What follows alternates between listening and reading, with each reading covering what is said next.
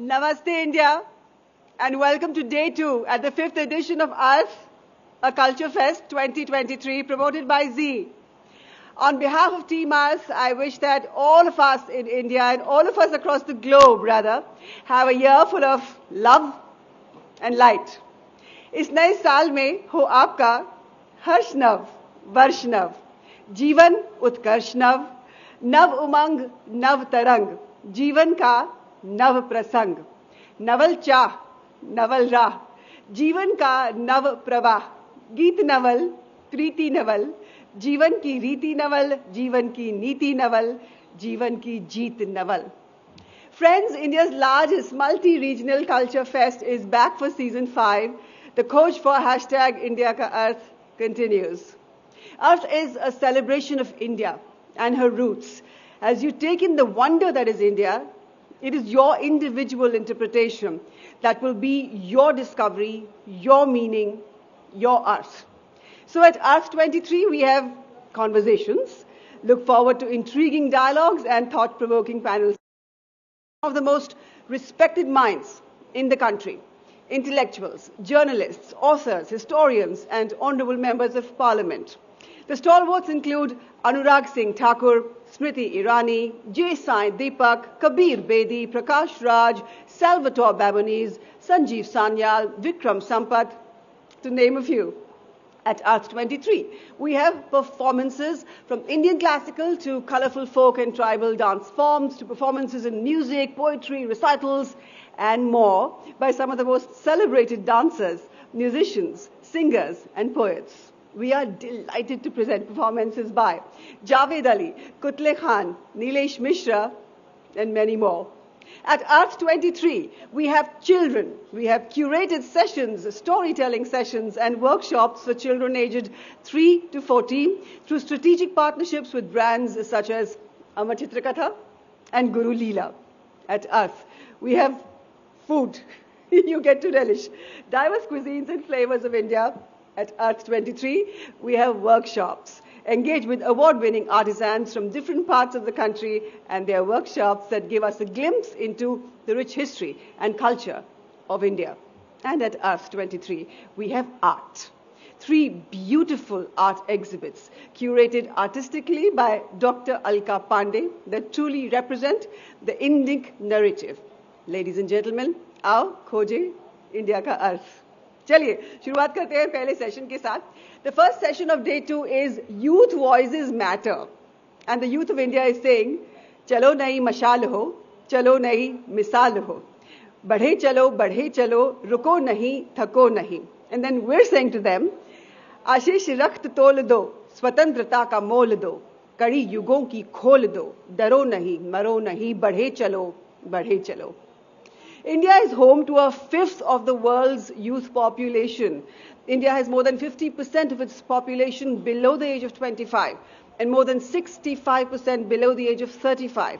This will create a demographic dividend that could play a critical role in achieving the nation's ambitious target to become a $5 trillion economy. These young people, by the way, they're driving a culture of innovation, of entrepreneurship, and of diversity. So yes, youth voices matter. And how's the Josh? It's high, sir. Let's take this joshful conversation forward by inviting our esteemed panelists on the dais. Ladies and gentlemen, please welcome our first guest, the supremely accomplished Mr. Sudhanshu Kaushik, founder of the Young India Foundation. His organization has relentlessly been working on increasing youth participation in politics and increasing youth voter turnout. Please welcome on stage youth icon and youngest member of parliament, Mr. Tejasvi Surya, national president of the BJP's youth wing, a prolific lawyer. He's done some pioneering work in Bengaluru in bringing about the technological reforms in the Bengaluru Municipal Corporation that were much needed. This session is being moderated by the youth. Please welcome Arjun Singh Kadian. He is a reformist with the CMO of Haryana, a gold medalist from Hansraj College, Delhi, and he has numerous books that he's authored to his credit. Please welcome all of them, ladies and gentlemen.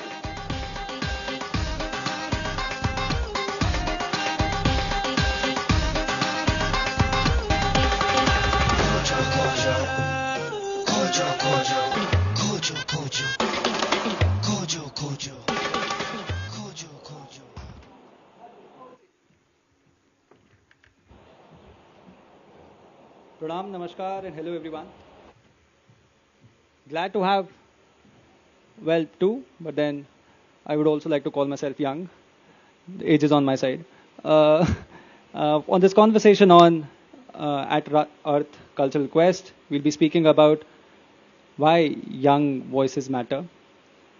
We bring in context, we bring in perspectives, and we talk about what young India or what it means to be a young voter, a young politician in India. I'm glad to have been joined by Adhyaksh ji of the Bharatiya Janata Yuva Morcha, which is the youth wing of the largest political party in the world, the BJP. I also have on stage with me Sudhanshu ji. Sudhanshu runs Young India Foundation, which goes about organizing voter registration events, among other things.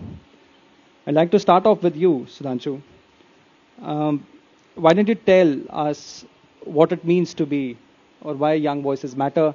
You go around, organizing events. You've done that in university fests. You've done that in concerts, and you've been continuously traveling India, organizing these voter registration events. What do you think? What is your perspective on young Indians and what young Indians want? Do young voices matter? I'm gonna take a risk and say, no, they don't. Young youth voices in India right now do not matter. They used to, pre-independence. We had an elaborate set of leaders, all young, below the age of 25, that were constantly participating in nation building. They were constantly seeking independence. They were helping each other out. Now you name it, right? People don't know this, but B.R. Ambedkar ji was able to actually become an MLC at the age of 25 from Bombay Legislative Council. You have people, whether it's Rani Lakshmibai, who led an entire rebellion before the age of 25. And then you have people that we look up forward to. Swami Vivekananda ji, who, a little bit above 25 and 30. You had obviously Bhagat Singh ji and the entire Freedom Revolutionary Party's fighters who participated in that nation building, made sure that their voices matter. But gradually so, since independence, since the Constituent Assembly in 1951 brought the age restrictions, the age criteria of when you can contest as an MLA or MP at the age of 25 and 30, the result has been that you have the largest youth voter bank, the electorate, voting for the oldest elected representatives. Now, PRS states, and this is shocking, so 670 million people, right? According to the census and UN data, 670 million people, 67 crore people are below the age of 25.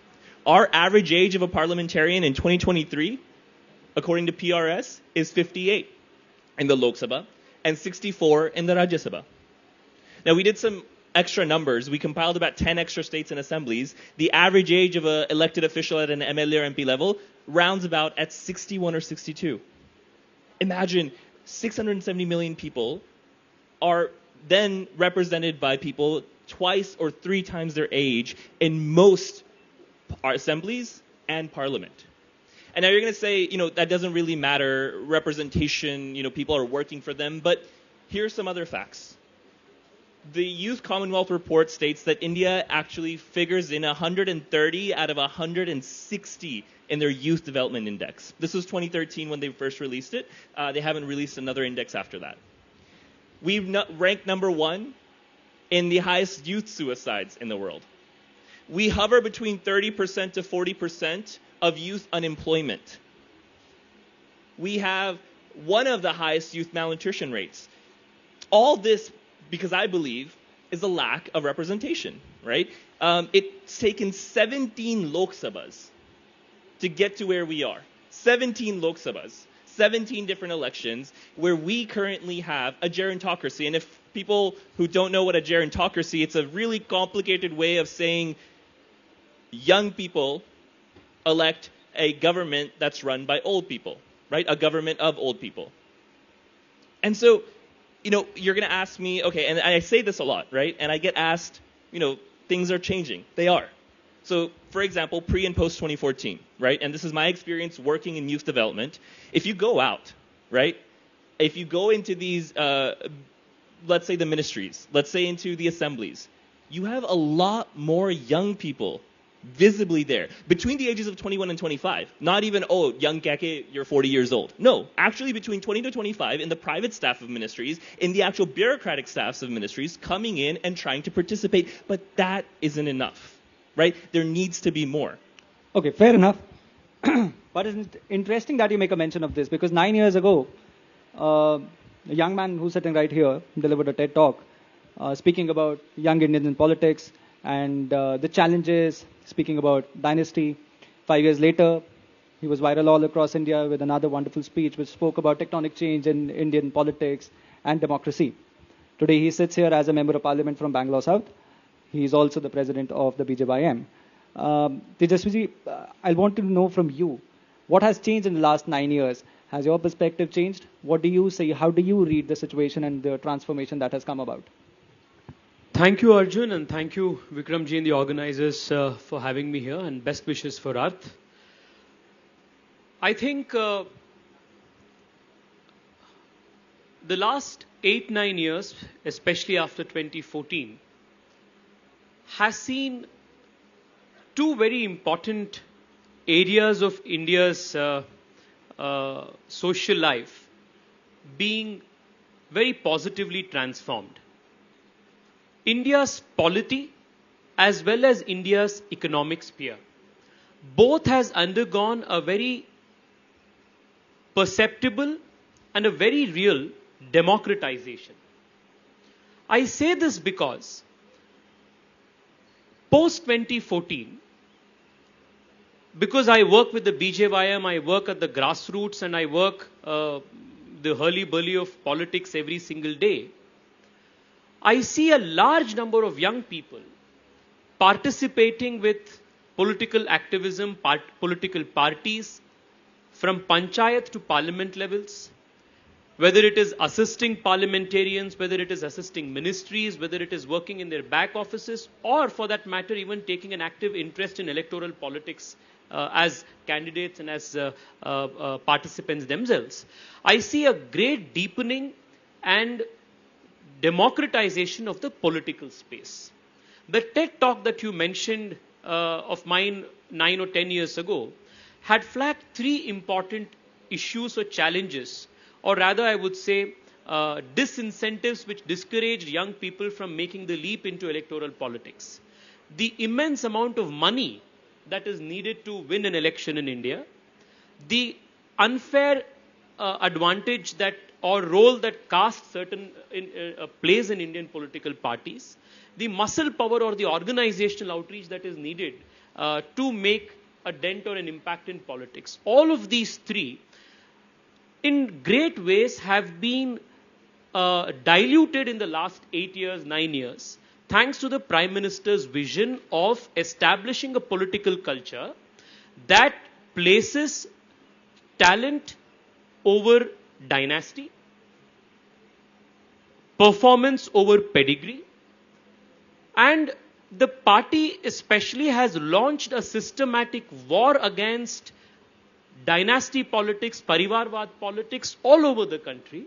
And as a result, the inter-party democracy in the Bharatiya Janata Party, especially because I can speak for my own party today, is at the highest levels in any political party ever.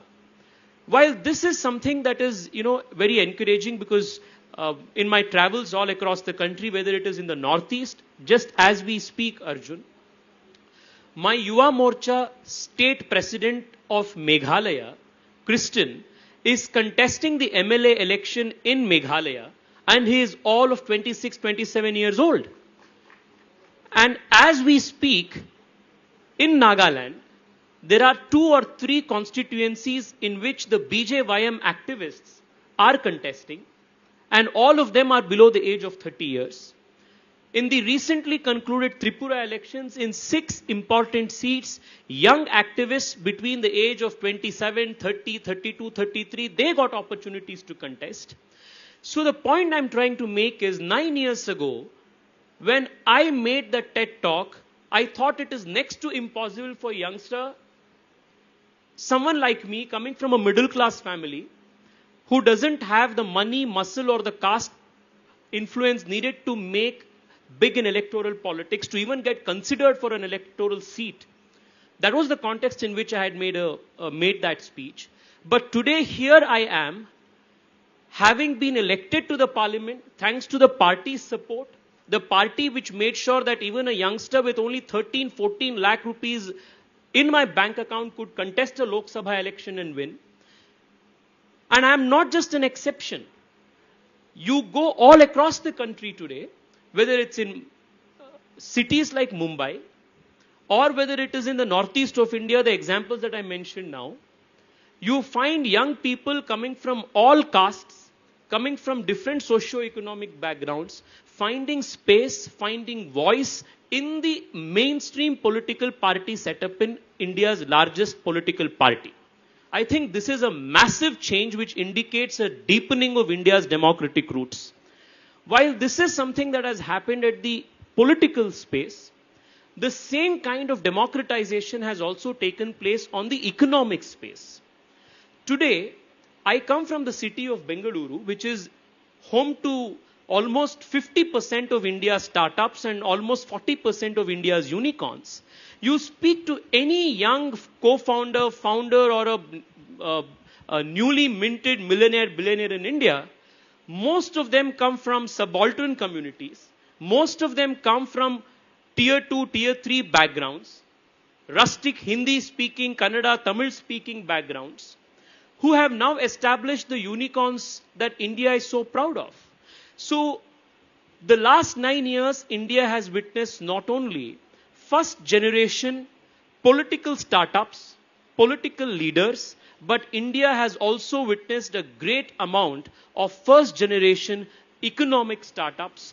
India has seen a first generation of millionaires and billionaires, which shows that both in the democratic sphere as well as both in the economic sphere as well as the political sphere, there has been a great democratization that has taken place over the last 8-9 years. If I can just take 30 seconds more, Arjun. I also think that one of the big reasons that this has been made possible is because a lot of institutional and systemic roadblocks or hindrances which otherwise would have disincentivized, discouraged young people from taking this risk, making these leaps, starting a company for that matter, raising funds for that matter, or for more importantly, looking at the political space from Kashmir to Kanyakumari. Every political party was like the private Jagir of a political party. This war on nepotism, the war on dynasty politics that the Prime Minister has led, has given hope to a lot of young people to come to mainstream politics. The war that has been led against crony capitalism and making sure that India's economic space is more meritocracy oriented and allows for fair and free competition, has encouraged and given strength to a lot of young people from modest backgrounds to dream big even on the economic sphere. So I think we need not paint a very gloomy picture of what it is out there. I think India is at a very positive, very optimistic point in time in its history. Absolutely, fair enough. And it brings an important point in this conversation, which I'll take it up again. But before that, Sudhanshu, like I've spoken about, the voter registration events, they're mostly, and I gather it from the social media and outreach of your organization, many of those events are being organized in tier 1 cities. What do you think is what is the pulse of this new India that you're talking about? So before that, Tejasvi made a really good point about, I don't mean to be gloomy about, young India right now in the 21st century. I'm actually very optimistic. I'm bullish on India, and especially India's youth, right? But that doesn't mean that I stray away from being practical, that yes, we have the unicorn founders. But my question is that ability to access the economic power and the political power, has it devolved? Now, we will have people like Tejaswi who have been highlighted, who have gotten that, and many more. As you said, I was just in Meghalaya. You have a very young crowd. I mean, the average age in Meghalaya is 21 years old. So yeah, you will have leaders there. But I think what I'm more concerned about is how far and the ability for us to make these things accessible. So the reason that I'm saying that is there are still systemic roadblocks that come in the way. Now, you talked about nepotism. You talked about money power. Those are there. They have been. They were prominent before 2014. They might still exist today. But what other roadblocks that come in the way, and what we've realized in our work, are the voting barriers. Now, you just talked about Bengaluru. You talked about the access to economic capital. But how many of those people that are working in the startups are able to vote? Now, it might be easy for people in the audience or critics to say, oh, because they're not interested. I call bullshit on that. They are interested. They are passionate. They are invested in India and building something. But the issue is how do they vote? ECI, the CEOs, are so redundant in terms of getting access to when they can change their electoral roll. You have certain dates, certain timelines, and there are reforms coming slowly, but are they adapting to the pace at which India's youth is adapting? And so my question and my concern is we have to fix on those systemic roadblocks, whether it's the voter registrations or plus also in terms of contesting. I work also with young people, helping them contest at a local level. Sarpanch, Punch, only between the ages of 21 and 25. And the biggest roadblocks don't come from the family as people might think. They don't come from the money power, right? The biggest roadblocks come from, oh, how do I even fill a nomination paperwork out? How does it, and will it get accepted by the bureaucracy? Will I be able to actually contest? So that access of information, that access of opportunity is still missing, and that's what we need to work on. I can answer your second part. But where there's a will, there's a way, definitely. But then, taking you back to the question, what do you think is the pulse of New India? Okay. Look, I think we're very optimistic. Now, there is frustration, right? I was just in Meghalaya. Everyone in Meghalaya, right? All they talked about was economic opportunity, economic opportunity, economic opportunity. People are studying by the droves in Shillong, and they're coming out unemployed. So yes, there is frustration, but like you said, there is potential, right? There's the fact that people are eager to build in India, people are eager to invest in India, not just from, afar away abroad, but we have to also look at the practicalities. 200,000 students, capable students every single year leave India and go to the United States. 150,000 students every single year leave India and go to Canada. 100,000 leave India and go to the United Kingdom. What's happening there? Why aren't we using them? Why aren't we getting them back? So there is a sense of frustration. Now, that is being resolved. So in 2013, at the same time that Tejaswiji, you had a talk, a leader from Ahmedabad also dropped into Delhi in February of 2013, and he spoke at Sri Raj College of Commerce. And that man was Prime Minister Narendra Modi. And he exclusively started the 2014 general election campaign from SRCC to talk to young people, right, to talk to the media. And he said one thing. Someone asked him, what do these ambassadors think of India? And he said that, people ask me that, what's your outlook on India? And every other country, and he says, every other country you look at, Europe, America, wo buddhe ho chuke hain. But India's potential is the youth. And he actually went on to say, basically, that we need to bring more young people into politics, and which, as you said, he's done, but he went a step further. And he even talked about the age and limitations of why are there not MLAs contesting below even a certain age. You talked about people contesting between the ages of 27 to 33, but I'm thinking even more. When we can have 18, 19-year-olds, and I know this might be ridiculous for you all to hear, at the UK House of Parliament, in the Senate and House of Republicans at the age of 21, why can't we have that in India? There are aging demographics, but here, 670 million people below the age of 25. Fair enough. Tejaswiji, how would you like to rebut?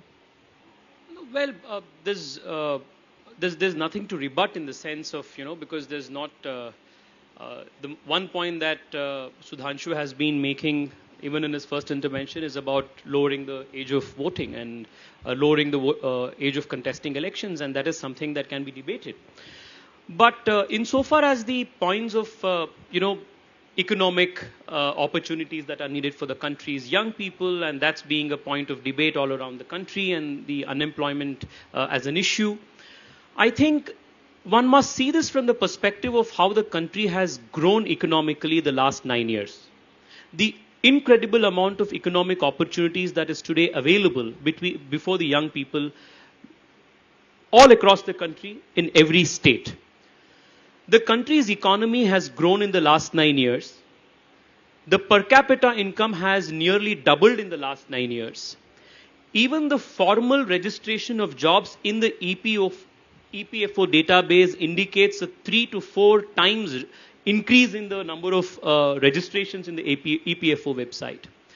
The amount of money the country has spent in creating physical infrastructure, capital infrastructure expenditure in the last 9 years is the highest in almost 7 decades, which has of course translated in creating an incredible amount of universities at the pace of creating almost 1 university per week. More number of medical education seats made available in the last 9 years than was what made available in the last 70 years. A new national education policy being introduced. The number of airports almost being doubled in the last 7 years.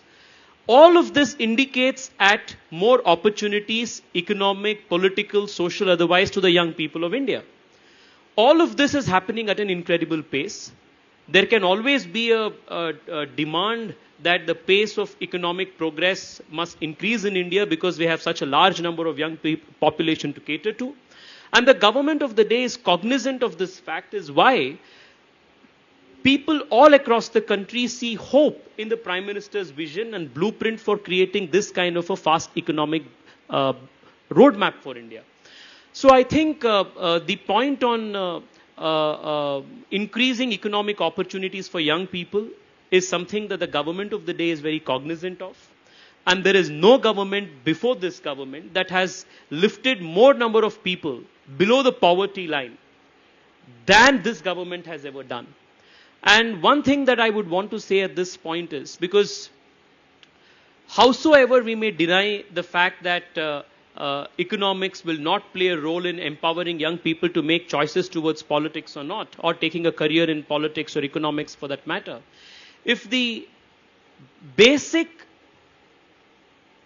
aspiration or a fight of a young person every day is to make his ends meet, it's impossible for him to explore other human potential avenues of any aspiration or any endeavor. So the biggest roadblock, the biggest barrier that prevents any youngster from taking any risk, whether it's to take up a career in politics, in bureaucracy, or for that matter in to start a new venture on an economic front, it's the ability to be financially sound and financially stronger. And I think that is what the government of the day, the last 9 years, has tried to bring the basics, create the basic social security, so that the young people can now aspire to do other things and just not be worried and bogged down by the survival on a day-to-day basis. So seen in this context, I think there is huge optimism, huge positivity that I see everywhere. And in my travels all across the country, I see more and more young people who are penchant to make this leap towards leadership, take on these roles.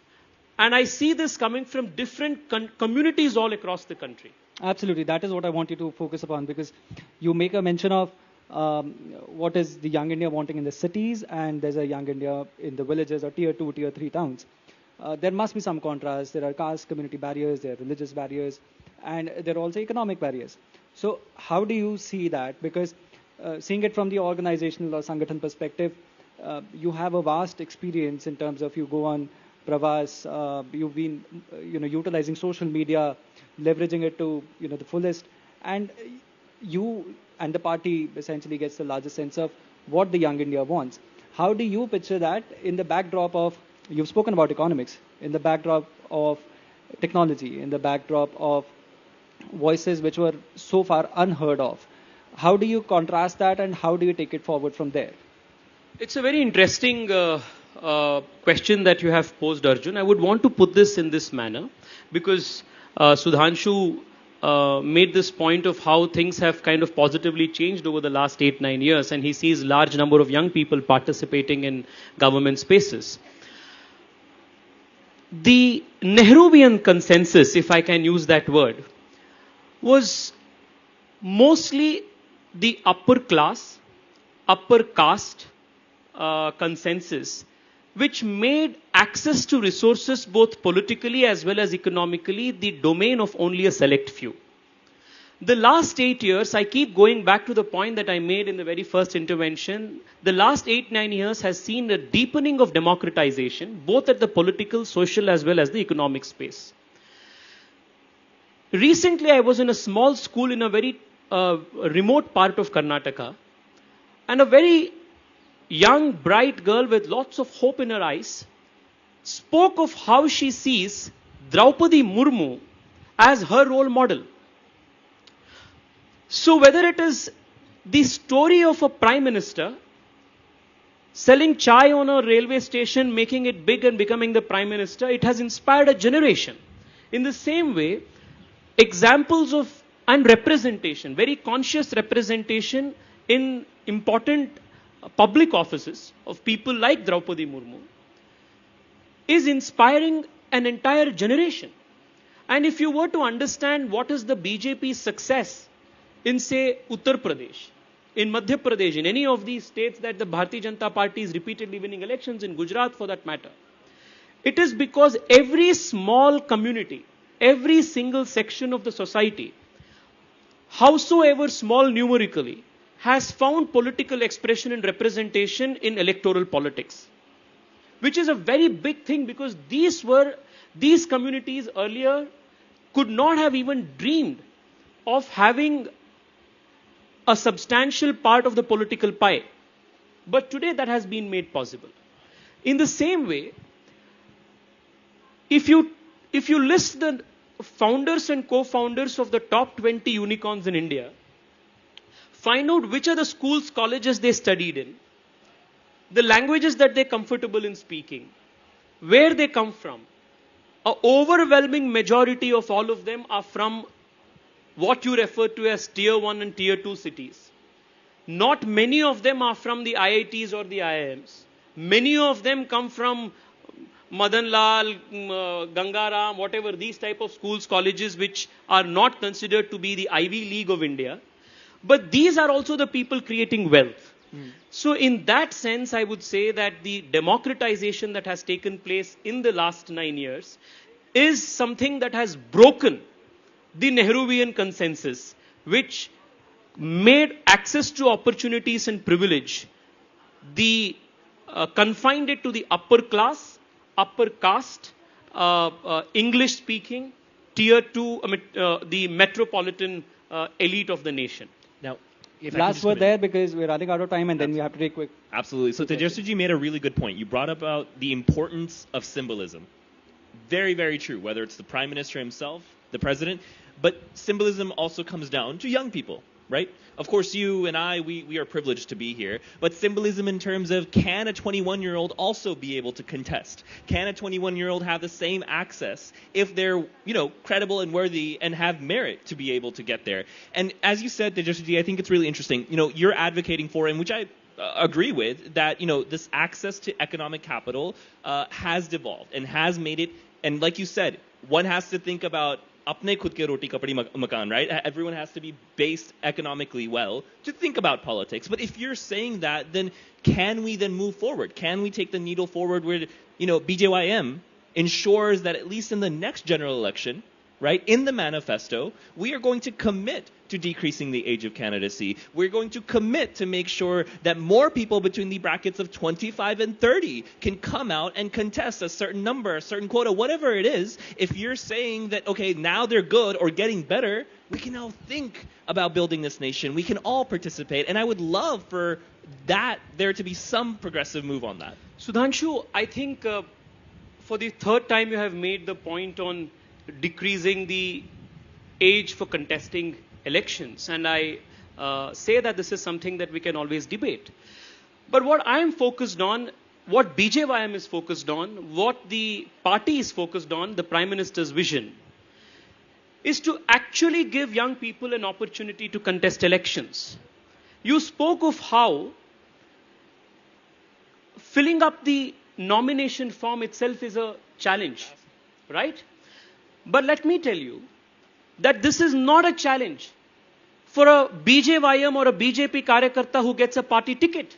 because the party has has set up an institution where there are lawyers, where there are people who are aware of the system, how it works. They come, they help us fill up forms, they help us open bank accounts. The party takes care of things. But for that, you have to get a ticket.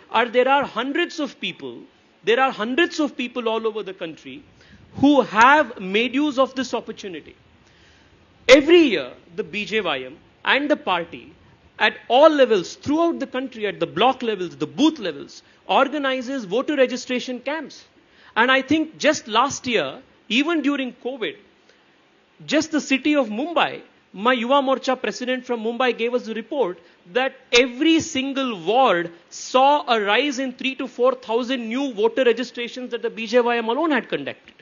So whether it is increasing voter registrations, whether it is allowing or creating platforms for young people 25, 30, 32 to go and contest, empowering them with all kinds of resources that is needed. I think that's a very, very big thing that is happening. My only ask because Sudhanshu is a well-meaning youngster who wants to see more young people participate in India's politics, my only request for you would be this, Sudhanshu. In addition to championing the idea of reducing the age of elections from 25 to 21, which I think, though important, is not going to be extremely not tectonic or path-breaking. What I would suggest you to do, though I know it's not my place to suggest anything at all, what I would suggest you to do rather is to champion the cause of destroying all dynasty-based political parties. That is going to give more opportunities for young people. Launch a tirade against all of the political parties which make politics and political parties a fiefdom of one political family. When the Shiv Sena becomes truly democratic, then more number of young people will start seeing hopes of becoming and joining the Shiv Sena and becoming leaders of Shiv Sena, because they see if they are more capable and talented and hardworking than Aditya Thackeray, then they can rise up and become leaders. If Congress will tomorrow decide that any youngster who is capable, any youngster who is really committed to the party's cause, he is going to be given an opportunity, and the party is not going to push down everybody's neck, Rahul Gandhi and his idea, then I think India's democracy is going to benefit a lot. If you can champion this cause of destroying and dismantling dynasty-based politics in all other political parties with the same gusto with which you are championing the idea of reducing the electoral age, I think we will actually be creating a more vibrant platform for young people coming from modest families, non-political families. They will be having more opportunity and access to make a mark and make a dent in India's political space. We'll consider the championing, but also... This can go on for hours, guys. But quick question from the audience. We are running out of time, but anybody, if they have a question. Anyone? We have a young boy there.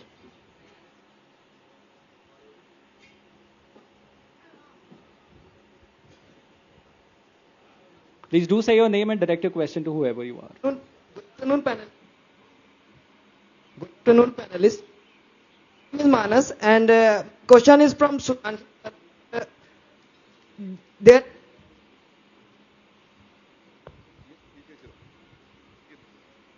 Maybe scream it. Good afternoon, panelists. My name is Manas, and my question is from Sudhanshu sir, that we have been continuously seeing that 52-year-old man in this country called young. So how can we get rid out of this? No, this is not just a political problem. This is a cultural problem. That obviously is showcased in politics. India is an ageist society, right? We think a 45-year-old, a 50-year-old minister with 3 kids as old as me can be considered young because they work out, right? They look slim fit, to young hoga. And this doesn't just equate to politics. It's all around. We have the 3 cons of Bollywood, who we consider still young, etc., who are now nearing the age of 60, right?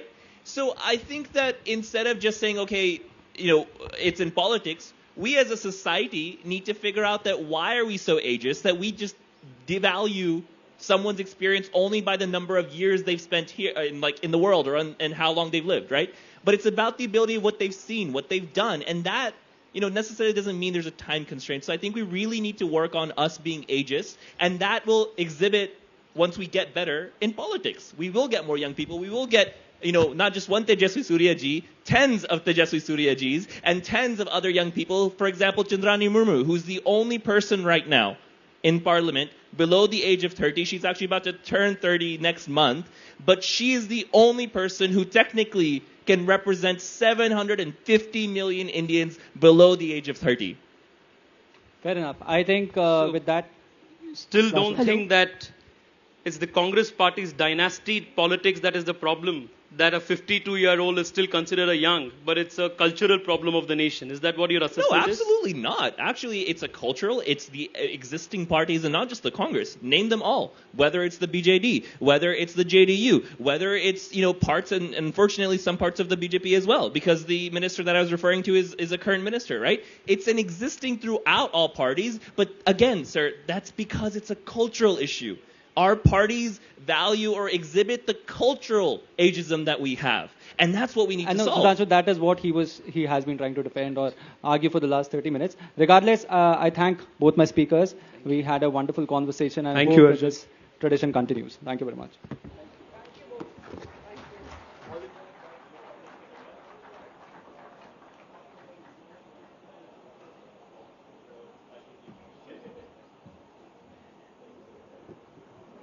Thank you to the moderator. Thank you to the panelists. And I believe that age is just, it's just a number. It is truly, truly all about ability. Whether you're young or old, you just need to deliver on the job. Period. By the way, I'm young too. So, all right. Ladies and gentlemen, we're bringing to you now a performance. Yesterday in the evening, I had the honor to introduce Sri Shivananda performing Yakshagana for us. And I said this yesterday when I was introducing him to the audience, that we at Arth, at Team Arth, we push our limits, we delve deeper, we strive stronger to bring you that one dance form, that one form of music that we think hasn't really been seen too much on national platforms. And yet again, we have one more coming up for you. It's called Abhang. Now, Abhang is a form of devotional poetry. It's sung in the praise of Hindu god Vitthal, or Vithoba, as he's lovingly called in Maharashtra, a form of Lord Vishnu. It is said that listening to Abhang can bring about changes in your vibrational frequency of your energy. This morning, Abhang is brought to you by Dr. Pandit Pushkar Lele. He's from the Gwalior Gharana. He is one of India's leading classical vocalists. Of course, he's been honored with many an award, including the Surmani Award and the Sanatan Sangeet Award. Ladies and gentlemen, you're going to be delighted. Those of you watching us online, get more of your friends and family to join in. You're watching us at Arth, a culture fest promoted by ZEEL. And here comes Abhang on day 2. Enjoy.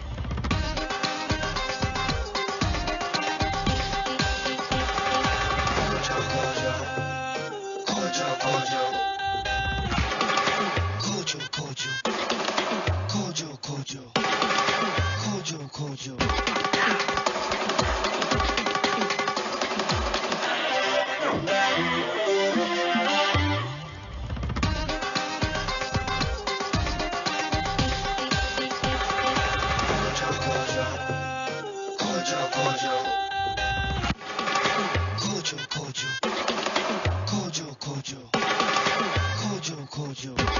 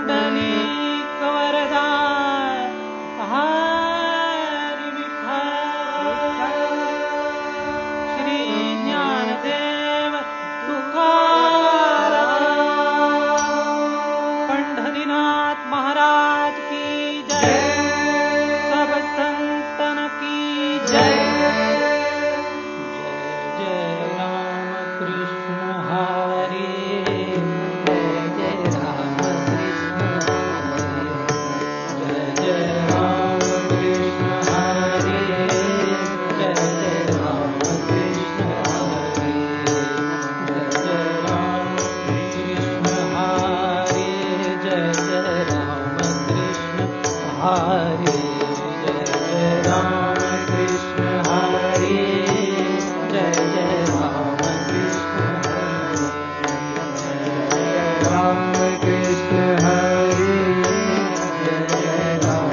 Krishna Jai Jai Ram Krishna Ram Ram Krishna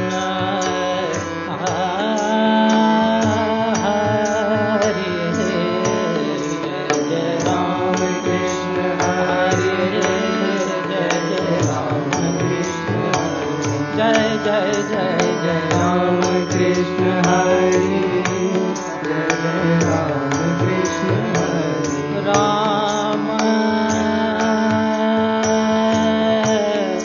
Ram Ram Krishna Hare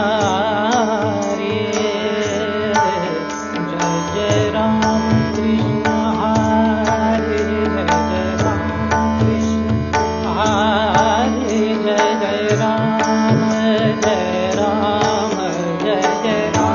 Krishna Hare Jai Jai Ram Krishna Hare Jai Jai Ram Jai Jai Ram Jai Jai Ram Jai Jai Ram Krishna Ram Ram Jai Jai Ram Krishna Jai Jai Jai Jai Jai Jai Jai Ram Krishna Jai Jai Jai Jai Jai Ram Krishna Hare Jai Jai Ram Krishna Hare Jai Jai Ram Krishna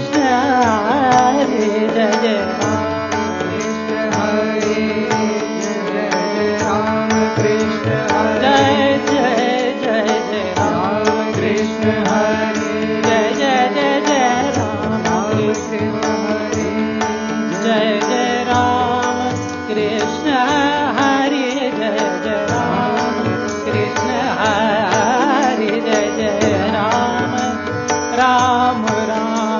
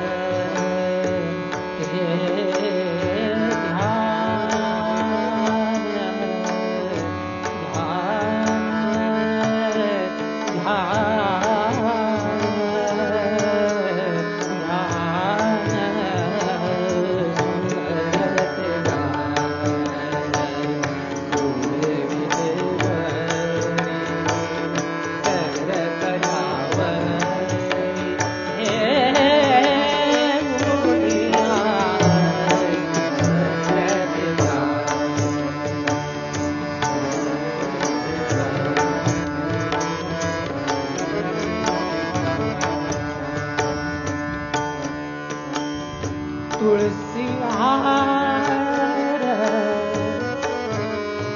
तुलसी हार गळा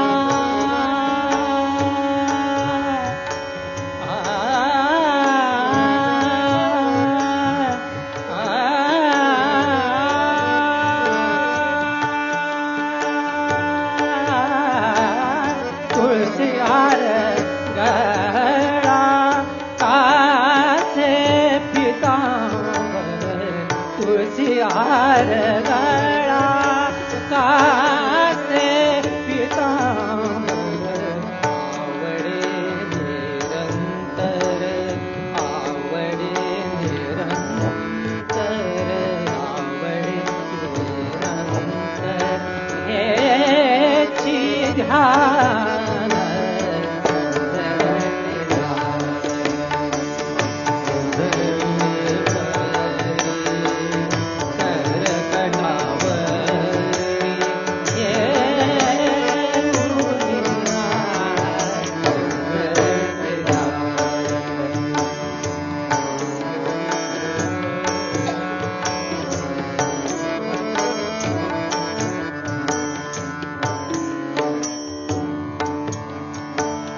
मकर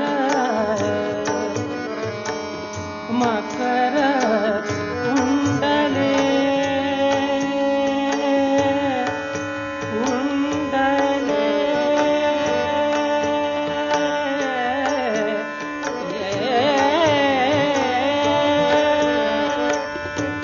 कुंडले मकर कुंडले तळपती श्रवणी तळपती श्रवणी मकर कुंडले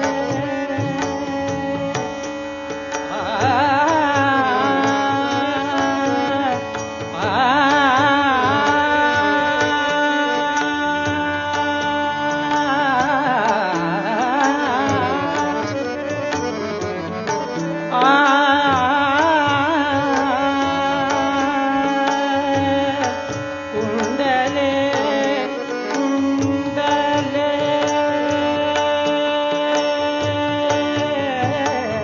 मकर कुंडले तळपती श्रवणी कंठी कौस्तुभमणि विराजित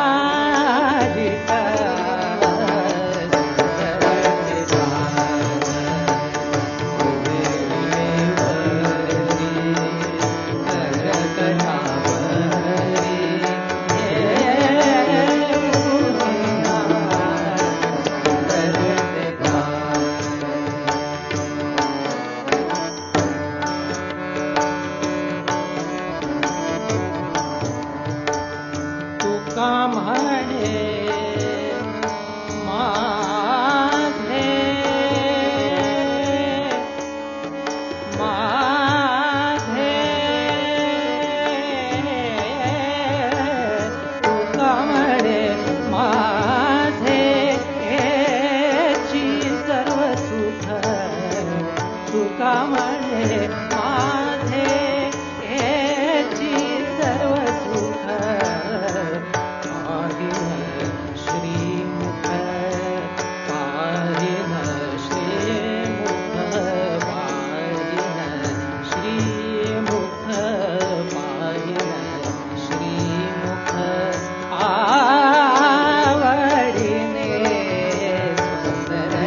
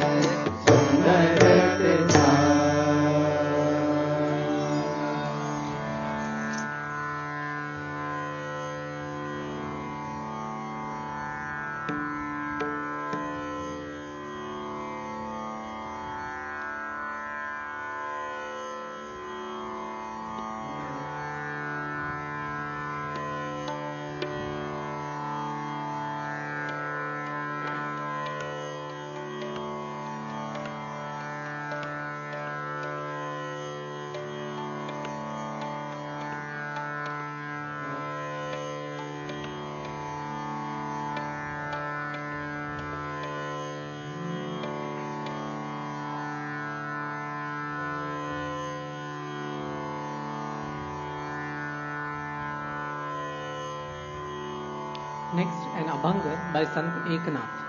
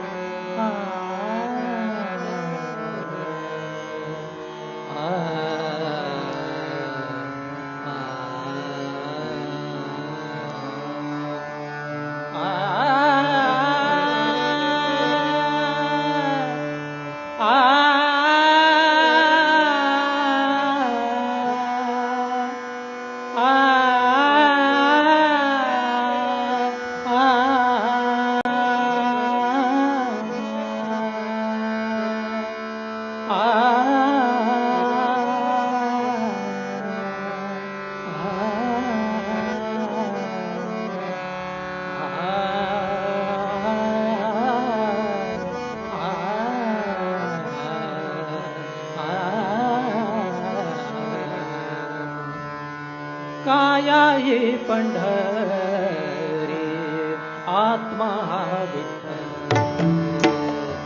काया ये पंढरी आत्मा काया ये पंढरी आत्मा काया ये पंढरी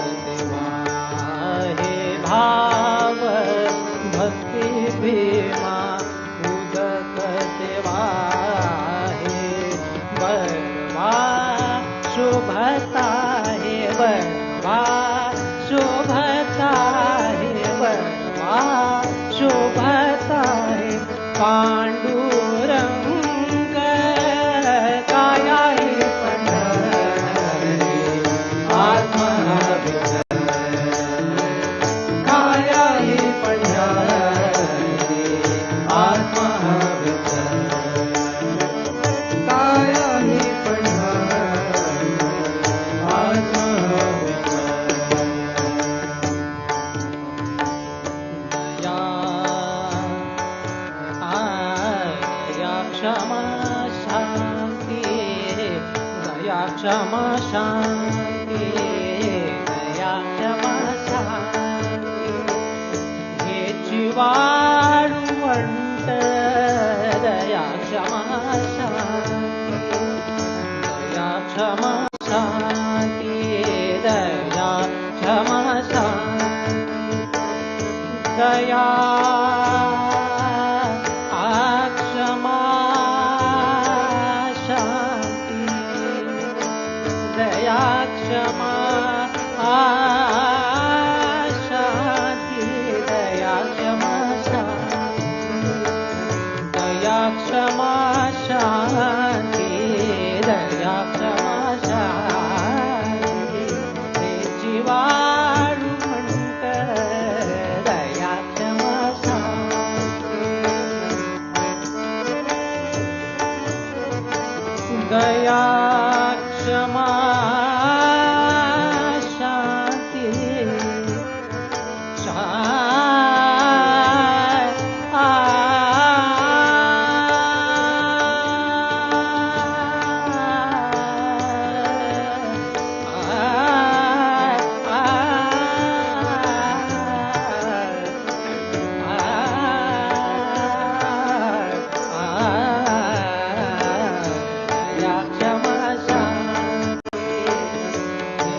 वाळवंट मिळालाच थाट मिळालाच थाट मिळालाच थाट वैष्णवांचा दया हे पंढरी आत्मा विठ्ठल काया हे पंढरी आत्मा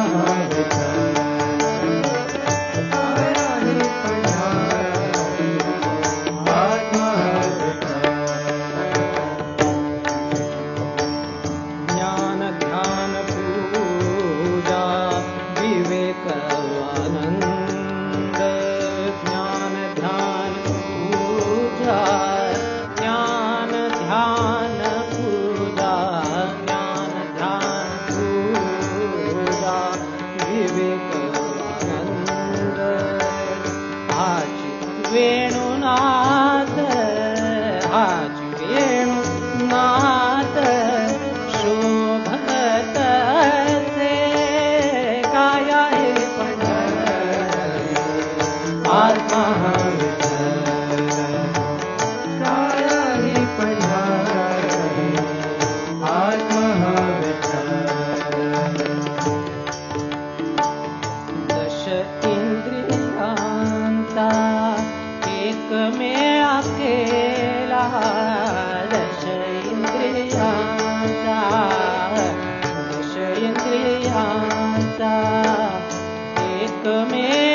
एकमेळा केला मेळा केला मेळा केला दश इंद्रियांचा एकमेळा केला ऐसा गोपाळ काला ऐसा गोपाळ काला ऐसा गोपाळ काला ऐसा गोपाळ काला होत से काया हे पंढरी आत्मा विठ्ठल काया हे पंढरी आत्मा Vitthal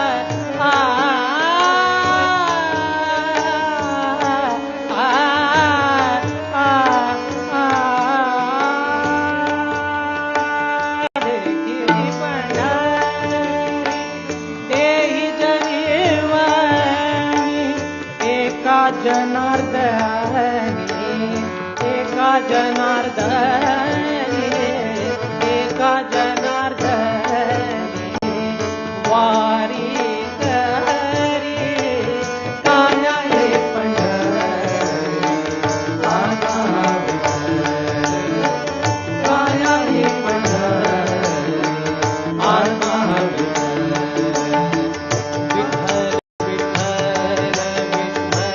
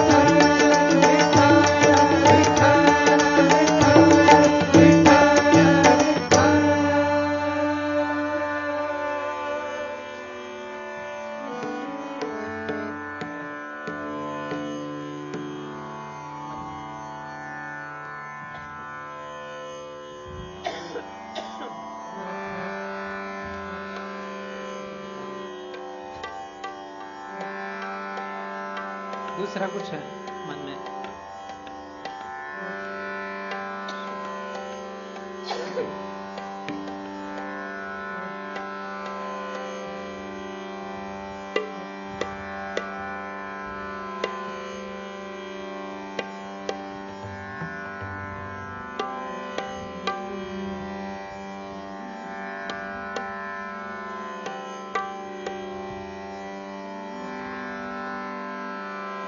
This is a very simple abang by Sant Tukaram, in which he says that Lahanapana Dega Deva, make me very small. Don't fill me with ego, crush my ego, and make me so small, as tiny as an ant. Lahanapana Dega Deva, Mungi Sakhare Sarava. Airavati रत्न थोर त्यासी अंकुशाचा मार जया अंगी मोठेपण जिसके मन में बहुत गर्व है जया अंगी मोठेपण तया यातना कठिन उसको यातना भी बहुत कठिन है।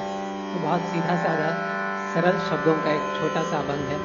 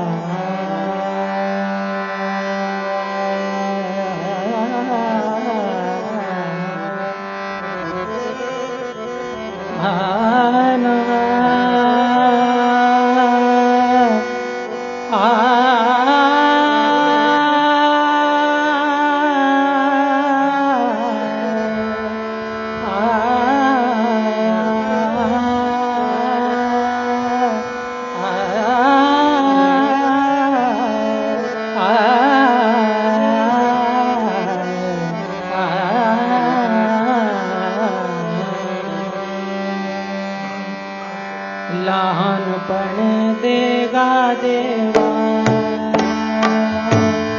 लहानपण देगा देवा लहानपण देगा देवा मुंगी सागरे चारवा मुंगी सागरे चारवा लहानपण देगा देवा लहानपण देगा देवा मुंगी सागरे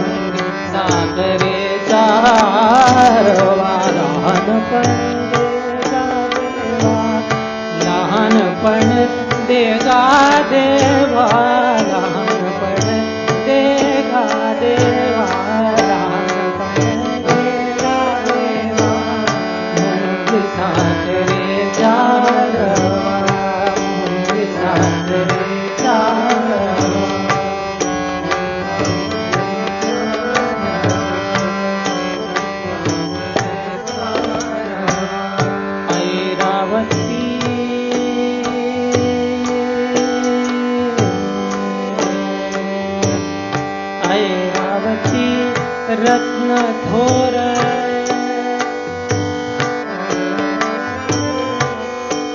होर होर होर थोर थोर ऐरावती रत्न थोर त्यासी अंकुशाचा मार ऐरावती रत्न थोर ऐरावती रत्न थोर ऐरावती रत्न थोर ऐरावती रत्न थोर ऐरावती रत्न थोर त्यासी अंकुशाचा मार त्यासी अंकुशाचा मार जया अंगी मोठेपण जया अंगी मोठेपण तया यातना कठीण लहानपण देवा देवा मुंगी साखरेचा रवा लहानपण देवा देवा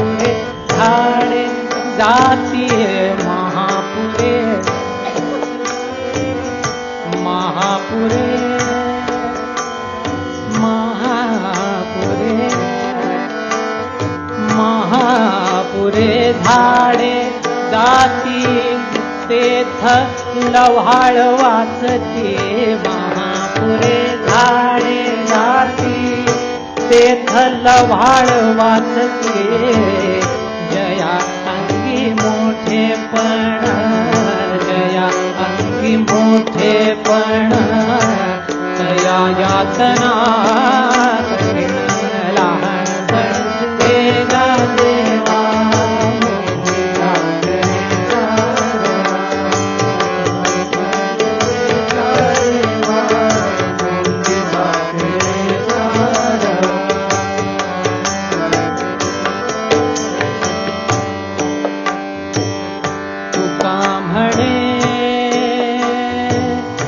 बरवे जाण जाण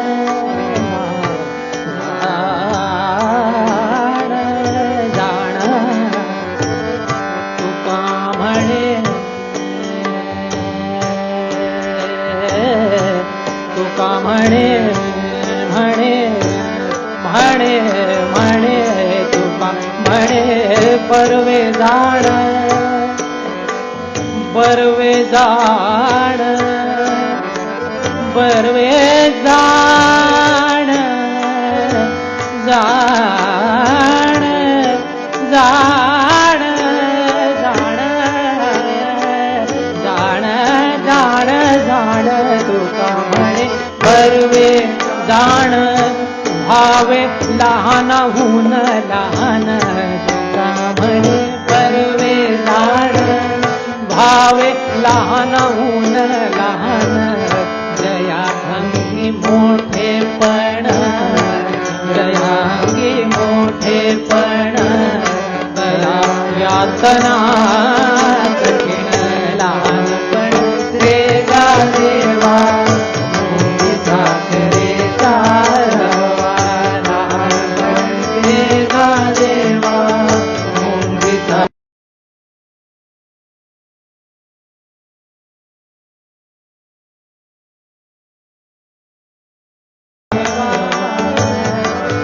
देवा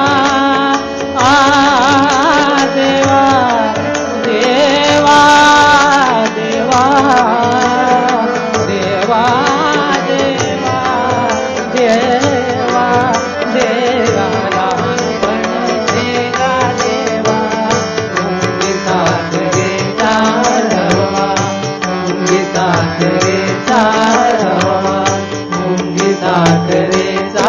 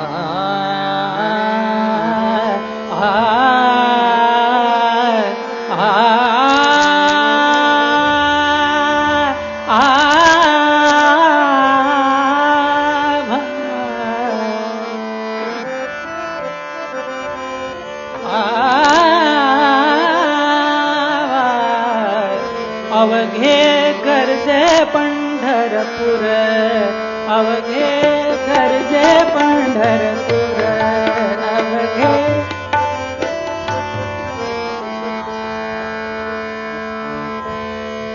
गरजे पंढरपूर अवघे गरजे पंढरपूर अवघे गरजे पंढरपूर अवघे गरजे पंढरपूर अवघे गरजे पंढरपूर चालला नामाचा गजर चालला नामाचा गजर चालला नामाचा गजर नामाचा गजर अवघे गरजे अवघे गरजे पंढरपूर अवघे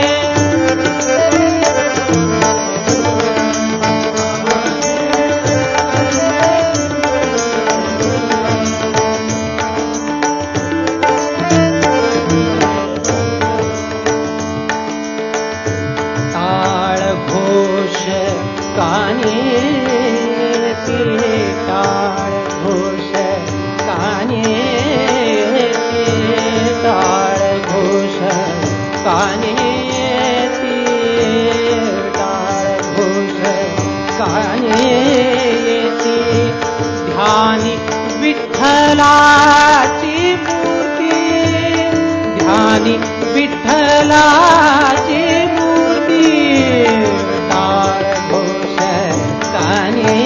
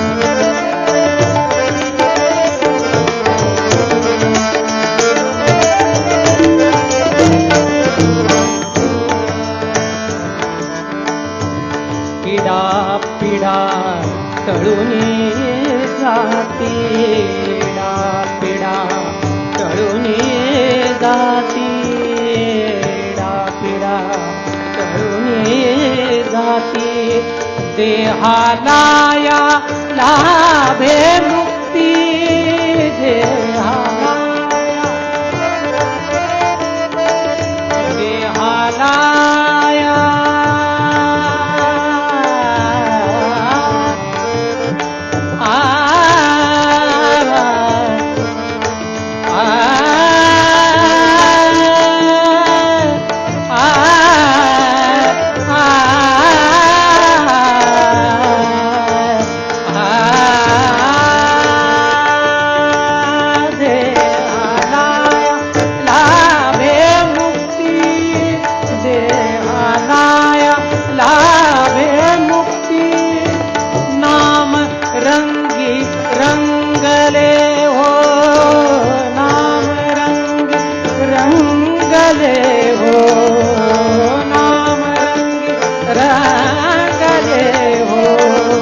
संतांचे माहेर अवघे गरजे अवघे गरजे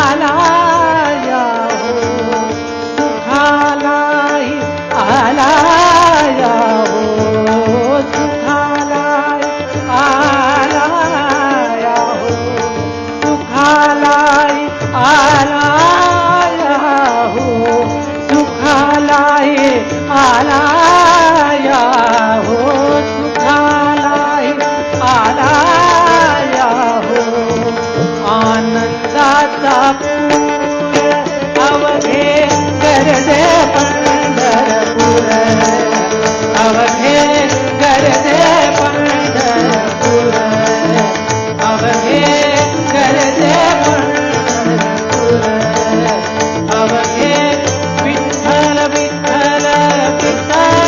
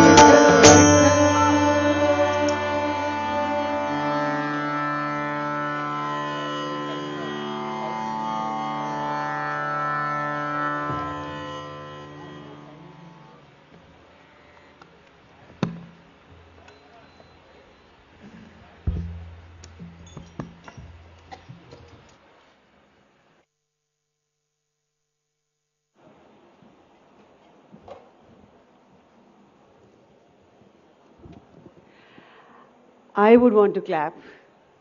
Would you all want to put your hands together once again?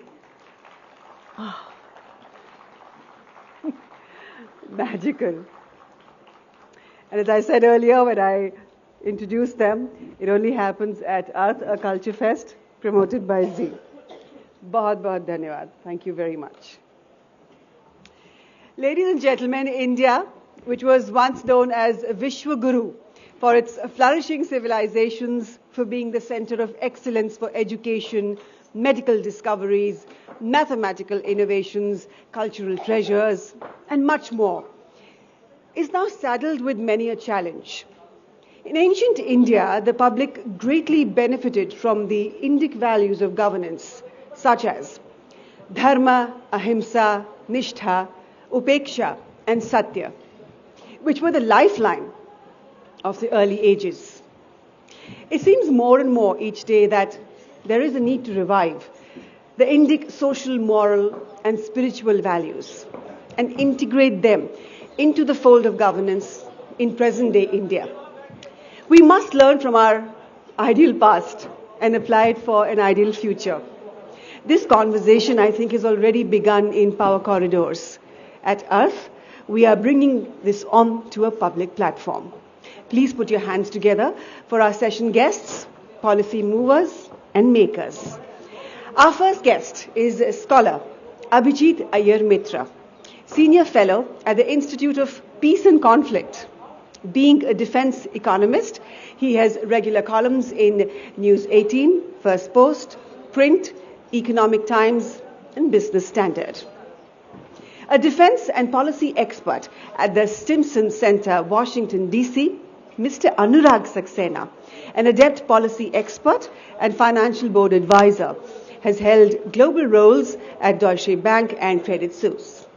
His invaluable inputs and views have been featured in the Washington Post, Financial Express, Sunday Guardian, amongst many others. Shri Priyank Kanungo, Chairperson, the National Commission for Protection of Child Rights, has been working relentlessly to protect children and taken cognizance of the deprivation and violation of child rights. Please welcome Sandeep Khoj, well-known social commentator and believer in the India growth story. This session, everybody, will be moderated by leading finance and public policy specialist, Mr. Rajiv Mantri, Director of Navam Capital, that supports investments in India. He is the founder of the India Enterprise Council and has been featured in the Wall Street Journal and the New York Times. Put your hands together, everyone, and welcome on stage our panelists and the moderator.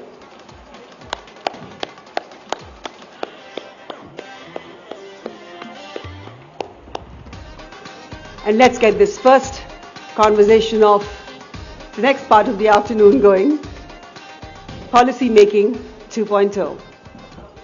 And while they join me on stage, I'd like to urge you all, our audience seated here, and also those of you who are watching us online, you could share your experience, your thoughts, your reactions, your views on Arth Culture Fest promoted by ZEEL on Instagram and Twitter. Our handles are @Arth_live. On our Facebook page, @Arth Culture Fest. And you could use the hashtags hashtag Arth Culture Fest and hashtag India Ka Arth. Let's begin this session, ladies and gentlemen, welcoming our moderator and the panelists.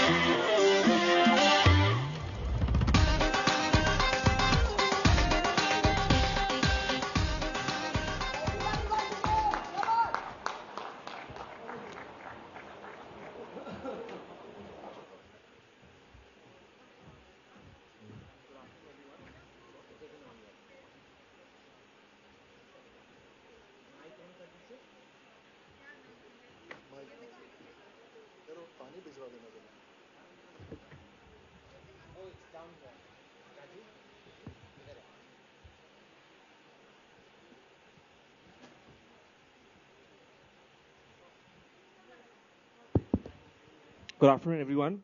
Welcome to the afternoon session. Before we discuss on embedding Indic values in governance systems, I'll ask the distinguished panel with me today to talk about what Indic values mean to them. So, should we first begin with Abhijit? My friend Abhijit, the defense analyst. Okay. So for me, it's Indic values is always going to be from the prism of security and foreign policy. And for me, that's very much Chanakya, who was the first capitalist. He was the father of the Austrian school of economics, It's, I call it the Chanakya school of economics, but they call it the Austrian school of economics. So first, common sense. No sentimentality, a lack of sentimentality almost to the point of being antisocial.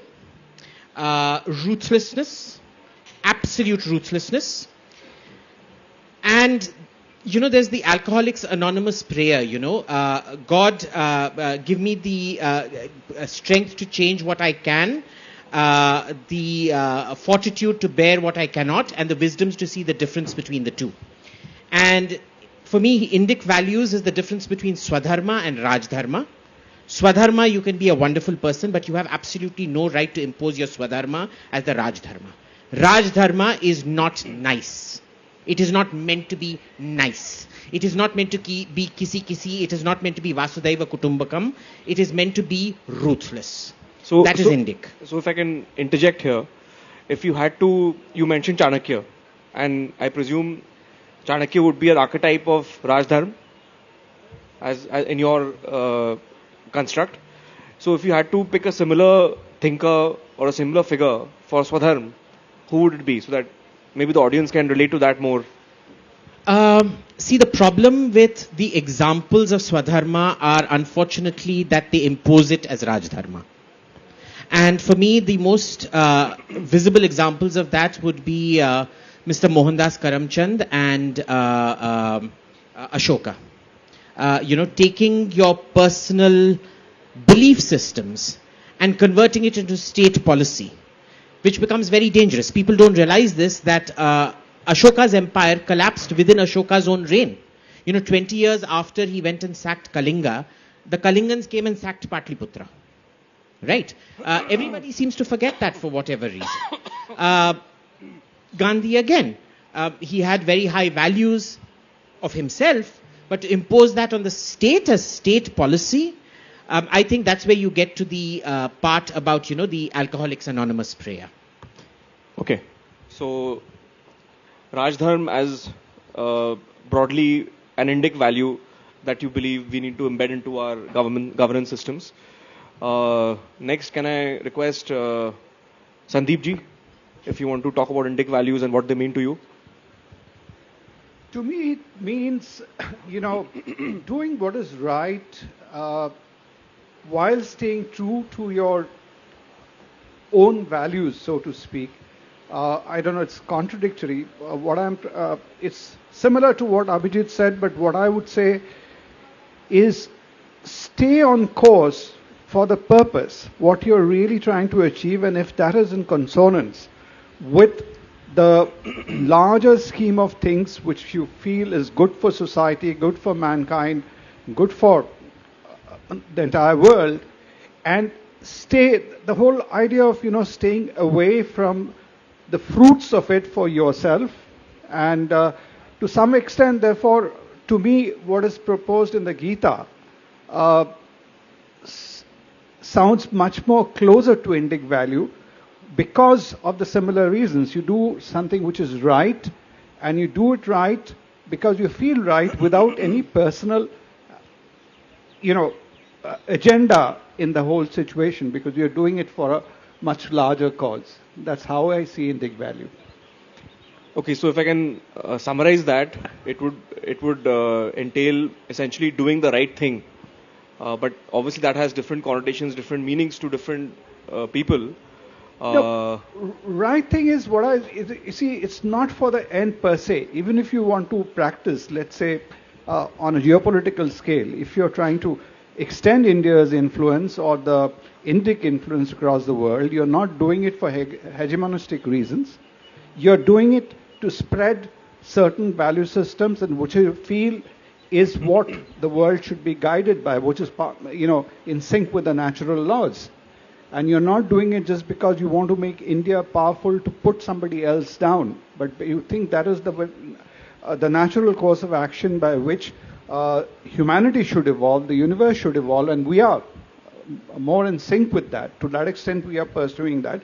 And therefore, the whole point of your personal morality, your personal choices don't come into play. So that's what, at one level, I talked about the Gita, Arjuna, or Krishna. In a modern context, I see Vivekananda doing that. Okay, so if, I guess we can describe that as doing what is in the greater good. To put and again, without bringing yourself in the way. Fair enough. Okay. So can I request Priyank ji now to elucidate on what Indic values are? देखिए मेरी नज़र में Indic values के mic ऊपर ले लीजिए। मेरी नज़र में अगर हम बात करते हैं तो जो सभी के लिए नहीं माइक होल्ड करके रखिए थोड़ा जो सभी के लिए भले की बात करें, जैसे मानस में है कि परहित सम धर्म नहीं भाई, तो जो परोपकार की बात करें, जो सभी को साथ लेके चलने की बात करें, या हम आगे चल के स्वामी विवेकानंद से लेकर के एकात्म मानववाद में भी जो प्रिंसिपल्स को देखते हैं, जो इस तरीके की पॉलिसीज की बात करें जो आखिरी पंक्ति के अंतिम व्यक्ति को आगे लाने की बात करती है। अगर इस दुनिया में हम एक पिरामिड की कल्पना करते हैं तो उस पिरामिड में सबसे आखिर के आदमी को मेन स्ट्रीम करने के लिए जो वैल्यू सिस्टम काम करता है वो इंडिक वैल्यू सिस्टम। अंत्योदय कहते हैं। डेफिनेटली अंत्योदय।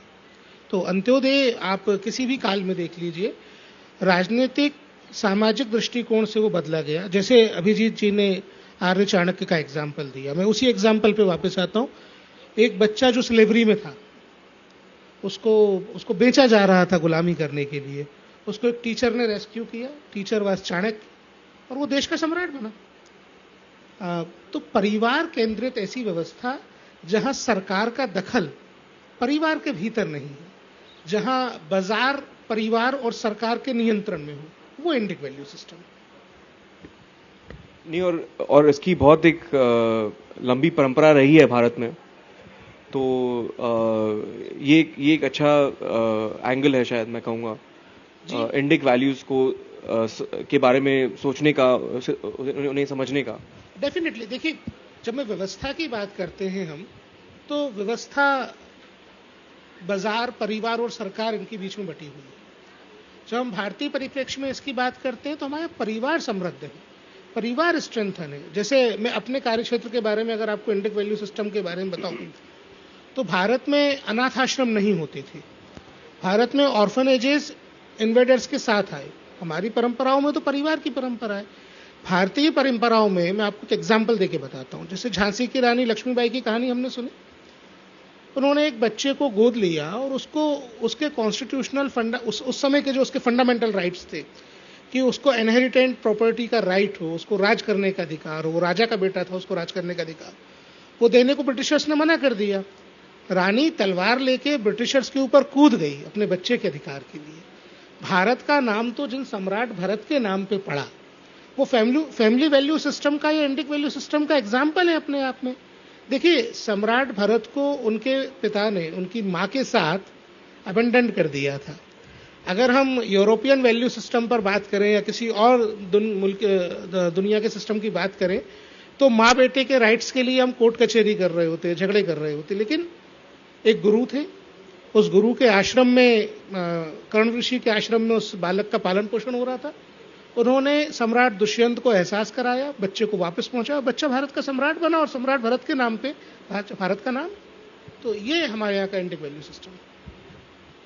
तो इसे इस रूप में ले सकते हैं कि परिवार जो फैमिली यूनिट जिसको बोलते हैं वो केंद्र में होना। वो डेफिनेटली केंद्र में होना चाहिए। वो नीतियों में या फिर कोई भी तरह की पॉलिसी मेकिंग में फैमिली यूनिट को एक प्रोमिनेंस दिया जाए। डेफिनेटली पिछले 2014 से सरकार लगातार ये कर रही है। Let me give you an example, one more example.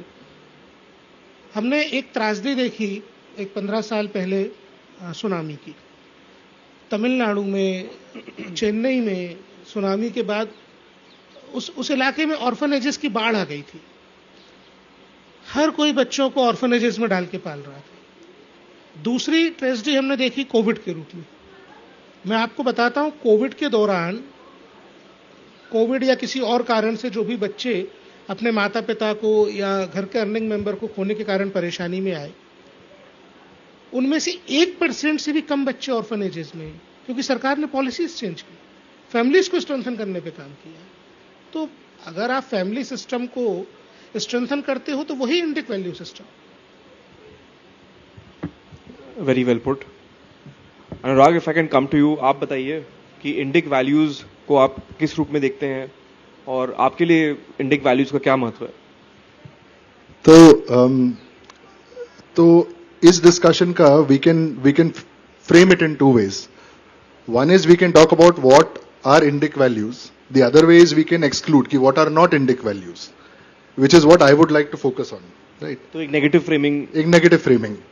Now, अगर आप, if you look at the current version of the constitution, the laws, the policies and the enforcement today, it was framed on some pre-existing system. कोई Westminster system बोलता है, presidential, parliamentary, prime minister, whatever. Net, these are all imported systems from different parts of the world. Right? जिसकी हम लोग ने खिचड़ी बना दी, उस खिचड़ी को आज तक खींचने की कोशिश कर रहे हैं. अच्छा, उस खिचड़ी को लेके डिबेट होगा, बिकॉज कहीं पे खिचड़ी को पोंगल बोलते हैं, कहीं पे खिचड़ी बोलते हैं, कहीं पे कुछ बोलते हैं, नहीं. Now what is happening today is कि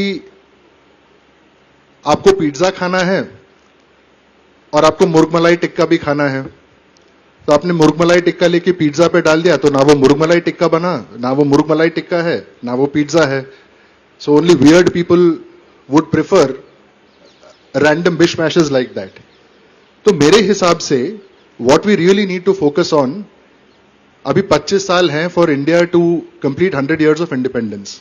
तो आई थिंक जिसको बजटरी फाइनेंशियल इस पे जीरो बेस्ड बजटिंग बोलते हैं, we need to go back to the drawing board. And I absolutely agree with Abhijit ji, with Priyank ji, we need to go back to the drawing board and say कि भाई, who are we as a community, regardless of how we have defined ourselves based on lenses which we have imported, right? But let me challenge that for a second. Just okay. Give me 30 seconds, right? And anyway, Modi ji ने अभी अमृत काल का announcement किया है. Now, what I would like us to focus on कि जब मंथन होता है, हम अमृत की बात तब तक नहीं कर सकते जब तक हम विश को डिफाइन ना करें. हमें यह सोचना है कि विश क्या है, उस विश को पहले एक्सक्लूड किया जाए, तब जो बचता है बाय डेफिनेशन वो अमृत बचता है. So Indic values for me are anything that is not premised और viewed from an imported lens, how much ever we might have accepted it और normalised it. But yeah, so just to play devil's advocate a bit here, one can argue that a civilization like India, जो इतनी प्राचीन संस्कृति सभ्यता जो है, उसका बहुत सारी अलग कल्चरल सिस्टम से मिश्रण होते रहा है for centuries. So now how do we disentangle what is foreign, what is not foreign? Are we being xenophobic here? Because if we start applying purity tests, then where do we draw the line? You see, the definition is, in my views, very simple, right? Anything that originated from the historical boundaries of India, as represented through our Indic texts, documents, etc., should have a veto over any. Whenever there is a conflict between anything which originated in India versus outside, we need to look at the outside very seriously and very critically. It still may make sense, but we accept it because it makes sense to our cultural archetype. Now, on your second question about diversity in India and assimilation, may I refer back to famous philosopher Sunny Deol ji, विश्वात्मा में एक गाना था जिसमें एक line थी कि क्या लाइन थी कि एक घर में भी हर एक से हैं अलग, देखते हैं अलग, सोचते हैं अलग, हम अलग क्यों ना हो, हम बने हैं अलग, प्यार ने कर दिया पर हमें एक सा. The fact that an oppressive Brahmin like Abhijit ji can sit on the same stage as a relatively lower caste person like me and have a conversation represents the diversity and the unity which we can form internally within ourselves once we recognize what internal and external actually means. Okay. ठीक है. So with that kind of backdrop in mind on what Indic values are and what the perceptions of Indic values are among the panelists, let me raise another question on how these relate to the systems of governance. So my view is systems of governance should be designed from the perspective of efficacy. कि क्या काम कर रहा है और हमारा लक्ष्य क्या है, क्या जो व्यवस्था है उस लक्ष्य के लिए उचित है. तो पर इसमें एक सवाल आता है कि ideology versus practicality. So I would invite one of you to or some of you to comment on this. That do we sacrifice practicality in favor of our ideology if it comes to that, or how do we blend the two if the two are at odds? So I'll get inside here, Abhijit, before you do, because you'll have lots of. I think. See, first of all, Rajiv, one comment I wanted to make to put things in perspective, what all of us were saying, and in one way or the other. I think we've been brought up by a system, ecosystem, the Macaulay system or whatever, where we think the repository of wisdom has been in the West, outside India. Whenever you talk of something which is civilizational, when you talk of democracy or you talk of a parliamentary system, you always refer back to the Greeks, the Romans, and then you talk about the Westminster and US, etc., and as if we are really aboriginal and natives, from who didn't know anything about it. And today, therefore, whenever there is a criticism thrown back as what's happening in the last 8 years or whatever, the immediate reference point is how it is done elsewhere. I think that is a mindset, first of all, we need to get out of. And we very conveniently pick on certain bits to justify our actions. Like when we were talking, Pravinji was talking about family values. Our family values are picked up selectively to justify family-based parties. We said this is family and why we should do. But the concept of family there used to be, it was the family, even if say a ruling family, they would choose not by default who is becoming the next king. They chose by competence. They chose, when you're giving the example of Ramayana, who was chosen, it was not the eldest brother or not, it is basically seeing that who has those attributes and confidence. So when you're looking at many of these things, when you're talking of efficacy, sometimes we are held back because of this false constructs which we have in the framework that unless you do it that way, you cannot be correct.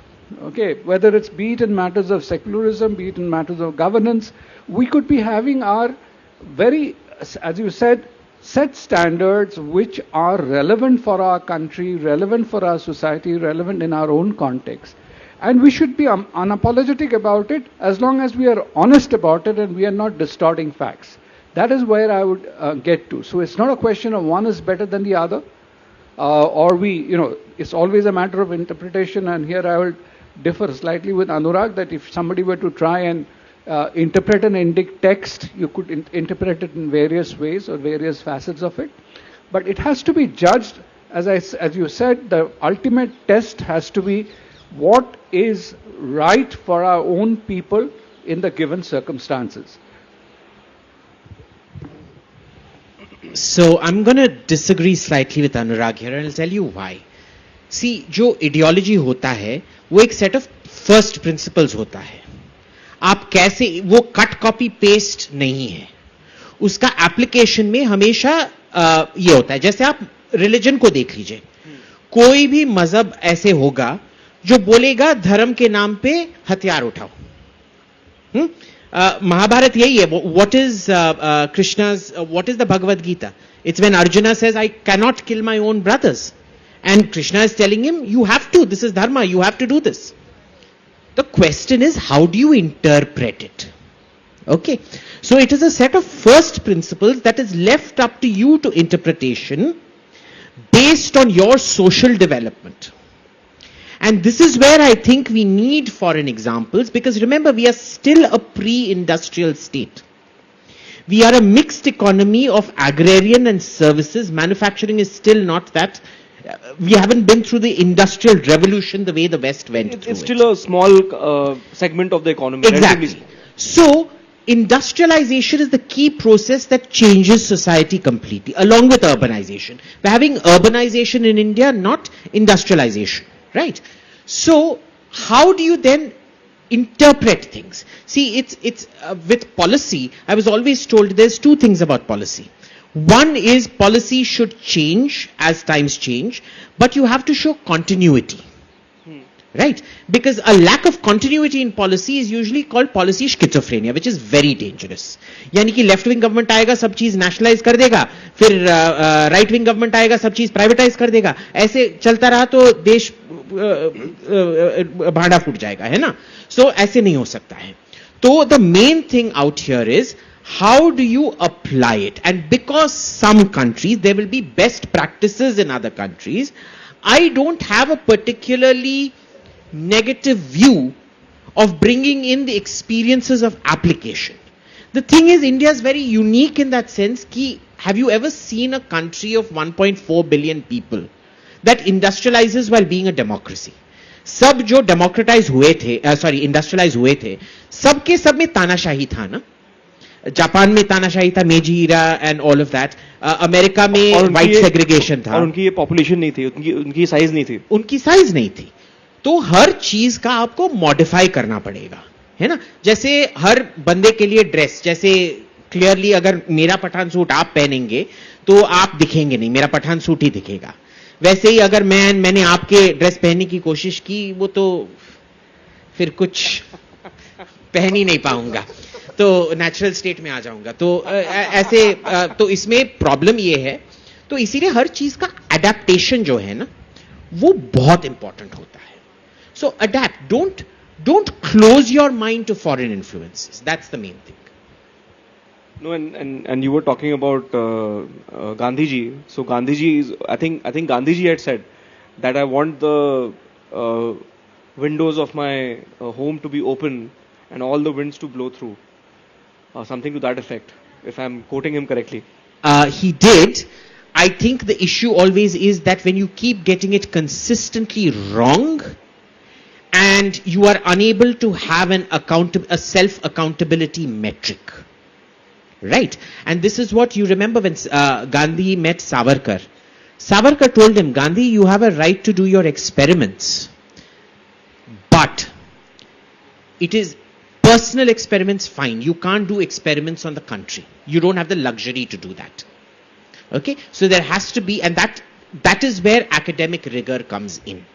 Understanding what will work, what will not work, set up accountability standards and failure standards. You know, so for example, I think every policy paper that comes out, कुछ उधर statement होना चाहिए कि भाई ये सब parameters हैं जिस पे हम policy का success को नापेंगे, और अगर इसमें से 40% 30 या 40% फेलियर हुआ, हम एक्सेप्ट करेंगे कि ये पॉलिसी जनरली फेल्ड हो गया है. ठीक है? So these are good ways of measuring policy. So I say accountability, जहां हर जगह पे हमारा तो you know it was a different setup from the west. Here village level पे एक लेवल ऑफ अकाउंटेबिलिटी होता था जहां सरपंच अपने गांव को अकाउंटेबल है. फिर एक राष्ट्रीय लेवल पर अकाउंटेबिलिटी होता था जहां मंत्रिमंडल अपने राजा को कंट्रोल करती थी. हमारे इधर आपने देखा होगा राजाओं में उतना पावर नहीं होता था जितना से चीन के सम्राट में होता था. चीन के सम्राट तो रेगुलरली अपने प्रधानमंत्रियों का सरफरोशी की तमन्ना एक्चुअल में ये कर देते थे. ठीक है ना? तो वो सब नहीं होता था. So there was clearly checks and balances. Right. And a decentralized approach. And a decentralized approach. It was a federal. ये आजकल बोलते हैं अरे फेडरलिज्म है, तो हम क्या कर रहे थे?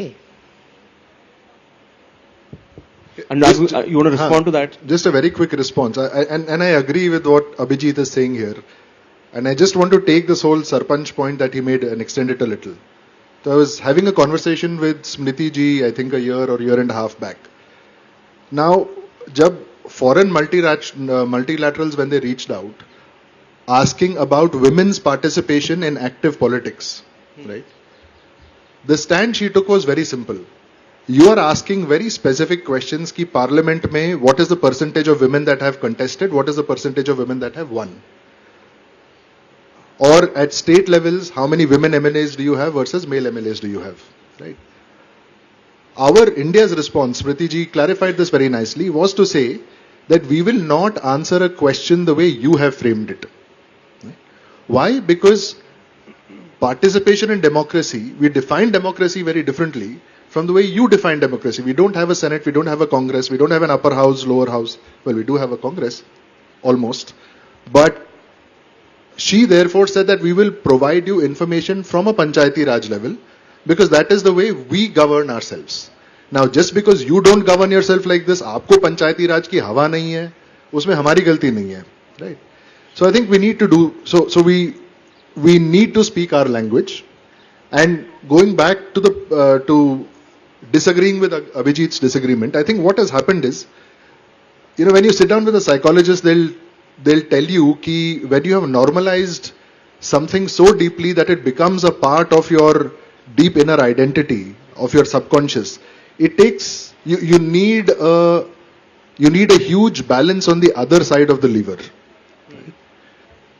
Very often, what we have imbibed, you are wearing a shirt, I am wearing a jeans, we are wearing clothes, all of us, that are not indic by our very nature, and we've not thought twice about it, and it is not a problem, right? But after centuries and centuries of colonization, I believe that there needs to be a fair amount of weight on the other side of the lever, because if we try and be overly centrist at this point, we may be able to correct, but not as much as we need to correct, right? So I am very proud when we wear our symbols, when you see the conversations that, as far as India Pride project is concerned, right? We have engaged at a policy, there are questions that are asked in Parliament, there are bills that have been, we've tried to stop from coming into Parliament. There are backroom conversations we have. The nature of those conversations is not a delta conversation with a baseline in mind. It is a new conversation altogether. कि ठीक है, पहले 65 सालों में क्या हुआ, आज law क्या है, उससे हमें मतलब नहीं है. हमें क्या चाहिए, उसकी बात करते हैं. Right? Let us not say कि current policies are this, let us see if we can deviate 10%, 20%. And as a startup guy, you will understand, right? You think in terms of multiples, you don't think in terms of percentages. And there is limited utility to talking about the past, right? Like you got to do what you have to do in the future, obviously. Absolutely, and that has to be defined by who we are. You see, a lot of my Banya friends tell me कि देखिए chartered accountant तो हम लिखते हैं, रखते हैं income tax act के लिए. I am a chartered accountant as well, so I have dealt with a lot of वो लाल बही खाता जो होता था. जैसे कि देखिए बही खाता हमारे लिए तो साल शुरू होता है दिवाली पे या इस पे या उस पे. चार्टर्ड अकाउंटेंट को फॉर्म भरना है तो उसको रखा हुआ है हमने. So there is almost a double bookkeeping system, even mentally in people's minds, कि बही खाता अलग चल रहा है, profit and loss account अलग चल रहा है. Why should we tie bonuses to, let's say, foreign festivals or the Gregorian calendar? I think this is a very deep conversation, but right now, all of us in practical life are, मतलब दो नाव पे हम लोग के एक एक पैर हैं और तीसरी नाव बीच में घुस रही है. We have to decide कि हमारी कौन सी नाव है. And start with that as a baseline, regardless of what our laws, policies, structures say today. Of course, you can't be a purist. There will be some kind of balance that is needed. There will be some kind of best practices we will observe from other nations. But you can't wish for a pot of honey at the end of the rainbow if you're focusing on cheesecake all the time. But coming back, Rajiv, to the public policy thing more specifically, I think we should take a few examples of where in public policy like Abhijit started with defense. If you were to take any particular area, let's take, for instance, healthcare. Okay, if that is a public policy we are deciding, how does our healthcare have to differ from, say, healthcare across the world? Now, you have an Obamacare model that need not be, Modi care model need not be the same or ought not to be the same. So, I especially think in areas like that where जहाँ हमारी आबादी सामने आती है, हमारा population size सामने आता है, you have to do things differently.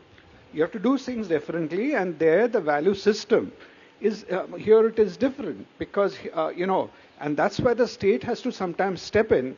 Like Mr. Modi ji talked about during the Gujarat elections, I remember, about Ayushman Bharat. He said that in a place like Gujarat, and I can relate to a place like Calcutta also, there are the youngsters have moved out of the country, and they are not here, and the parents might be reluctant to ask them for financial help, anything for their treatment.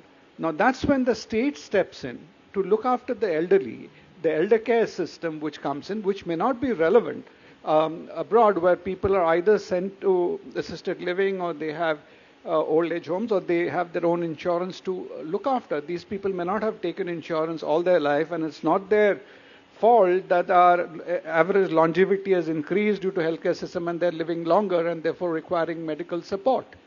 I wouldn't be too worried about what dress we are wearing. Okay, even the Japanese have embraced Western clothes, so do the Chinese when they go out. But they don't compromise, say, on the language just to be heard by other people in English. They will continue to speak in their language. And that's what we are beginning to do. But I do love the fact that our Prime Minister does not wear a suit and tie. No, that's... For example. So I'm saying he doesn't.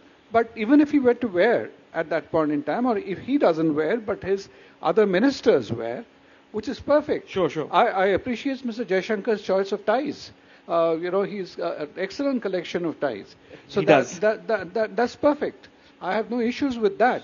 As long as he is in our foreign policy, he is able to assert what is in India's interest and not get cowed down by what other countries may, through their lens, are. I think that is where the public policy bit, which you are talking about, if you were to get specific into these areas, whether it's education, healthcare, or even when you look at your industrial policy, who talks so much of MSMEs or anything in other countries? For us, that's very, very important, because we have always been a society where your cottage industry, the villages have played a very important role in the, value creation. So if you are going back to local, as we are saying, or this one district, one product, these are, I think, you're going by Indic values rather than trying to go into mass production, big factories, and the rest of it. Doesn't mean mass production is not important. It is important, but at the same time, preserving your local culture is equally important, and we shouldn't give it away. देखिए, हम जब value system की बात करते हैं तो value system हमारी संस्कृति का ही एक भाग है. संस्कृति को रिप्रेजेंट हमारा वैल्यू सिस्टम करता है. और आपने कई सारी बातें पहले बताई कि हमारी संस्कृति रोमन्स की तरह, ग्रीस की तरह और दूसरी सभ्यताएं आई चली गई, नष्ट नहीं हुई. ये हमारी संस्कृति का एक नेचर है कि वो पुनर्नवा है. संस्कृति कहीं की भी जो कायम रहेगी वो पुनर्नवा होगी तो ही कायम रहेगी. तो जो अच्छा है, जो ग्राह्य है, वो ग्रहण करती है. दूसरी बात जो आपने बोली कि लेफ्ट आएगा तो ये करेगा और राइट आएगा तो वो करेगा, इट्स नॉट अबाउट राइट और लेफ्ट. अगर हम आइडियोलॉजी की बात करते हैं, एक ऐसी आइडियोलॉजी जिसके कोर में नेशन फर्स्ट होगा. अब आप एक ऐसी आइडियोलॉजी की कल्पना करिए जहां प्राइम मिनिस्टर हिमसेल्फ बच्चों से बात करते हैं उनके एग्जाम स्ट्रेस को खत्म करने के लिए. तो आप अपने लोगों की, अपने सिटीजन्स की, अपने फ्यूचर की, आज जो देश के बच्चे हैं वो 39% हैं, 40% हैं, 55 करोड़ हैं, लेकिन वो कल की 100% आबादी है. ये जो सोच है, ये सोच आपको नेशन फर्स्ट की तरह सोचने पे मजबूर करती है. और उसका परिणाम होता है कि आपकी कोई भी पॉलिसी आप उठा के देखिए, आप किसी भी पॉलिसी को जब बिना वेस्टेड इंटरेस्ट के बनाते हैं ना, जब आप लोगों के लिए बनाते हैं, लोगों के साथ कंसल्ट करके बनाते हैं, जैसे हमने जो सबसे बड़ा पॉलिसी रिवॉल्यूशन देखा इस जमाने में, वो एजुकेशन पॉलिसी का देखा. कैन यू बिलीव भारत में 2 लाख से ज्यादा कंसल्टेटिव मीटिंग हुई एक एजुकेशन पॉलिसी ड्राफ्ट करने के लिए, और वो एजुकेशन पॉलिसी जो ये बात करती है कि मलयालम की किताबें केवल मलयालम में क्यों हो, वो हिंदी में भी ट्रांसलेट हो क्यों। देखिए, हमारा कल्चर, हमारा साहित्य, ये नेशनल रिसोर्स है, ये सारे बच्चों को बराबरी से अवेलेबल होना चाहिए। भले ही वो कर्नाटक में पैदा नहीं हुआ तो कन्नड़ लिटरेचर से महरूम रह जाए, ऐसा नहीं होना चाहिए। अब जो कॉन्स्टिट्यूशन की गलत इंटरप्रिटेशन के कारण, बस खत्म करूंगा 30 सेकेंड्स में, जो कॉन्स्टिट्यूशन के गलत इंटरप्रिटेशन के कारण बहुत दिन तक हुआ, अब ये वक्त है कि जो हम नेशन फर्स्ट की आइडियोलॉजी के साथ पॉलिसी मेकिंग करते हैं तो वो पीपल्स पॉलिसी कहलाती है। मसलन हम आर्टिकल 29 की बात करें, आर्टिकल 25 की बात करें, तो जो कॉन्स्टिट्यूशन में डेमोक्रेसी के साथ सेकुलरिज्म के प्रिंसिपल्स की बात थी, जो इक्वलिटी की प्रिंसिपल्स की बात थी, वो थी इंक्लूजन के लिए। लेकिन हमने उसको एक तरफा देखा और हमने इसलिए केवल एक्सक्लूड कर दिया बच्चों को उनके राइट से। खासतौर पर यहां बात कर रहा हूं बहुत स्पेसिफिकली उन बच्चों की जो अपने राइट टू एजुकेशन के फंडामेंटल राइट से महरूम रहे, केवल इस कारण कि वो मुसलमान पैदा हुए और उनको आपने उनको पढ़ाई में शामिल नहीं किया। ये सरकार ने हमको बोला कि आप इस पर रिपोर्ट बनाइए, इस पर काम करिए।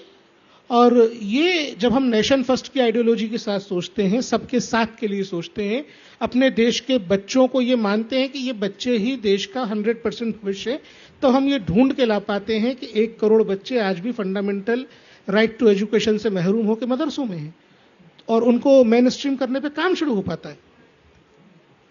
नहीं, और इसी तरह से अब कुछ 10 मिनट और रह गए हैं, तो मैं जल्दी चाहूंगा कि हम एक थोड़ा सा डिस्कशन करें on where are the gaps that we are seeing.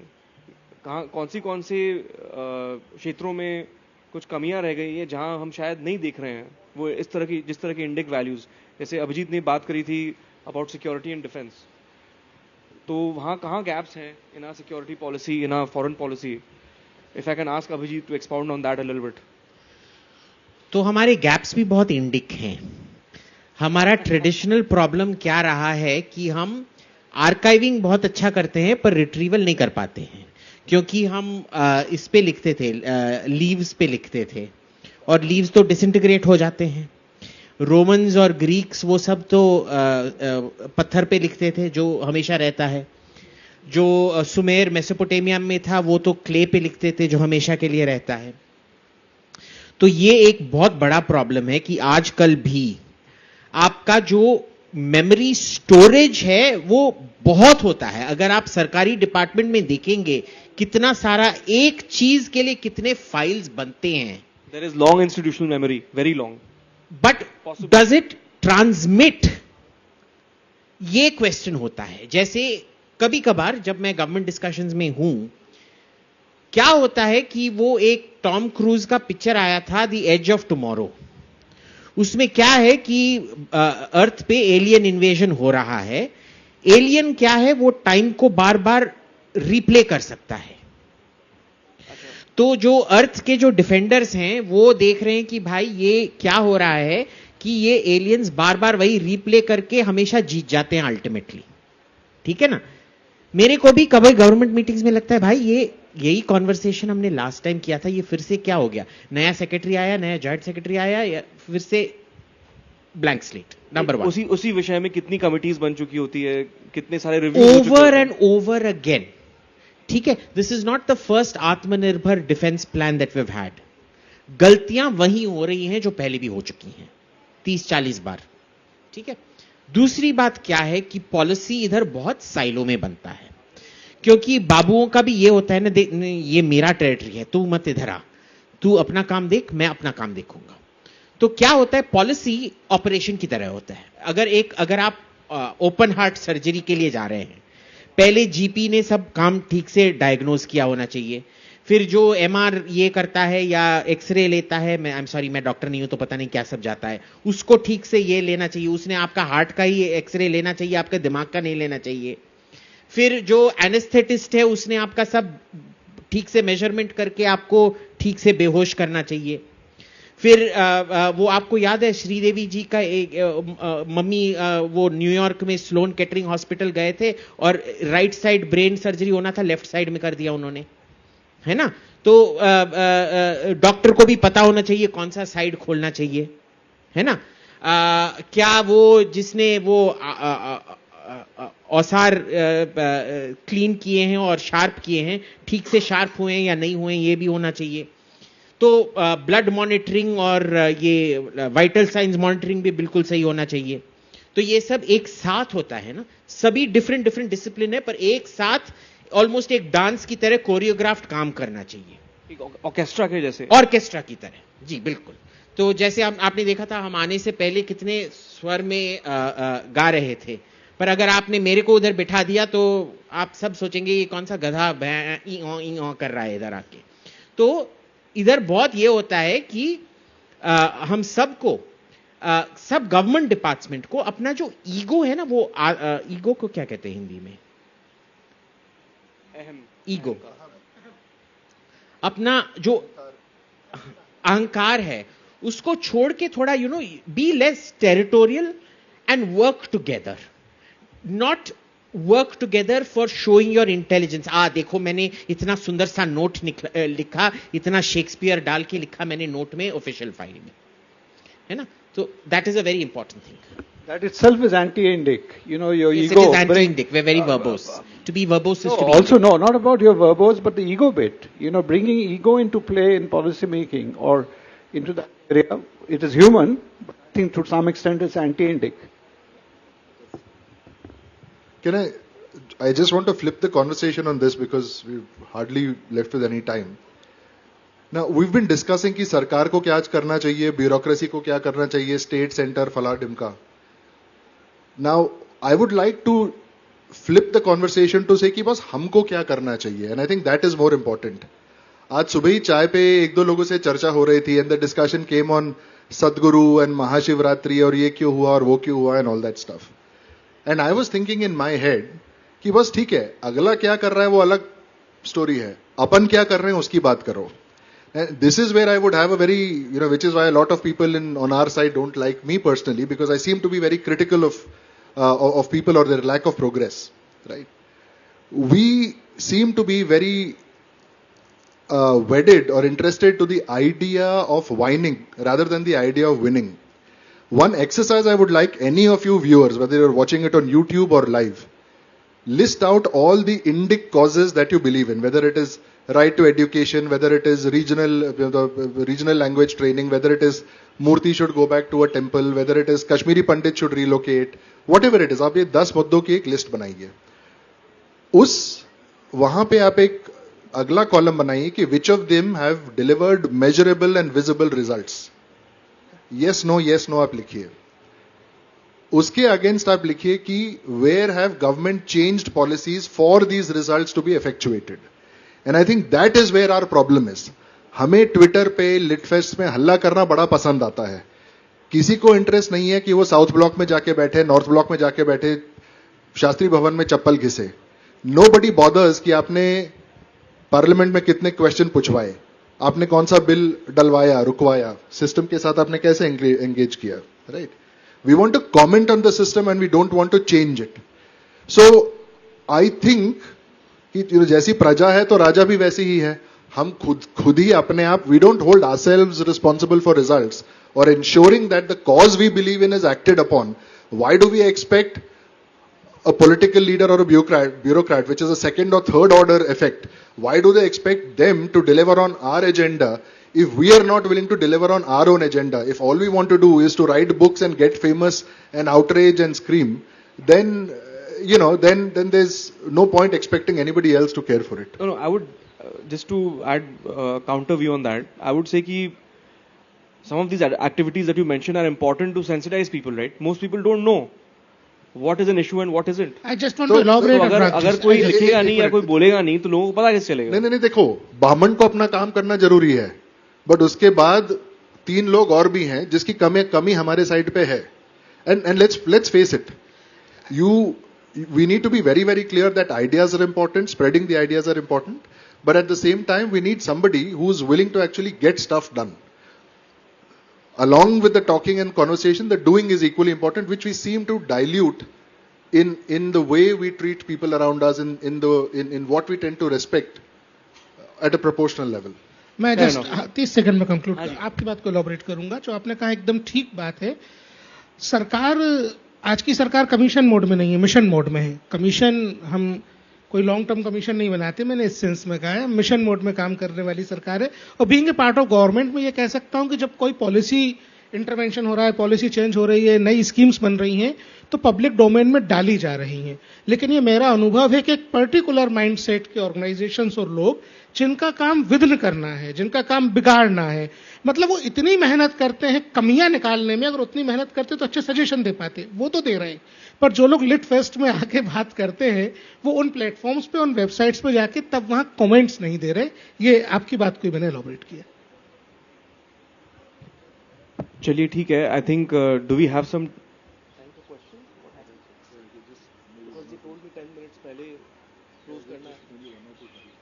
maybe we have time for a couple of questions.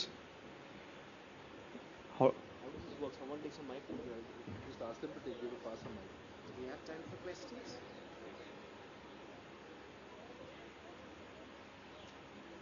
अपना नाम बताइएगा और फिर please ask. My name is Jason Kushwa. Good afternoon, all the panelists. So my question is, since we can say that in policy making, in public policy making, Indic values should have some essence. What about, can we say the same when we talk about foreign policies?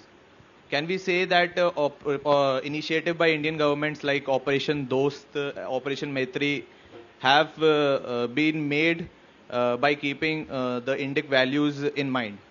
And if yes, then why we are not helping other neighbors, or like we can say our Pakistan when they were in crisis? We helped Sri Lanka, we are not helping Pakistan.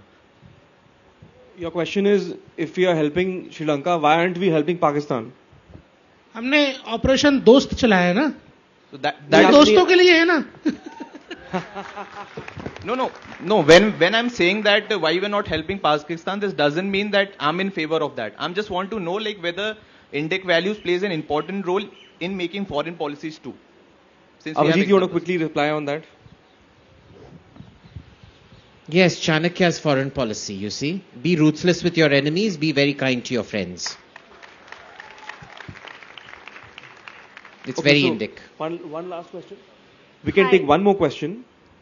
Hi. मेरा नाम अनामिका है. मेरा question Abhijit से है. Am I loud? Am I audible? Yes.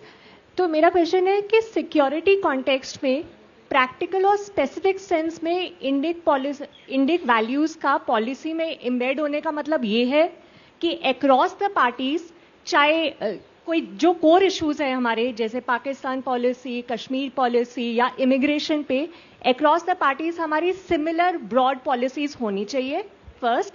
And how challenging and practical it is जब हमें पता है कि सिस्टम अंदर से ही सबवर्ट हो चुका है. So, if I applied an Indic lens to this, I would tell you, how did Krishna bring different factions on board into the Pandava Confederacy that fought the war? ठीक है, you remember how that entire thing happened कि दुर्योधन आए और अर्जुन एक साथ आए. अर्जुन नीचे बैठे उनके पैर के पास, दुर्योधन उनके सर के पास बैठे, और फिर उन्होंने ऐसे उठे ताकि कृष्ण भगवान पहले अर्जुन को ही देखें. तो Arjun got the first question. Guile. See, some of it is very practical. I mean, everybody talks about guile. But say Chanakya talks about it in much more specificity than say Machiavelli does. Right? So, you know, Indic again, it's so much based on, a policy doesn't necessarily have to be Indic. There's a certain universality to policy as well. It's the nuance and the explanation of it. And I think one of the things of foreign policy is how do you take something Indian and make it palatable to a foreign audience. There's an interpretational role as well. But that's basically what it is. I think our policy is very, very, it started becoming very Indian in that it started using guile and chal and chaluness and things. पहले तो हम वो क्या ये होता था, वो अमर चित्र कथा में एक वो विलेज इडियट होता था ना, सुपंदी की तरह पॉलिसी होता था. तो वो सुपंदी पॉलिसी गया, अब थोड़ा थोड़ा सा, इमीडिएटली नहीं चेंज हो सकता है, थोड़ा थोड़ा, अभी भी थोड़ा सुपंदीपना है, पर थोड़ा थोड़ा चेंज होगा. Okay, so just some, Anurag, you want to say something? This is not about the panel or even the topic. This is just an observation on the nature of the questions that are being asked. The two questions, while very relevant, were about why is the government not doing this? Why is the foreign minister not doing this? What is the government's view? Blah, blah, blah. I'd just like to very quickly end by suggesting that while we ask this question, when we say, why are you so Gangan? We should also ask ourselves, why are we not being Gangan? Right? And please figure out what Gangan means and you will find the answer. Gangan. Good afternoon, panelists. Nee, I think we've totally run out of time. So thank you to the panelists for their valuable and insightful comments. And with that, I'll hand over back to the... Thank you. Geetika.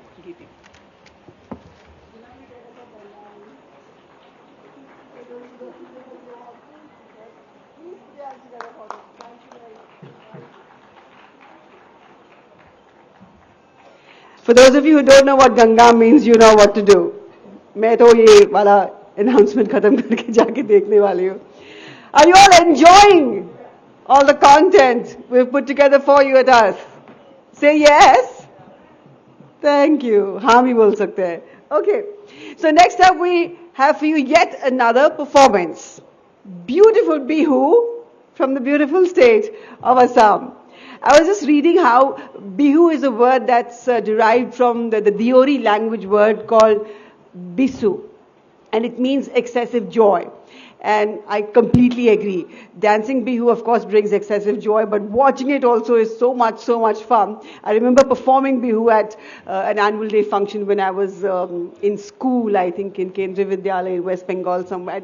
I had such a ball performing it. We have for you Bihu coming up, ladies and gentlemen.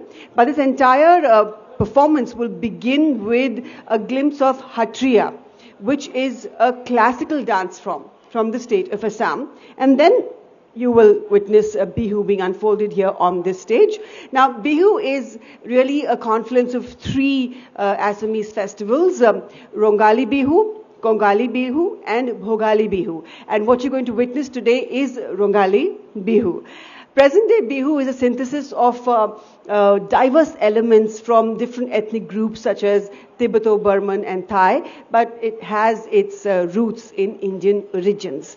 Please put your hands together and welcome talented performers from the state of Assam with this next presentation, Hatriya, leading into Bihu. Zordar taaliyan ho jaye bhai.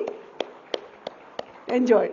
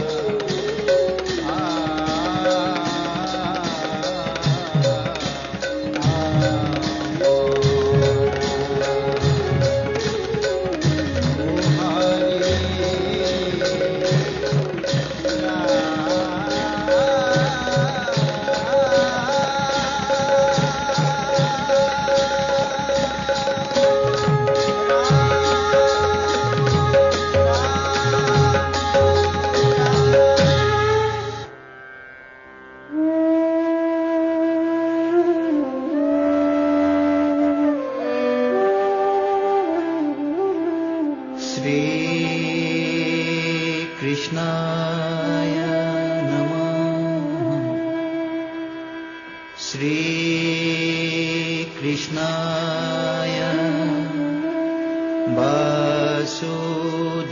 वासुदेवाय देवकी नन्दनाय च नन्द गोप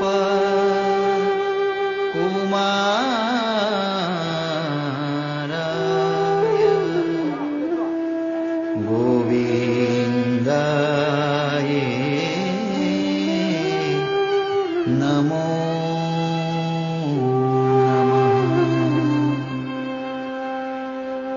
नमः पङ्कज नाभाय नमः पङ्कज मालिने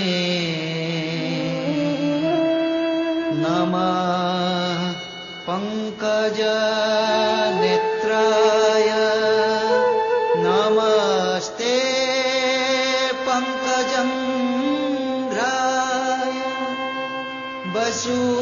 वसुदेवं सुतं कृष्णं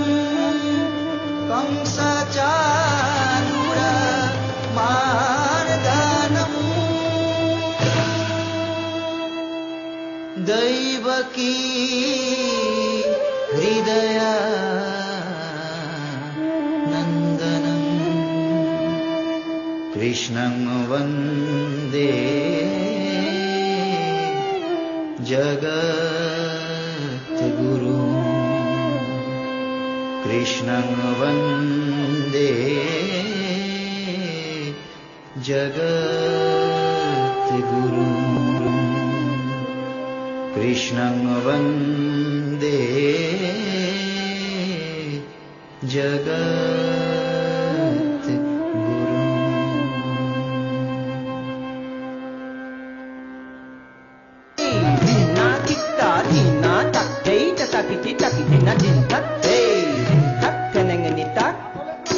জয় জয় যদুকুল কমল প্রকাশ নাথক কণ্ঠক প্রাণ জয় জয় জগতক ভকতক ভীতি নীতি করু নিরজান নীতি করু নিরজান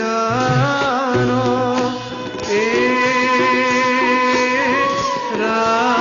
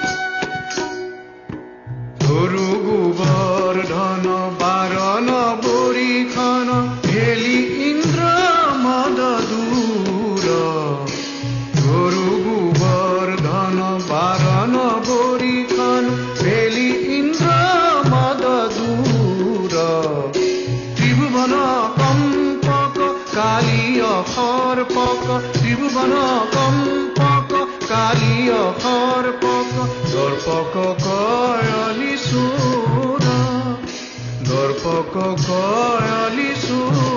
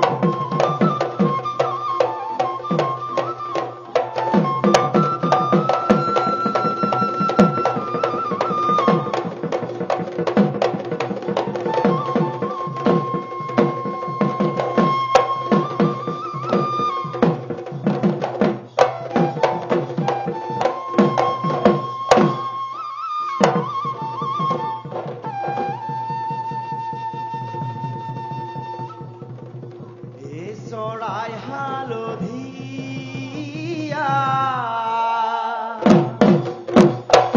আখি বিনন্দীয়া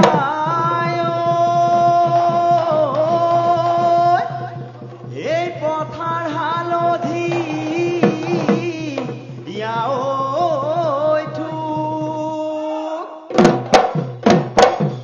দিনৰে ভিতৰত এবাৰ নেদেখিলে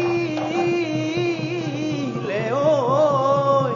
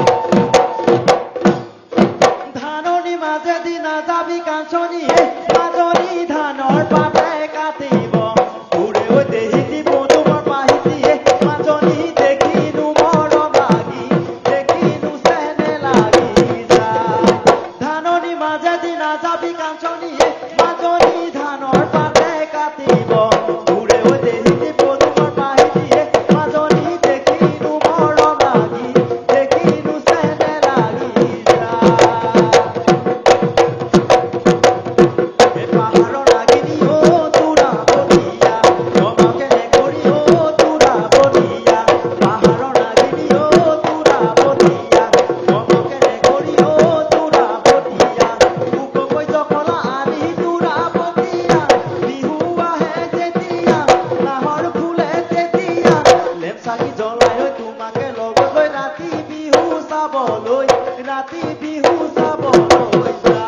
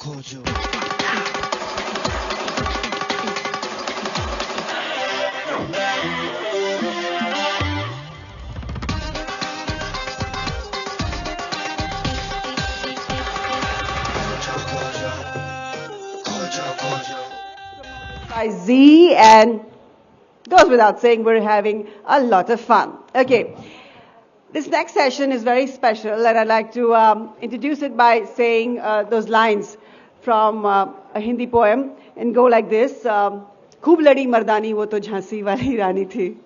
You know, I was her junior in college at the Mass Communication Research Center, and I kind of knew even then that this girl was going to help change the world. And well, she did. She today is one of the leading broadcast journalists in the world, I'd say that.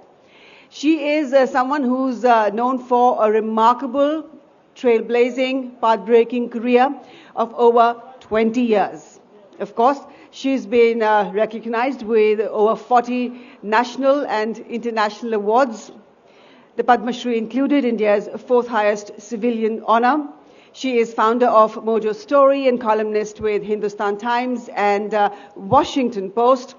She's been applauded many, many times for her frontline reporting in some tough spots, hot spots across the world, including the very recent frontline reporting that she did during the COVID pandemic and the world's largest lockdown. बोलना जरूरी है नाम. Ladies and gentlemen, put your hands together. जोरदार तालियां हो जाए बरखा दत्त के लिए, please. She's quite a woman and quite an achiever. And she's here today at Arth, a culture fest. Barka Dutt in conversation with Sandeep Ghosh, social commentator. And believer in India's growth story. Over to you, Sandeep. Thank you for the kind introduction. So no introduction to Barkha. She doesn't need any introduction. And thank you, Barkha, for coming in. You know, one of my ex-bosses, a maverick editor, Avik Sarkar, had once told me, Indian media has produced only one celebrity, and that's Barkha Dutt. I asked Avik Babu, how do you say so? He says, take Barkha to any gathering with any other celebrities and keep her on one side, you see which way people, move and congregate. But this was 20 years ago, but I think Barkha still remains a celebrity, and we'll come to that. How does she reinvent herself to stay at top? Just now, when she was being introduced, they said that she's got 40 national awards. She was reminding us that it's actually 60 and more. And in fact, my joke with Barkha is at some point in time, Lata Mangeshkar refused taking awards, saying she had got too many and Barkha should, also retire. But, retire? From awards. Awards, because you're meant for bigger things. Again, that I'll come to. Barkha, tell me, thanks for coming. You are I think the only left of center person who has come here. Why do others avoid these kind of gatherings? Why people from your ilk? You say that you are an equal opportunity offender, but why are others so shy? Thank you, Sandeep, and hi everyone. Thank you for coming to listen to this conversation. Firstly, Sandeep, there is an assumption there of labels, and I have all my life fought labels, whether left or right. I prefer to call myself a free thinker. I prefer to be somebody who challenges dogmas. One of the reasons that I'm an equal opportunity offender is that I don't actually choose camps. I decide basis an issue what my position is. It doesn't mean I don't take positions. I just take my positions when needed basis what I think about a particular issue. And I think because I'm an adamant, aggressive free thinker, you'd be surprised that I probably have as many people on the left and right who like me and as many people on the left and right who hate me. I think I'm quite unique in that way. And I always say it's okay to be loved or hated as long as you're not ignored. That's all actually a journalist really looks for. Yeah, Barkha is a celebrity, who not only gets trolled, but anybody who is seen close to her get trolled. Like I am no celebrity. Somebody introduced as torchbearer. I said, she is the torch, I am the bearer. But even I'll get trolled for having this conversation with her. So will I, for being here. So that's the point, that we live in such a bizarre sort of time. I always say, I grew up in a very close from here. My father's home is 5 minutes from Sundar Nursery. was originally a refugee colony called Jangpura Extension. Right. And many families that came in as refugees from Pakistan who had lost everything at that time were allotted small plots of land, and it was a kind of very middle class, salaried neighborhood. And I always remember this time when, you may walk into your neighbor's home and you'd have a conversation about something and you'd never agree. And the conversation would end by somebody saying, some uncle or auntie, "Acha bache chodo samosa kha ke jao." My point is, what happened to the spirit of "Acha chodo samosa kha ke jao"? How did we reach a point where, because of ideological differences, some imagined, some real, we can no longer talk to each other, we can no longer have friends across the political divide? I find this absolutely bizarre and idiotic. And people get othered or cancelled and the rest of it. Absolutely, and I'm totally against it. Good to hear that. But glad that you mentioned your dad, Barkha. All of us knew about your mom and how she has inspired you. And after your dad passed away, I see a lot of, emotional connect, and you remember him often. How did he influence you? And what's the points which you a lot of us children, when a parent passes away, then you start realizing the influence. What is that about your father? Yeah. So, just to give everyone here some context, my mother was one of the first women journalists of her generation. A lot of people a certain age remember me from Kargil and often thought I was the first woman to report on camera from the front line. But actually, my mother covered a war before I did, before I was even born. She covered the 1965 war between India and Pakistan. She died when I was 13 years old. So for my sister and me, my sister is 4 years younger than me, my mother was this larger-than-life figure in my head and my heart. And she had influenced, in a way, everything we would do henceforth. Right. My father, by contrast, an Air India official who then left to sort of, be almost like a full-time inventor. He liked to invent things. He was in tourism, a little bit of sort of media, but travel-related media. He was a very gentle soul. My mother was the flamboyant personality. My father was the gentle soul. And it was only when we lost him to the pandemic that I realized that, this man had brought up 2 girls single-handedly. Right. Very, very progressive father for his generation and even otherwise. We were able to literally go out and be whoever we wanted to. And one of my big regrets, I have many regrets and many points of guilt after he died, but one of my big regrets is that somehow we were so shaped by the idea of my mother that we almost took my dad for granted. Right. My abiding picture of his is you had put up, I think he was making a Meccano. Yes. And a very elaborate Meccano. Yes. But tell me, Barkha, I remember that time you were on the road, in fact, when he was unwell and you had to rush back, take him to the hospital. So that was the period, you were covering COVID, and the rest is history, your book, which has been acclaimed all over. But looking back in hindsight, what do you think about India's management of COVID? Do you think now that there's so much data coming out of how other countries fared, how China has done, I was in many of your shows where we criticized the vaccination policy. What would you say, with the benefit of hindsight? Well, I think that's an interesting question. And I think one thing that we can safely say is that every country had challenges and struggles that were unique to it. Every country faltered at different steps and then learnt from those mistakes. For example, I've always said that in our case, we learned from every wave. So, for example, in the first wave, public transport was shut, right, during the lockdown. I think then when we saw that migrant exodus, which I covered extensively, by the time the second wave came, if you remember, there were localized lockdowns. It was left to the states, but there was no shutting down of public transport. So those are examples, I think, of how, like so many other countries in the world, we were groping and fumbling in the dark and learning, as it's called, on the job. It was on-the-job training, OJT. Now, I just feel that it's a needlessly polarized conversation. How did we do? Now, I'll give you my example. When I first saw, before the second wave hit us, aircraft of the Indian Air Force taking vaccines to neighboring countries, I remember tweeting saying, I feel so proud as an Indian to see this. Later, I realized that these vaccines had gone to neighboring countries on the assumption that the second wave in India would be like the first wave. It didn't turn out to be like that. There were some miscalculations. There was some sort of exceptionalism that didn't sort of bear fruit. And so we hadn't ordered enough vaccines, and this helping neighboring countries had to stop.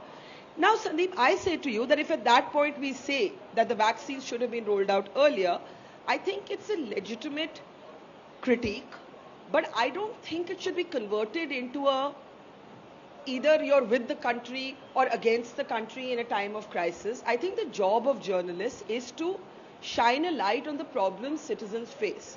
At the same time, you have to recognize that this was a global pandemic. So when we talk about uncounted deaths, yes, there have been uncounted deaths in India, but so have there been in the United States of America. People have said, oh, Washington Post and New York Times didn't write about it. It's not true. Washington Post and New York Times also wrote about mass sort of yards where bodies were lying uncounted. So I feel like this is a kind of test question. You know, there's a test question of how patriotic you are depending on how you say your country has performed. No, because I'm a patriotic Indian, because I love my country, I, as a journalist, believe it's my job to say what I see. And that will keep changing. It doesn't remain frozen in time. So, you know, as you said, it gets recalibrated both for the government, the people, Sure. how people react to the Sure. whole thing. I remember all of us were paranoid at the first wave to even step out of the house, but now we are far more confident, and same would apply to journalists.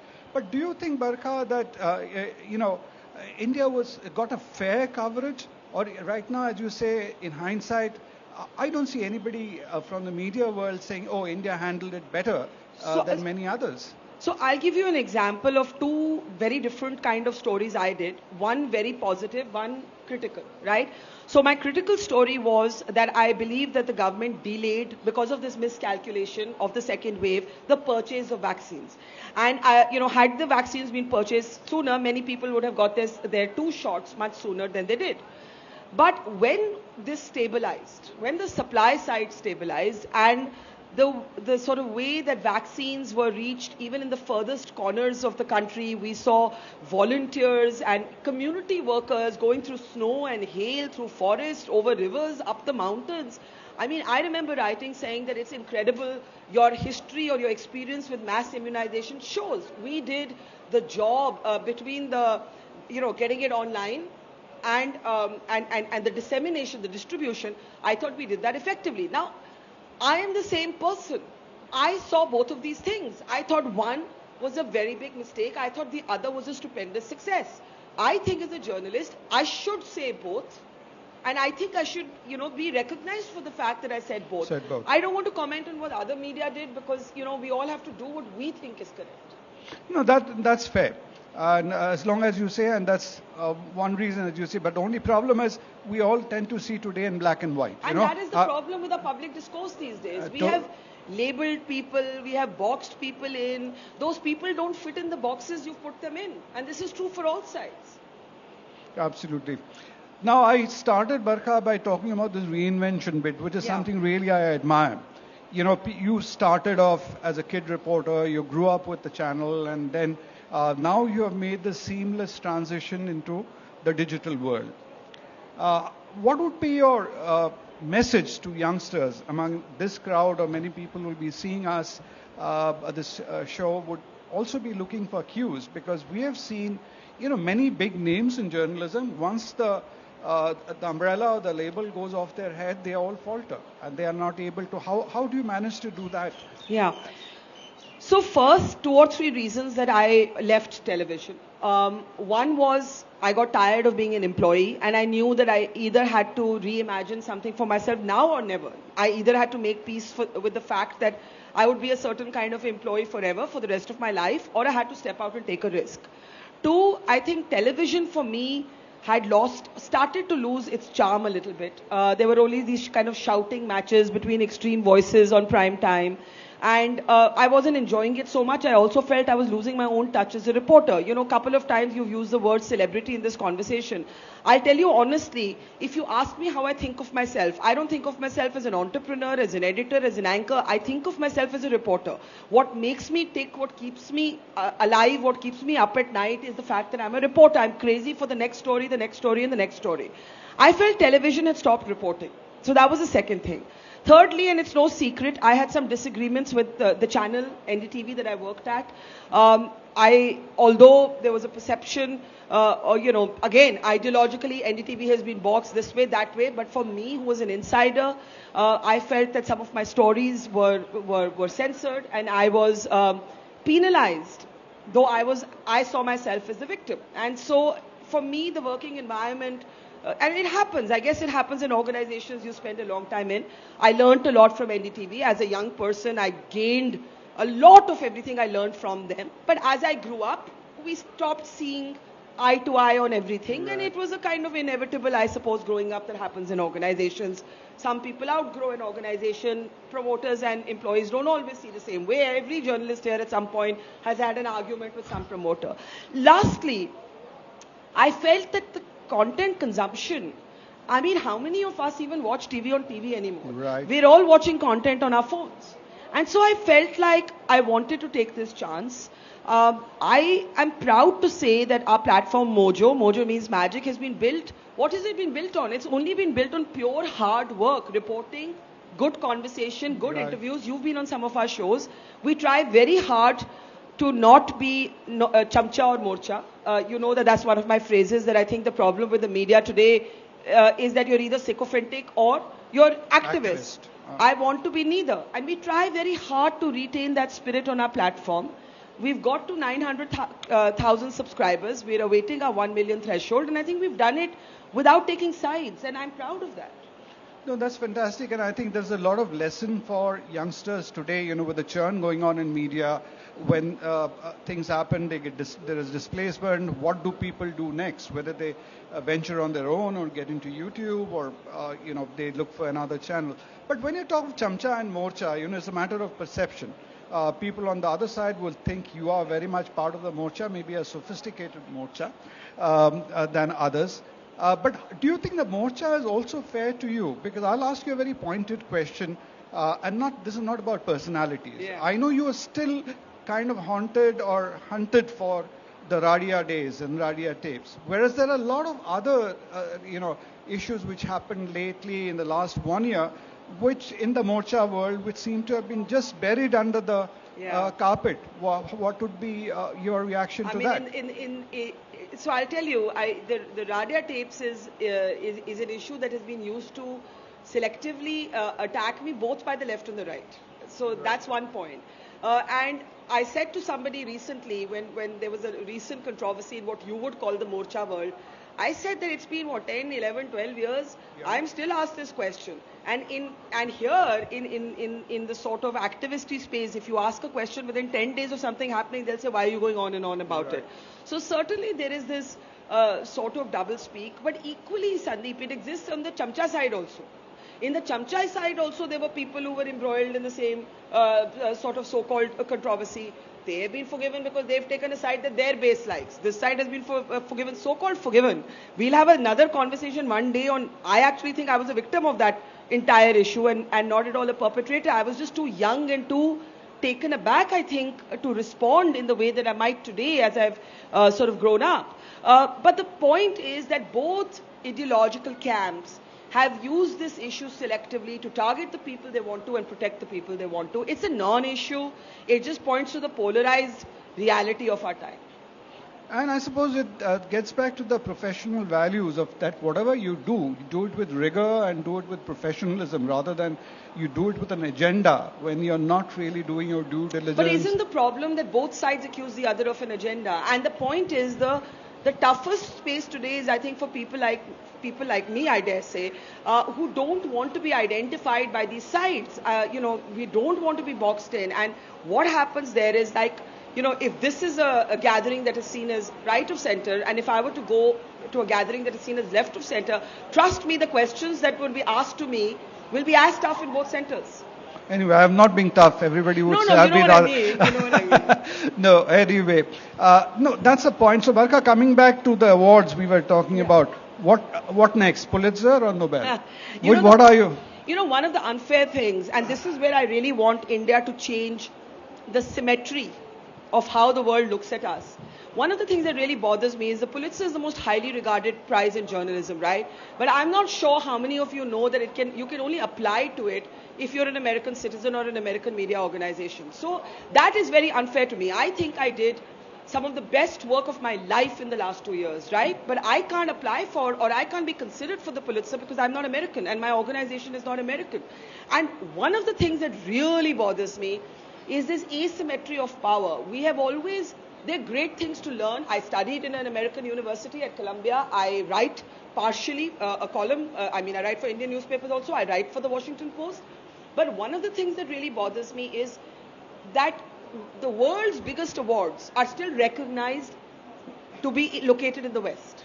And we need to create, maybe with the exception of the Max Essay, which is closer home, but we need to create awards and recognitions of stature that emerge from our part of the world. So that's a very interesting point, and that's what I was going to ask you next. That you've done the Padmas and been there and all that. If, let's say, the present government were to institute an award like this and offers you that award, would you accept it?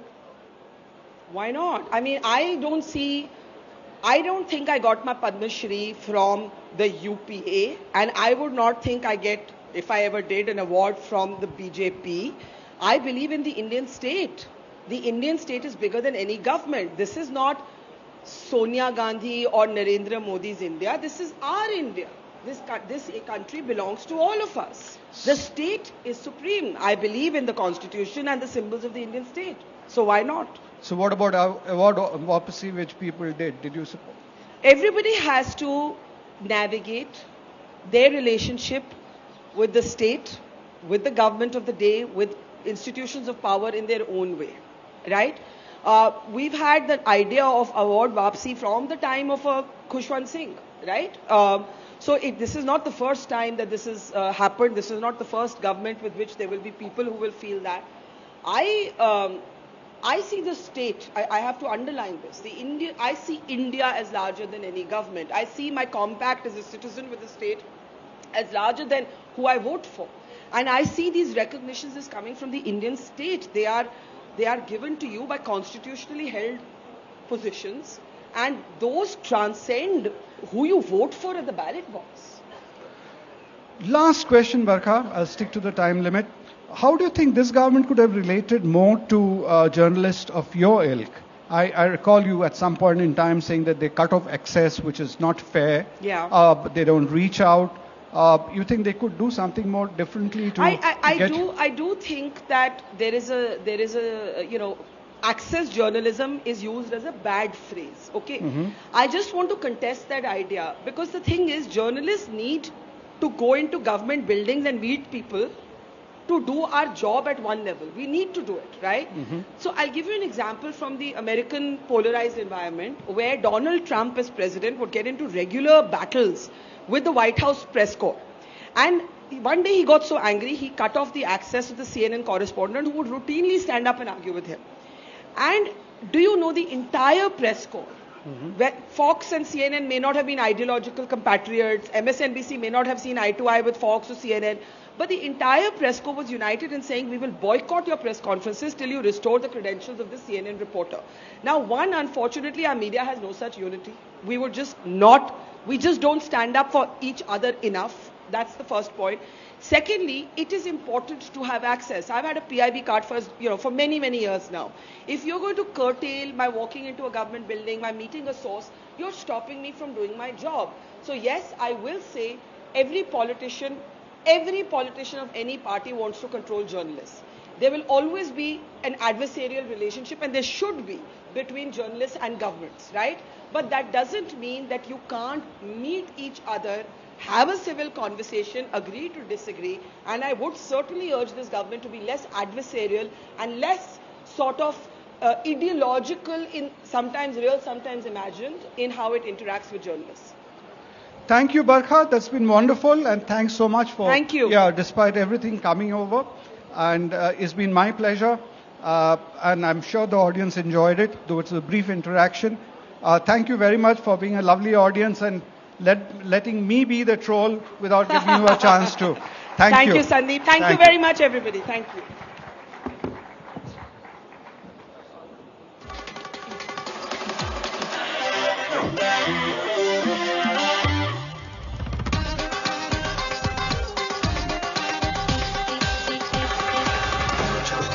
house at Arth, a culture fest. एक बार फिर से तालियां हो जाएं. And thank you, Sandeep, for sharing that most impactful conversation.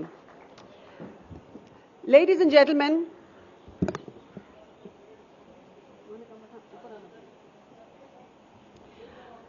I hope all of you are sharing your experiences on Facebook, Instagram. As I said many a times, our handles on Instagram and Facebook are @Arth_live, and on Facebook @Arth a Culture Fest. You can also use the handles #Arth a Culture Fest and #India Ka Arth. Moving straight into the next session, authentic facts of India's history, the factual narrative, and Indic interpretation. Is that not what you would want your child to know? I just feel that being armed with the right knowledge of our history, the present generation will better march into the future, clear, confident, and constructive. Now, just a few weeks back, I came home from an event in Port Blair, which I hosted as MC, where the Honorable Prime Minister of India, Shri Narendra Modi ji, participated in the ceremony to name 21 unnamed islands of Andaman and Nicobar Islands after 21 Parambir Chakra awardees. I came back and I sat with my daughter, Devika, and I told her about Netaji and his invaluable contribution to the Indian freedom struggle, a struggle that was not just carried out by a few leaders that we hear a lot about, but by many other heroes and heroines whose stories need to be told with as much gale and gusto. These are my thoughts and my peripheral views on the matter, but I will now hand it over to the Vidwans for a comprehensive and emphatic discussion on reimagining Indian history, opportunities and challenges. Ladies and gentlemen, let's start by welcoming Abhas Maldahiyar, an architect and an urban designer who is also a keen historian and an avid storyteller. Please welcome Meenakshi Jain, a senior fellow of the Indian Council of Social Science Research. Her areas of research include cultural and religious developments in medieval and early modern India. Her recent publications of interest are Flights of Deities and Rebirth of Temples. Also, please welcome our next panelist, Dr. Omendra Ratno, director of the NGO Nimitekan, that is helping displaced Hindu refugees from Pakistan, also founder of the Dharmanch Foundation. Please welcome esteemed educator and social commentator Srijit Datta. He applies his scholarly insights on rekindling the Indic consciousness. And moderating this session is the most distinguished historian, Alopal, teacher at the Sri Aurobindo International Center of Education. Please welcome him too.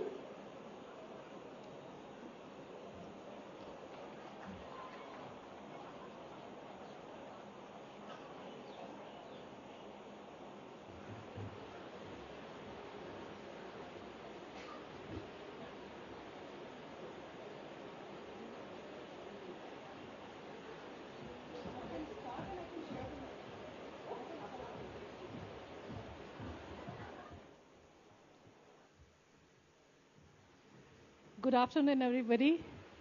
My honor. I am not a historian. I read history books and I teach history.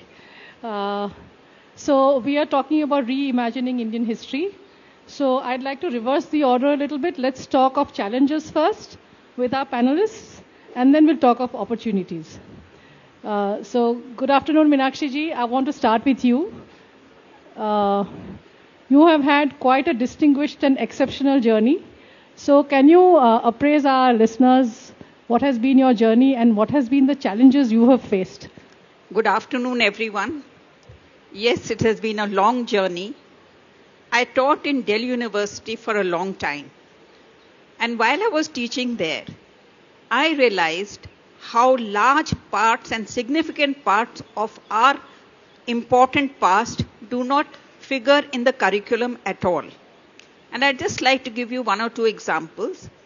One is that when I was teaching Sikh history, the syllabus only had teachings of Guru Nanak and Kabir. So that seemed, perfectly all right until I learnt later of the injustices and the cruelties that the Mughals had meted out to the Sikh gurus. So under the pretext of including the teachings of Guru Nanak, there was no reference to the persecution that Sikh gurus faced in the entire Mughal period. That was one dimension. And just to give you another dimension, the entire Maratha history. We were not taught anything about the Peshwas or even Shivaji. Shivaji was referred to in a most derogatory manner.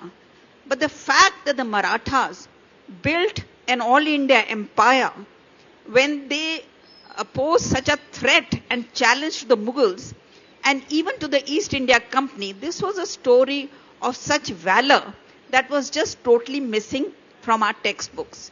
Now you're talking about the struggles.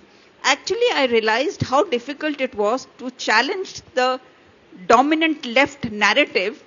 When I first wrote my book on Ayodhya, I based my book on meticulous research, but 4 leading publishers rejected my manuscript one after another. And the reason that they gave was, I said it's very meticulously researched. And they said, yes, it is meticulously researched, but it is arguing the case for the temple. So how can we publish a book which is making the case for the temple? So, it's all very well today that we have come quite a long way. But the struggle has been totally a very, very difficult struggle. And at an individual level, some of us may have got out of the clutches of the left dominant school and narrative. But we must remember that the history curriculum that is taught in the schools and the universities is still dominated by the left narrative. So in the curriculum that is taught in the universities of Delhi and JNU, I can talk about, we still do not hear anything of the Mughal persecution of the Sikh gurus, to just give you one example. We do not hear anything of the proud Peshwas. There is so much narrative that is just totally missing. So it will take quite some time for us to rectify the errors and the omissions in our narrative, and that is what I'd like to emphasize in the first round. So I never missed this opportunity to tell this in a public forum. Meenakshi ji was commissioned to write a textbook on the medieval era, and it was pulled down by the UPA government. It is today in archives.org. But anybody who wants to make a correction with their children outside the curriculum, please download it, please read it. My school allows me to use content that I choose, and I use it for my students. I just want to add one thing, since you talked about the textbook. The textbook that was written by Professor Satish Chandra was in all the schools for at least 20 years. And it said about Jahangir. Jahangir ordered the execution of Guru Arjan. But it never mentioned Jahangir ordered the execution. It was very finely worded as the death of Guru Arjan by Jahangir. Now, a 15, 16-year-old child who doesn't know the history of what happened to the Sikh gurus, how can he make out from this one sentence, death of Guru Arjan by Jahangir? So that will give you some idea of the absolute meticulous way in which a group of our historians try to whitewash certain episodes of our past and to exonerate the views and the deeds of our rulers and other sections of that society. Thank you. So our panel is pretty interestingly composed. So we heard from a career academic in Meenakshi ji. Now I'll ask you, Umendra ji. He is a surgeon by profession, and yet he has a passion for history. What brought you to write about history, and what are the challenges you have faced? What brought me to history was a tweet by Shri Sanjay Dikshit ji, where he mentioned the Battle of Diver being the most important battle of the life of Maharana Pratap. I, coming from Rajasthan, prided myself in being a very educated Hindu and a history buff, and I said, I have never even heard of Diver. So I went to Diver, which is about 280 kilometers from Jaipur. I saw the physical evidences of the war, and I said, if this is the situation with a so-called awakened Hindu, What about the Hindu masses who have no idea what's going on? So I started writing about Battle of Dever. And in the process, when I came across the original sources of Rajasthan history by Shamil Das ji Dadwadia, James Todd, Professor Rajendra Bhatt, Professor L.P. Mathur, I was flabbergasted by the saga of the Sisodia dynasty, which fought Islamic invaders consistently without even one king thinking of compromising for 1,000 years.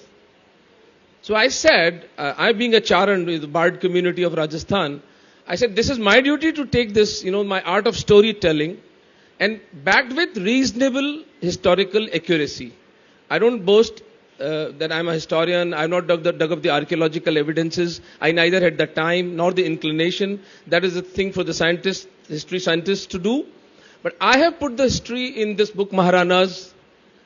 And if anybody among the audience or the friends sitting here do read the prelude and do read the 10th chapter, because I cried tears of blood when I was writing that chapter.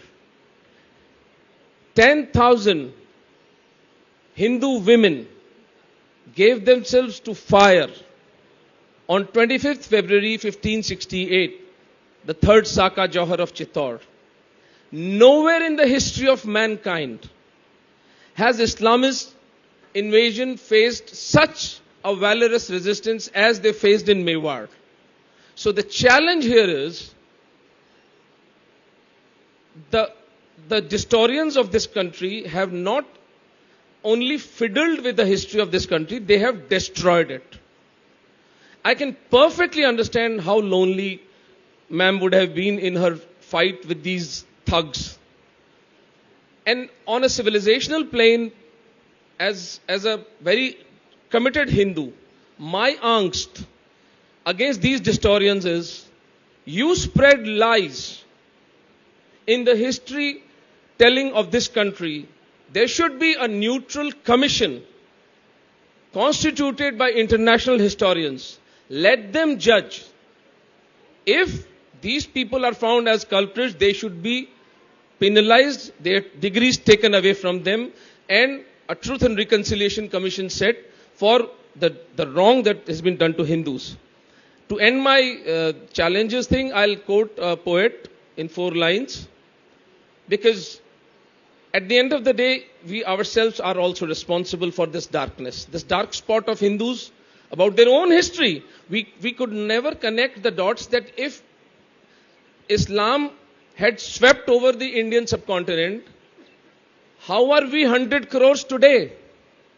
We could not even come to the linear conclusion of this fact.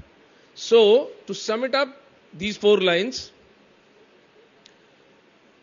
and this reflects on the darkness, the sloth of the Hindu Samaj, not to do with the historians.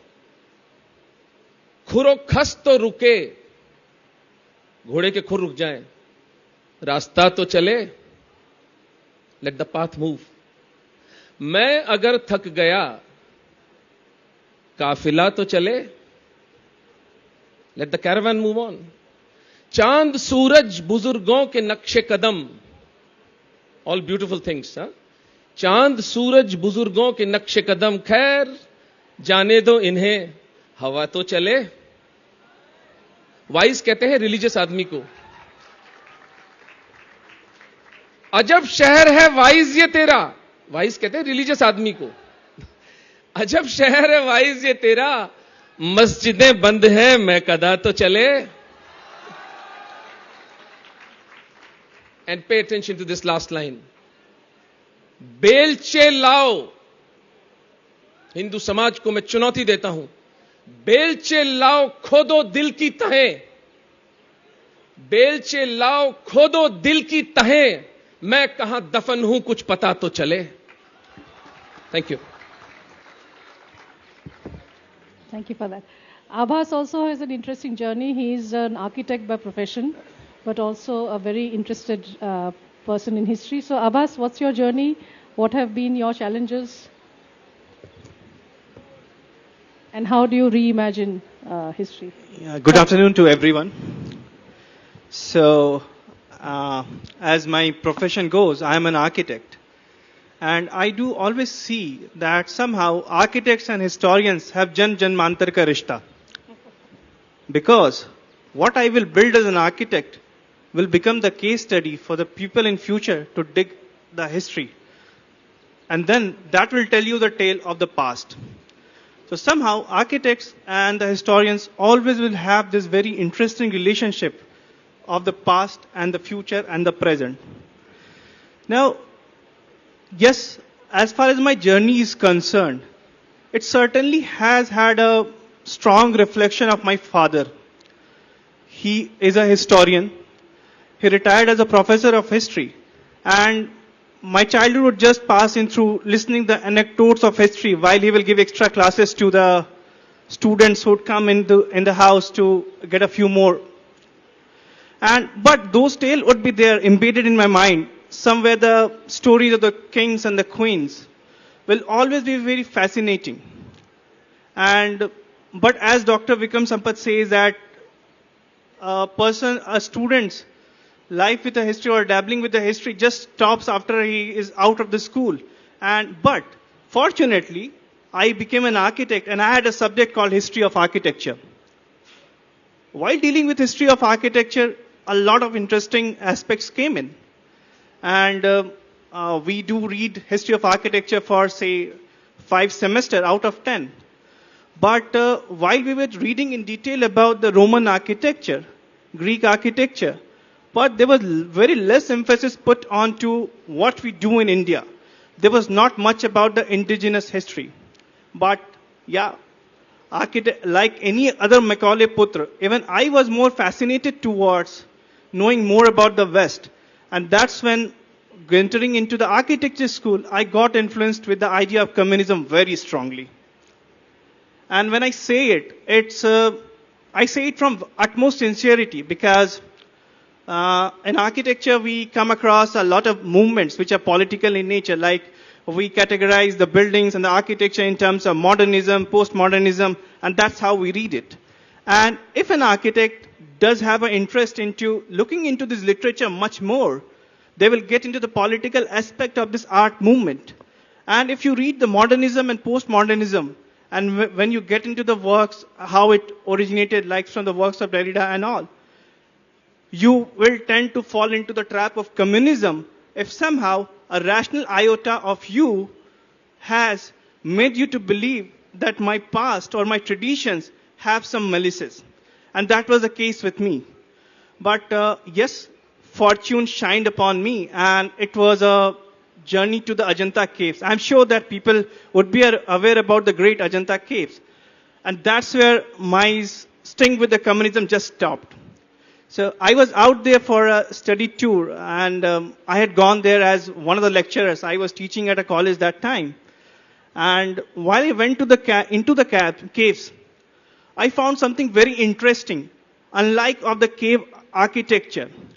When you enter inside any of the caves, generally you step up further. But within the Ajanta caves, there are depressions. You step down into the caves. I was curious to understand that why these caves have got the depressions. Then I got in touch with one Professor Deshpande from Aurangabad. He's a very senior architect, and he's considered of very high esteem in academia of architecture. Then what he told me was something very surprising and very interesting. He asked me the question that you see that there are so many paintings inside the caves. How are they made? I said that of course they will need the light inside the cave. What was the source of light back then? So the source of light was either the fire or it has to be sunlight. There was nothing else. If you use the fire to have the light inside, then the carbon will spoil the paintings which are there because they are organic in nature. So then he asked me, then how do they get the light? I just thought for a while, but I couldn't come to the answer. Then he showed me a model, a wooden model, what he had of the Ajanta caves, and he brought a torch and put some water inside that section of that cave, of the wooden model, and the light reflected back. He told me that the people used to use a concept of the reflection of light to do the painting inside. And I was like, the people whom I thought to be the superstitious one, they were so brilliant that they were using the so-called snail's law to generate light and hence do the painting. And that's where the journey began. And then I thought that I will write a book around the mysteries of Ajanta caves, basing it to be a fiction. I wrote that book. It was a tale of fiction, and it went to a very popular literary agent. Someday I will do name about that agent as well someday. So everything is going very fine. It's 2015, and the award Vapsi scenario happens. It's around October, if I'm not wrong. The agent has taken up the book, very eager to publish it. I have been showered with a lot of praises that this book is going to break so many things, like how a person will just tell you when he or she is wanting to sell the product. But award Vapsi happened and I got a regret email that somehow our ideologies don't match. But mind you, I was still a communist in 2015. 2014, Modi reign had not made me a so-called right-wing. I was still a communist. I got a cultural shock that a kind of rejection is there. And then I started looking into the aspects of history back then. And then what I started finding, they were just baffling. One by one, like you say that you start removing the carpet and yeah. So, because yeah, we are in a dearth of time. So, largely I would say that it was the instinct with the communism and then how I got back out of it that brought me into relook into the history more seriously. Thank you. Thank you, and very, very interesting indeed.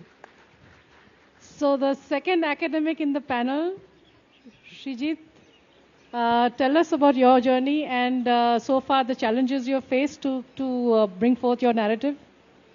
Yeah, thanks, Alodi. I think the challenges in writing and reading Indian history, as I see them, are very well summarized by one particular essay by Rabindranath Tagore, which he had written at the time of what we call Bongo Bongo, the first attempt to partition Bengal that was done by the British administration, led by the then Viceroy Lord Curzon. So writing in 1905, Tagore pointed out in this particular essay, which he titled Bharatbarsher Itihash, simply History of India, that the history that we read in our textbooks in order to pass our examinations is nothing but the tale of a particular period in India's time, India's life, in the life of the Indian civilization, which is nothing but a nightmare when the sun of India had already set. And then he goes on to point out that there is something called the national spirit, which is very, very difficult to pinpoint. And people who are from other countries, for example, people from the British Isles or from France, even they would find it very difficult to put in a few words or define what their national spirit is, where the life of the nation, from where they come, where they belong, resides. So that is the main challenge. For me, it is not so much of reimagining or rewriting. I think it's simply writing of history, because history is essentially a narration. It needs a narrator. And much like translation, it needs to be written anew with every passing age, because as time progresses, we get enriched with new information and we have newer insights, deeper insights. So therefore, time itself necessitates us to write history with every passing age. For me particularly, the kind of matter that I'm looking into right now is the history of the Bengali revolutionary nationalists who had been active between the period of 1905 and 1945. And the main challenge that I see in writing their history, or whatever written material is already out there, is that the approach that has been taken so far in telling their story, narrating their history, is that of an out-and-out materialist and economic approach. The problem with this approach is, and I'll give you an example of it, the story goes like this. they're trying to explain the phenomenon of how the Bengali revolutionary nationalism as a historical phenomenon came up. And the explanation would be, it is very complex, but I'll give you the bare basics of it, that there is a class which is called Bhadralok, and also there is an angle of caste in here, because the Bhadralok class, which is an economic class, all belong to the so-called upper castes, and therefore they are supposed to be privileged and chauvinistic, proud. And it also happens to be the case that these people were at the forefront of those Indians who had gotten themselves educated into the English system, which were newly introduced around 1835, in 1840s onwards, and the universities came up in Bombay, Madras, and Calcutta, in 1856 and 7. So these people gotten themselves educated in the English system, and they were expecting to be finding the creme de la creme positions in the British administration's day-to-day running, like in the administrative services or in the universities and so on and so forth. But the reality turned out to be not so, rosy. And they were bitterly disappointed. And it is this disappointment, this is this angst of the economic class called Bhadralok, which propelled them to take up arms against the British. I think this is a very, very, not to call it crooked, but one-sided, to say the least, view of this entire phenomenon. I think there is an entire cultural process that had been set into motion by people like Raja Ram Mohan Rai, and even going back, right from the Vaishnavite movements in Bengal led by Sri Chaitanya Mahaprabhu and so on. And then came all these people who got exposed to Western ideas, Raja Ram Mohan Rai and the Brahmo Samaj. And then came Sri Ramakrishna, Vivekananda. All these people have a major role to play in setting the stage for the phenomenon of Bengali revolutionary nationalism to rise.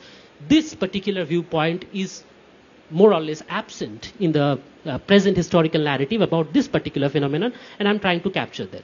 It is not only absent, but I will also say this, that the right wing has some very interesting notions about the Brahmo Samaj and Raja Ram Mohan Roy that keep cropping up, and I'm waiting for this book to come out so that, the records are set straight in the way it should be with the context of the time. It's a little shocking to me, but since I am no historian, I'm waiting for someone to do a scholarly work to look at this aspect very, very in detail and with references of the time. Thank you so much. Can't wait to read what you come up with. Meenakshi ji, before I talk to you about the opportunities that you see today, there is something I want to, I'm a little tired myself of this left narrative.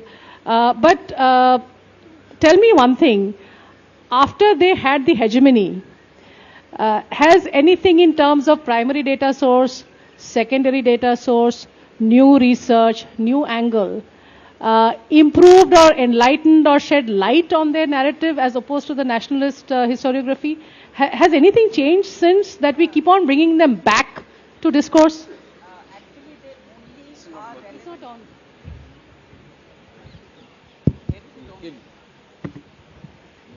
Actually, their relevance now is only confined to a few universities. Because what has happened in the last 2-3 decades is that the ordinary person, ordinary individual, has shown us the way we can bypass this entrenched group. Social media has been such a powerful instrument in disempowering the entrenched leftist narrative. You see, what has happened is that because of the writings of certain individuals, like I can name Vikram Sampath, Sai Deepak, I include myself in that, we have created interest in ordinary people who are not necessarily historians. And they have been prompted to present their view, their community's view, their family view of what the past was, the remembered view of the past. Now, it is very interesting that when I began to research from what I don't call a right narrative, but from a nationalist perspective, I think this word right and left, at least the right is not a misnomer, and the proper word should be nationalist historian or nationalist viewpoint. And when I started looking at our past, I was so totally amazed that till the advent of the so-called left historians, the people of this country were so in tune with the heritage. They were so in empathy. They never had to be told, this is your history. They knew about it. And the most important event in the last 1,000 years, which so many people have referred to, is the attack on our cultural spaces in the long medieval period. The attack was so severe that in the entire North India, there was no sacred structure left standing. Even in cities like Mathura and Kashi, whatever you see today is created after the 18th century. But you scratch beneath the surface and you're absolutely amazed at ordinary people who took pains to record, to write what they had gone through, what they had seen. It is absolutely phenomenal. You've all heard of Mahmud Ghaznavi. Perhaps you do not know that there is an eyewitness account of his invasion of Somnath, which was written by a person who was live and witness to that. We know of Mahmud Ghaznavi, but how many of us know that we recorded it? There is another person, Jin Prabhasuri. He traveled all over North India in the 14th century, recording the destruction of every shrine. And he tells his community, don't be disheartened. The images are as powerful as before, even though they are mutilized, even though they have been mutilated. In the south, we have the princess of Vijayanagar. Ganga Devi is her name. She is writing when the Turkish invasion from the north are destroying South Indian cities. And she writes a Sanskrit Kavya. She's the Vijayanagar princess. She writes a Sanskrit Kavya, Madurai Vijay. And she says that, the goddess came to my husband in a dream and handed him the sword of Dharma. And she said, get up and do your duty, restore Dharma. So, this kind of native voices. At Tirupati, we have a 100 stanza poem written in Telugu in the medieval period, talking about the attack on Tirupati. So all these native voices, they were there, but we were not looking to them because we wanted to present history from one particular point of view, and that was a Western perspective, imported perspective, but we never wanted to see India through Indian eyes. So this opportunity that we have now got, which everyone is participating in, because the ordinary people, for example, people who are sitting in the audience, they don't have to be told, get the Marxist history out of your mind. It's already out of their mind. Because, they are the bearers of our cultural heritage. Really, it's not a laughing matter. I really believe it very sincerely that these people, they knew about it. And they are the ones who encouraged us. The kind of people who see any talk of ours on YouTube is much more than will read our books. We don't expect so many people to read our books. It's not necessary for them. But the popularization of our alternative viewpoint is due to this young generation which is sitting in the audience, which is viewing our, YouTubes and encouraging us and prompting us in every way. So on behalf of a newly rising class of historians, I have to thank you all for your support. Thank you.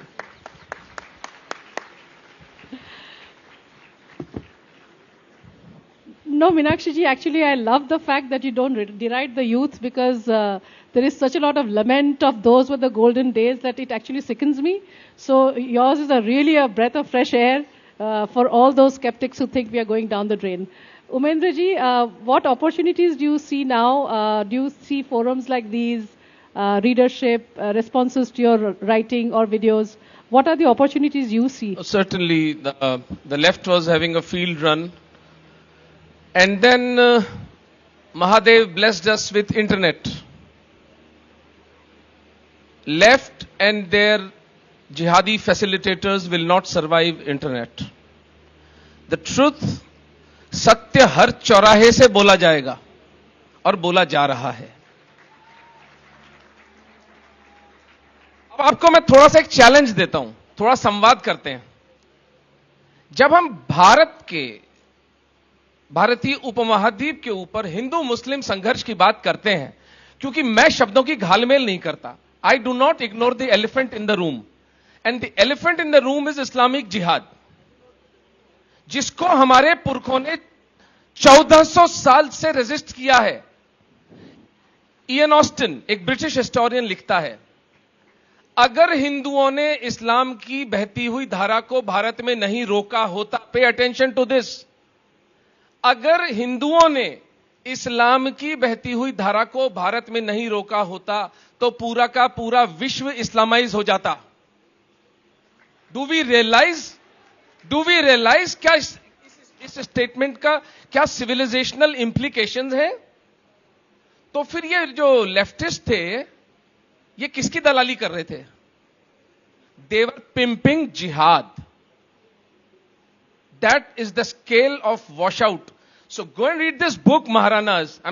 Honestly, I wish somebody could write about the Kakatiyas of Andhra. Somebody could write about the Gaudas of Karnataka. Somebody could write about the Solankis of Gujarat. Somebody could write about the Jats of Delhi. How every inch of this beautiful Vedic bhumi has resisted the Islamic invasion. Now, coming to my question, if we think of 3 kings in the 1400 years Hindu-Muslim saga, what are the 3 names that come to your psyche? Can somebody from the audience tell me?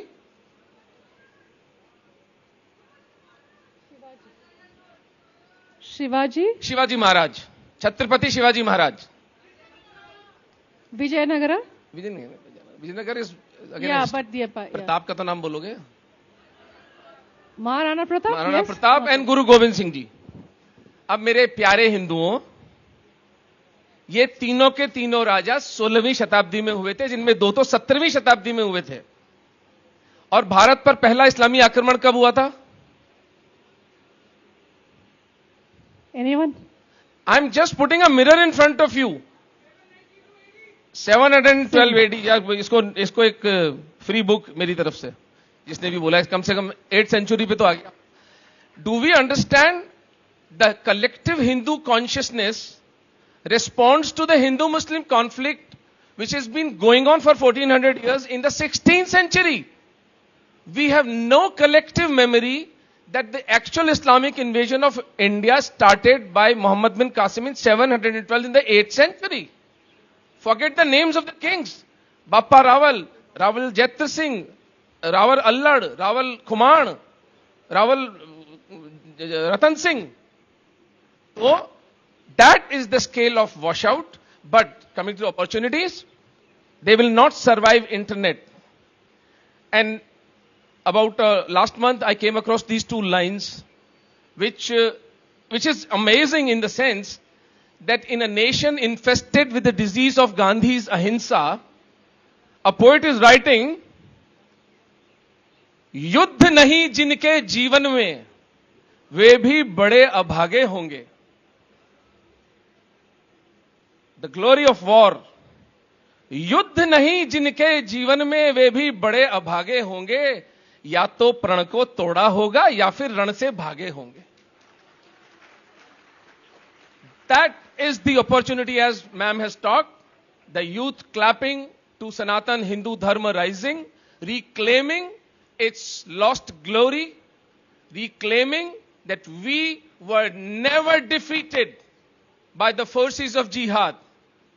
And that, इनका अब्दुल हाली करके कोई Islamic writer, वो लिखता है कि जो अरब का जो काफिला था, रेड सागर लाल सागर होता हुआ, वो गंगा के मुहाने पे आकर डूब गया.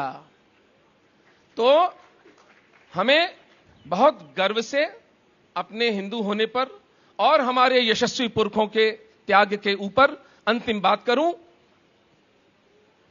मैं 1 साल में या 1.5 साल के अंदर एक चुनौती देने वाला हूं हिंदू समाज को. 25 फरवरी 1568 का तीसरा साका अकबर द डिबॉच ने करवाया था. उसको हमारे देश में अकबर महान करके पढ़ाया जाता है. यह निकृष्टता हमारे साथ होती है. And we make movies on him. We make movies on the person who murdered 40,000 Hindus in one day. And this is the Islamic scholars saying, not a hate monger like me. So, when I give this call to the Hindus of this nation, 1 lakh Hindus have to come to Jantar Mantar and force this government that remove the name of Akbar the Great from the textbooks of this country, and that chapter should be dedicated to one and only Maharana Pratap Singh of Mewar. Thank you. I don't think removing is a good thing because he did exist. But I think repositioning and contextualizing is what's important. Removing is probably not the solution. Abbas, now come to you. While you talk to me about opportunities, since you are not a career historian, you will be attacked for ahistoricity or lack of academic training, and that entire thing will come to you. So what are the safeguards that you need to have even as you exploit the opportunities ahead of you right now? What are the pressures of excellence in academia? Take mine. So, as right now I'm working on a 6-volume series on the history of, quote, Mughals, unquote, who are actually not Mughals, because they call themselves Timurid Gurkhaniyas. So it's more of a European interpretation of calling them Mongols because of the lineage, how they were trying to draw it too. Now, when my book would be coming out, there would be certainly a lot of murmurs. I have already seen a lot of things happening while it was pushed to the publisher. The question was raised that you change the narrative. So I have been publisher to publisher, and back and forth, a lot of things have happened. Now, I had to safeguard myself from a very principled point of view. And that principle was laid by Jadunath Sarkar long back. So while he was leaving the profession and he was retiring in 1957, he wrote to his pupils and to his pupils. And he said that the time has come when we have to look into the scientific exploration of the history. We have to command the language of the authorities who have written it. Now, this what Jadunath Sarkar said gave me the opportunity as well as the challenge. Challenge lied in understanding the language of the authorities who have written it. So, when I was researching into the Mughal history or the Timurid history, the primary manuscript which exists is definitely in Persian right now, because Akbar had translated the Turkic version of it, and that's how it exists. So, internet, as Dr. Omarindo said, that has definitely come out as a boon. So, I started learning Persian at my own. So, internet gave me this opportunity to somehow control the language of the authorities who have laid the primary sources. So, when my book comes out, so at least people can't blame me that I don't know the language of authorities, because those whom I'm gonna rebut or rather bring a case contrary to them, many of them are not very well aware about the Persian. So that's the point number one. Second point is this, that I have certainly looked into referring to a lot of works of the so-called left-leaning historian as far as the economic condition of India is concerned in the Mughal period. Yeah. So they have collated a lot of data. So that's certainly helping me out. And if you put across an analysis across it, so say a period of Akbar is being spoken about, then say if the GDP is increasing and if GDP per capita is decreasing, so you see two kind of graphs. One is going up while the money with the people is declining. So it certainly means, by analytical point of view, that people are being oppressed. So these are the kind of safeguards which I am applying. At the same time, as far as the scientific exploration, which was dictated by Jadunath Sarkar, that you have to look into it, I got very serious about it. And that whole saga of 712 AD of bin Qasim, I am still not been able to swallow in, because the first source which spoke about it came in 892. That is the works of Al-Balduri. Then further we had more writing. Then Chachnama appeared, which is said to be based on writing, 8th century writing. But Chachnama was actually commissioned by somewhere around 13th century, if I'm not wrong. It was around that period. So Bin Qasim, a 17-year-old guy who ravishes whole of the Sindh, and the civilization from which he is coming from will not talk about him from around 150 years. This was not possible. Now, I also started exploring into the history of Islam at the same time because it was important. It is the period when the hadiths are being written under the Abbasids. And lots of hadiths are compiled, lot of contradictions exist in the hadiths, lot of exaggeration happening in the tale. And this Al-Balduri is also under the patronage of the Abbasids. So that kind of gave me a rationale or a hint that perhaps this story is not exactly the way it has been told. There was something more to it.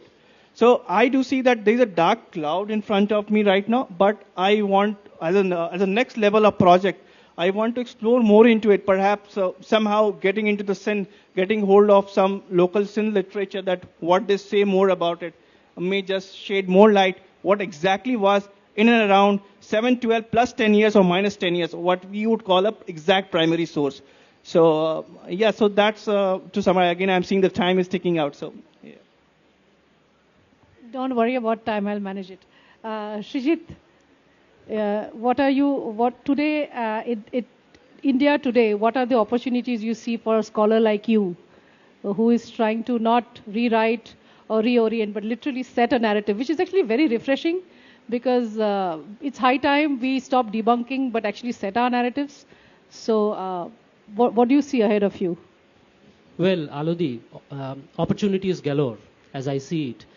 Because India is such a vast place, the history of oppression, persecution, colonization, and the experience of it is highly localized. There is a particular kind of all these experiences that have been gathered and chronicled, as well as written in the form of history by professional historians, trained historians in the south, in the western parts, and also in the eastern parts, in the north, you name it. And much of this information is written in the local languages, the languages like Bangla, in Gujarati, in Marathi, and so on and so forth. So one of the opportunities, as I see it, is to bring out the information for a much more national and even international readership and disseminate this localized knowledge among them. For example, talking about the particular interest which I am working on right now, the revolutionary nationalism from Bengal. It starts with the Swadeshi movement. And when we talk about Swadeshi movement for an English reading public, the only books that come up, maybe Sumit Sarkar's, very famous book on Swadeshi movement, and talking about the phenomenon of revolutionary nationalism, we have something like Jaya Ghosh's Bhadralok Terrorists, or something of that sort. That is the title of the book. So these books are the only ones that we have. Whereas I see that from where I come from, in Bengal, there are very good historical accounts written by professional historians like Professors Haridas Mukherjee and Uma Mukherjee, who have extensively worked on this particular field with particular attention given to Swadeshi movement and the phenomenon of revolutionary nationalism. Of course, they have also written in English. They have English books written, but they have written a vast amount of work in Bengali. So we'll have to mine these sources, and we have to bring it up to a national, wider readership. That is one. The other is, we have such narratives that are being passed as history, although they are written in more of a populist kind of a genre, where a certain kind of illusion is created about especially the Mughal era. And again, this takes back to what I was talking about in my opening statement, with the people who are the thought leaders in the 1905 era regarding during the time of Swadeshi movement. And they saw their main challenge as well as opportunity to be the creation of a national education, which is why people like Sri Aurobindo, Rabindranath Tagore, and Raja Subodh Chandra Mullik, all these people came together and they started a movement which was called Jatiyo Shiksha Parishad, or the National Council of Education. And they said, they were unanimous in their thinking, they said that the mainstay of this sort of national education would be a national history which has been written from an emic perspective or from the insider's perspective. I know Dr. Jain has been talking about this, and also yesterday we saw some of the respected speakers talk about the necessity to go on producing scholarship, and there is no other easy way out of this. We have to get our hands dirty, we have to go to the archives, but with a new perspective which has been hitherto shoved to the sidelines. You know, for example, we have such renowned historians like Dr. R.C. Mojumdar, who had faced this sort of persecution, if I can call it that, and therefore we have to own that insider perspective and write historical narratives about our country.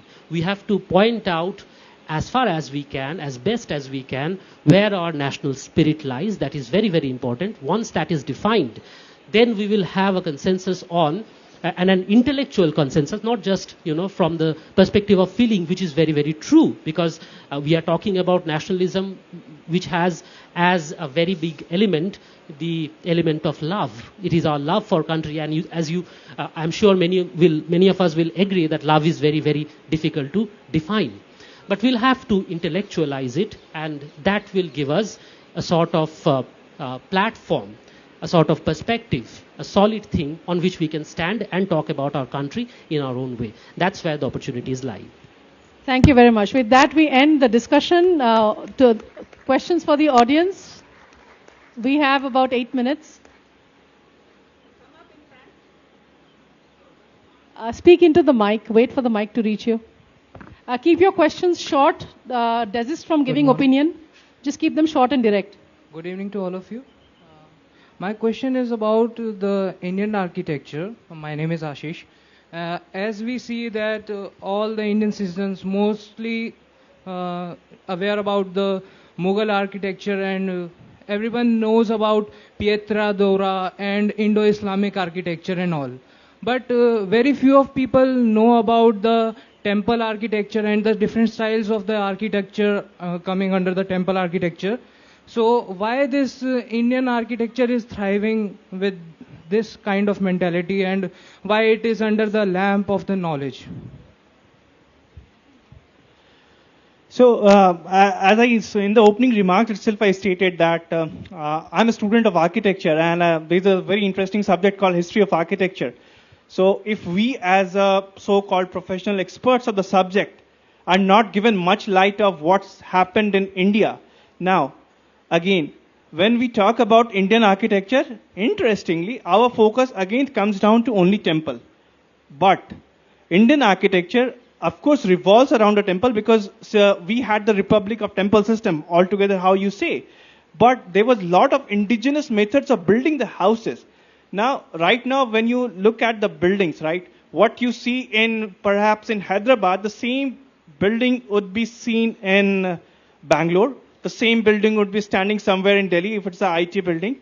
So there is no sense of respect to the climate, and there is no sense to respect to the context. Now, we have failed to understand the indigenous architecture, which was very much practiced among the common people. Now, this has happened largely because, of course, one sense is ignorance, and we always look upon the West to copying the ideas.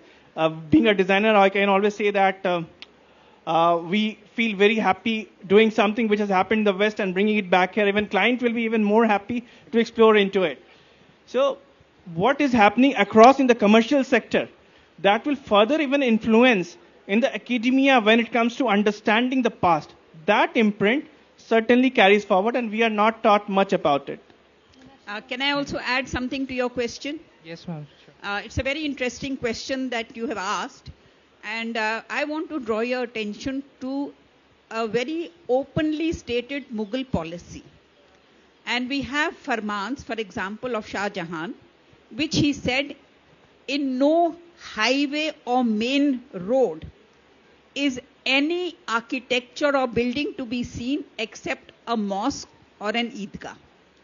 So all the sacred structures of every other site were pushed to the sidelines. I'll give you the example of Delhi. You know, Delhi, the Shah Jahanabad, old Delhi, it was just opposite the Red Fort, which was where the emperor used to live.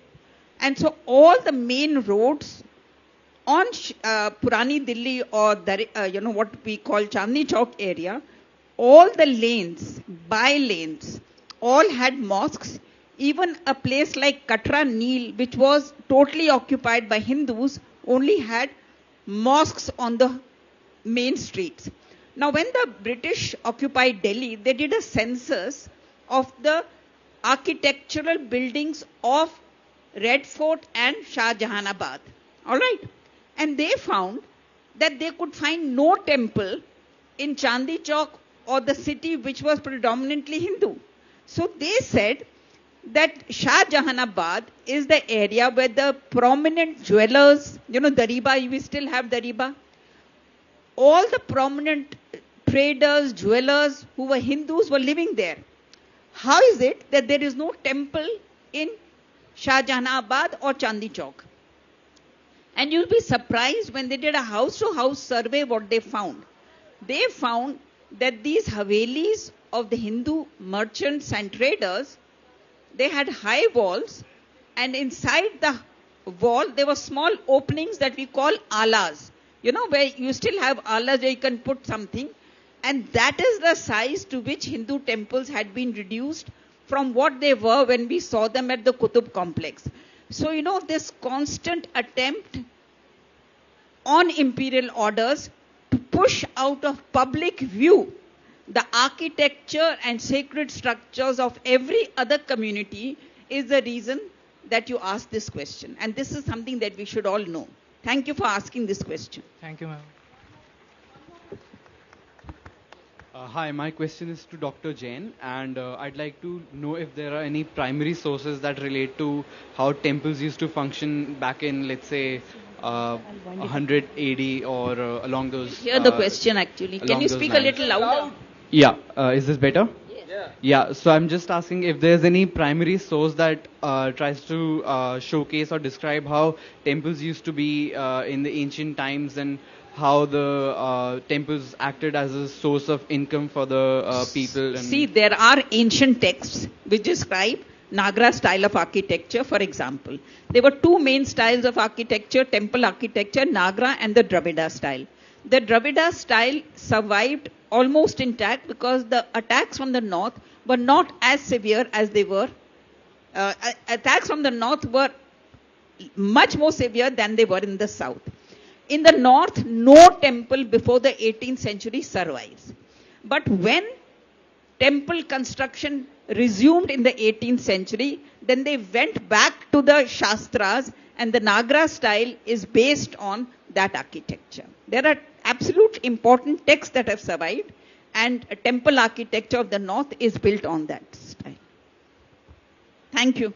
One last question, quick answer. नमस्कार, मेरा question है doctor Ratnu की तरफ. मुझे एक बात पूछनी थी कि ये राजपूत हैं, हम लोग राजपूत, अपने हिस्ट्री पे बहुत हमें गर्व है, लेकिन ये जो नाम है राजपूत, ये जो कह के सरनेम है, ये बहुत सारे मुस्लिम्स ने हाईजैक किया हुआ है और वो अपने आप को राजपूत कहते हैं. तो इस बारे में आप कुछ कहना चाहें. और दूसरी बात ये है कि हम प्रैक्टिकली जो हिंदूज हैं उनके लिए जो कुछ कर रहे हैं, आप कर रहे हैं, आपकी ऑर्गेनाइजेशन कर रही है, तो उसमें किस तरह से आम हिंदू हिस्सा ले सकते हैं. ये दो क्वेश्चंस हैं मेरे. Thank you. धन्यवाद इस प्रश्न के लिए.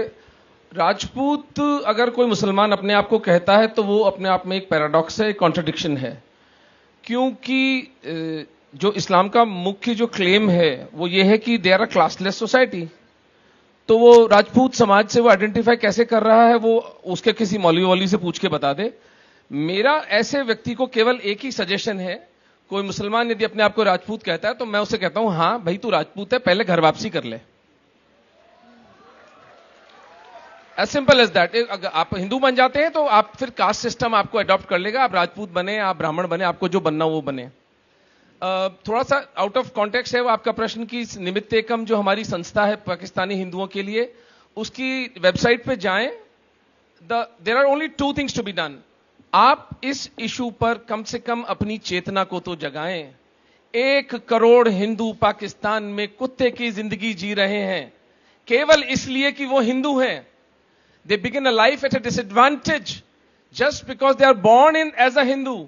We must be sensitive. 100 crore Hindu Samaj must be sensitive and reach out. At least start talking about the genocide that's happening in Pakistan. Enough data is available now. Citizenship Amendment has been passed by a sovereign country's sovereign parliament. What more endorsement of this genocide needs the world needs? So at least the Hindu Samaj has to take cognizance of that. Number 2, go to the website, give 100 rupees, 200 rupees dharmansh.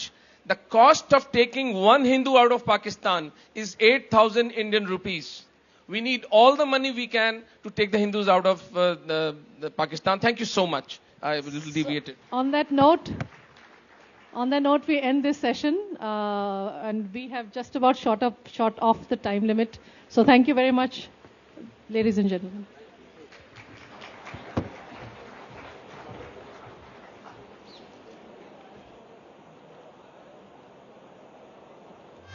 Khojo.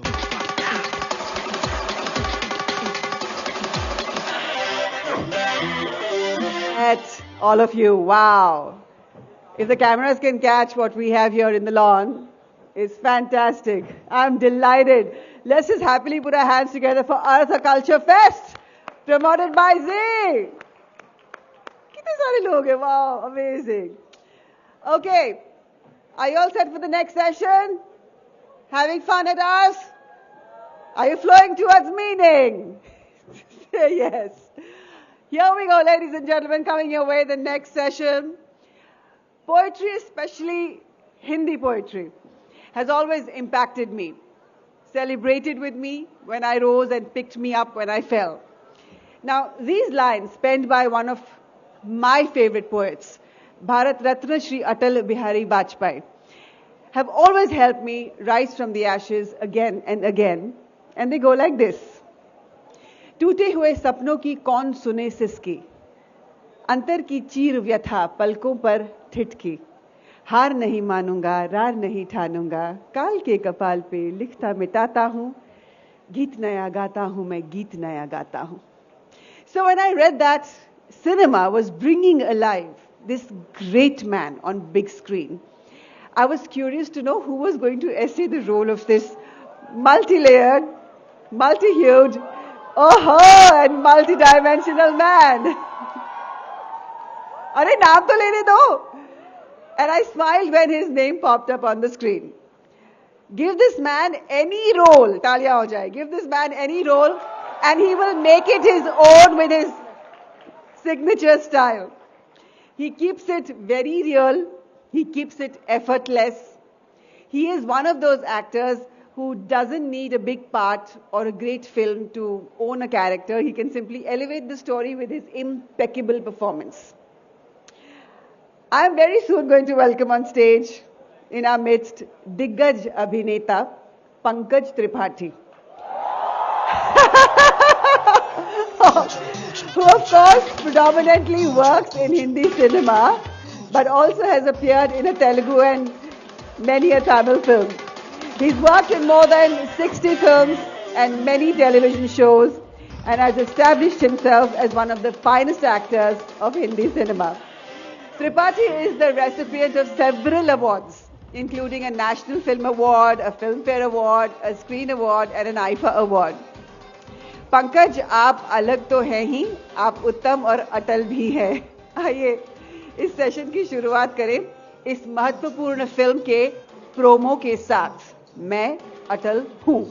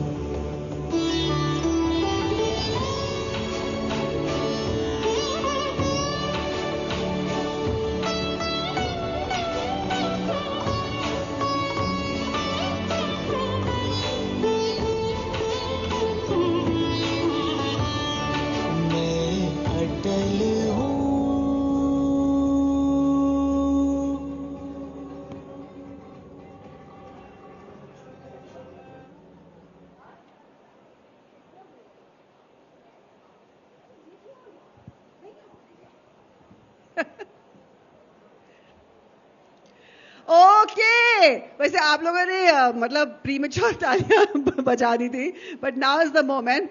He's an actor I absolutely love watching on screen. Really, इतना मजा आता है इनकी acting देखकर. And in conversation with him is news anchor and Braveheart journalist Shivangi Thakur from Z News. Mobile phone है सबके हाथ में, आंखों से देख लो पहले. Put your hands together. India की नई पीढ़ी. And welcome on stage, fantastic actor, दिग्गज अभिनेता Pankaj Tripathi at Arth, a culture fest. Namaste, देखिए. और जोरदार तालियां. और.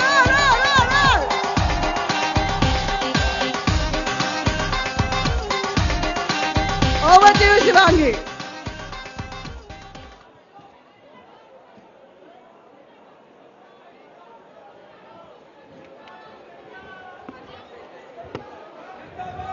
पंकज जी हैं, जरा जोर शोर से तालियां हो जाए. पंकज जी, आपकी जनता है, आपका बहुत बहुत स्वागत है. कुछ प्यार आप इन पर लुटाएंगे आज.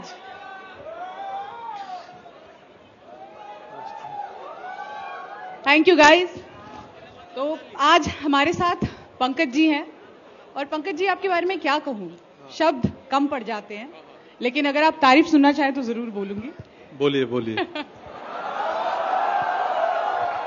देखिए, पंकज जी को मैं बहुत सालों से जानती हूं, और जब कहते हैं ना कि सफलता आती है तो इंसान में बहुत बदलाव आते हैं, पर इनमें मैंने कोई बदलाव नहीं देखा है, सिवाय आजकल ये स्नीकर्स वगैरह पहनने लगे हैं. वो तो इसलिए कि पैदल चलना पड़ता है तो पहनना पड़ता है ना, तो उसके वजह से. अच्छा, आज बहुत खास मौका है, यहाँ हम इसलिए इकट्ठा हुए हैं क्योंकि पंकज जी एक ऐसा किरदार निभा रहे हैं, आप सब जानते हैं, जिस किरदार को वो हम सबकी इंस्पिरेशन है, अटल जी. लेकिन पंकज जी, आप उनको बहुत मानते हैं, और जो आर्ट है उससे आपका काफी लगाव है, जिस तरह के आप व्यक्ति हैं. तो जब ये प्रोजेक्ट आपको ऑफर किया गया, आपका पहला रिएक्शन क्या था, क्या कहा आपने, क्या सोचा आपने? अच्छा, मैं रिएक्शन के पहले मैं देख रहा हूं कि कुछ हम लोगों को इतना पीछे क्यों बिठाया गया है, कोई कारण है? हाँ, लोग बहुत दूर हैं, हम इतने पीछे तो हैं. चले हम यहाँ बैठे, अपनी कुर्सी आगे कर लें. आइए, please help guys. Thank you so much, thank you. ये है पंकज जी आपके लिए, आपसे दूर नहीं जाना चाहते हैं. भाई, आपके लिए फोकस है ना तीनों कैमरे के लिए, करेक्ट है? आप ऐसे कर दो. हाँ, done. Pankaj ji, with your permission एक छोटी सी अनाउंसमेंट करने भेजा है मुझे. हाँ, मैं बोलूं? अच्छा, मुझे पता है ये आपका प्यार है, it is love not dove, but हमें एक छोटी सी इंस्ट्रक्शन मिली है, because we are in a space that is adjoining the presence of a VIP, so we've been told to keep the noise levels a little bit down. Is that okay? So, hey, shh, shh, shh. So when you want to express your love for him, just raise your hands and do this. Okay? Promise? Shh, shh, shh. Keep it down, guys, or we'll have to shut it down. So that is why it's as serious as that. Yeah? Thank you. We love you all. Thank you, Pankaj ji. अच्छा, मैं आसान तरीका बताऊं? अपने phone का torch जला लीजिएगा जब जब आपको पंकज जी को प्यार लुटाना हो, है ना? हम लोग जितना साइलेंस में हो उतने साइलेंस में बातें करेंगे, ठीक है? मेरी आवाज तो सुनाई दे रही है ना? अच्छा, पंकज जी आज आते वक्त ट्रैफिक में फंस गए थे, लोगों का प्यार आपको फंसा लिया या कैसे, क्या हो गया पंकज जी? नहीं नहीं, कोई महत्वपूर्ण व्यक्ति आए हैं, वो फंसा लिए. अटल जी के किरदार की हम लोग बात कर रहे थे. आपका लुक जो आया है, तो सबसे पहले तो कितना काम करना पड़ा, और जब आपने खुद अपना पहला लुक देखा, what was your first reaction? मैं भी थोड़ा सरप्राइज हुआ कि अच्छा, मैं ऐसा लग सकता था क्या. और उसमें क्रेडिट मेरा नहीं है, क्रेडिट जो लुक डिजाइनर हैं, राहुल नंदा जी हैं, मेकअप आर्टिस्ट जो हैं जिन्होंने मेकअप हेयर किया, उन सब का बड़ा योगदान है. वो तो चेहरा हमारा होता है तो हमारी तारीफ हो जाती है, बट बैक स्टेज में बहुत लोग होते हैं फिल्मों में या लुक डिसाइड करने में, तो वो उनकी इक्वली उतना ही क्रेडिट उनका है। लेकिन एक्टिंग आप ही को करनी है, उस किरदार को आप ही को जीना है, और वो एक ऐसा किरदार है जिससे आप प्यार करते हैं। तो जिस किरदार से जब आप प्यार करते हैं, उसे जीने का मौका मिलता है, तो वो अनुभव कितना अलग होता है, क्योंकि आप एज एक कहते हैं ना, एक व्यूअर की तौर पर उनको देखते हैं, एडमायर करते हैं, लेकिन जब उनकी जिंदगी जीने को मिलता है तो क्या क्या समझ आता है, या कितना अलग एहसास होता है, या अपने आप में कितना बदलाव आता है। बिल्कुल, वो रिसर्च के दरमियान पता चलता है कि हम किसी भी बड़े व्यक्तित्व का, अटल जी हों या अन्य कोई व्यक्ति हों, तो हम उनके व्यक्तित्व के सिर्फ उन्हीं पहलुओं को जानते हैं जो मीडिया में, अखबारों में छपा है, या उनकी अपनी चुनौतियां, अपने संघर्ष, अपनी यात्रा को नहीं जानते हैं। मैंने अभी प्रिपरेशन तो नहीं शुरू की है, लेकिन फर्स्ट हाफ सुन के आया हूं कहानी का पिछले हफ्ते, और ऐसी सूचनाएं मिली जिससे मैं भी अवगत नहीं था, मुझे भी नहीं मालूम थी। तो मेरे को लगा, अरे यार क्या बात है, ऐसी कमाल की यात्रा है अटल जी की, और ये पहलू जो हम नहीं जानते हैं किताबों के या मीडिया के माध्यम से, वो शायद फिल्म के माध्यम से जानने को मिलेगा, और खास करके युवाओं को जानने को मिलेगा कि हमारी पीढ़ी ने अटल जी को मंच पे बोलते देखा है, भाषणों में, रैलियों में, मीडिया में। ये जनरेशन जो यहाँ मौजूद है, इन लोगों ने लाइव उनके स्पीचें, उनके कार्यक्रम नहीं देखे होंगे। अब देखेंगे ना आपके माध्यम से। तो हाँ, फिल्म बड़ी जिम्मेदारी है, तो मैं थोड़ा डरा हुआ भी हूँ कि चुनौतीपूर्ण काम है। उनका जीवन चुनौतीपूर्ण था, उतना ही मुश्किल और चुनौतीपूर्ण उनके किरदार को निभाना है। इसीलिए तो कहा जाता है कि कीचड़ में, राजनीति के कीचड़ में सफल हर कोई नहीं हो सकता, और इसीलिए हर कोई अटल नहीं हो सकता। हाँ, और इसीलिए हर कोई पंकज नहीं हो सकता। तो कीचड़ से इन्होंने बात किया, तो कीचड़ से ही पंकज, कमल का जन्म होता है। कमल का दूसरा नाम पंकज भी है, तो पंकज मतलब कीचड़ से जन्म लेने वाला। पंकज जी, आप जिस इलाके से आते हैं, सबको पता है, जब हमने फिल्म के बारे में बातचीत की और लोगों से जाना, तो ये कहा गया कि अगर पंकज त्रिपाठी जैसे अभिनेता इस वक्त इंडस्ट्री में नहीं होते, तो शायद मेकर्स ये फिल्म भी अभी बनाना नहीं शुरू करते। हाँ, वो तो विनोद जी, हमारे प्रोड्यूसर सामने ही बैठे हैं, विनोद भानुशाली जी। वो भानुशाली स्टूडियो से बन रही है फिल्म। संदीप हैं, सैम हैं, और एक दो लोग हैं। तो मेरी याद है, मेरी पहली मीटिंग में सबने यही बोला कि ये तुम ही कर सकते हो, तुम्हारे सिवाय कोई नहीं कर सकता है। फिर हमारे कुछ मित्र हैं जो पढ़ाते हैं विश्वविद्यालयों में, शिक्षक, प्रोफेसर हैं, उन सब ने, मैं थोड़ा डरा हुआ था, उन लोगों ने मुझसे ज्यादा कॉन्फिडेंस मेरे में दिखा दिया, मेरे प्रोड्यूसर्स ने, मेरे दोस्तों ने, कि तुम सटीक व्यक्ति हो इस चरित्र के साथ न्याय करने के लिए।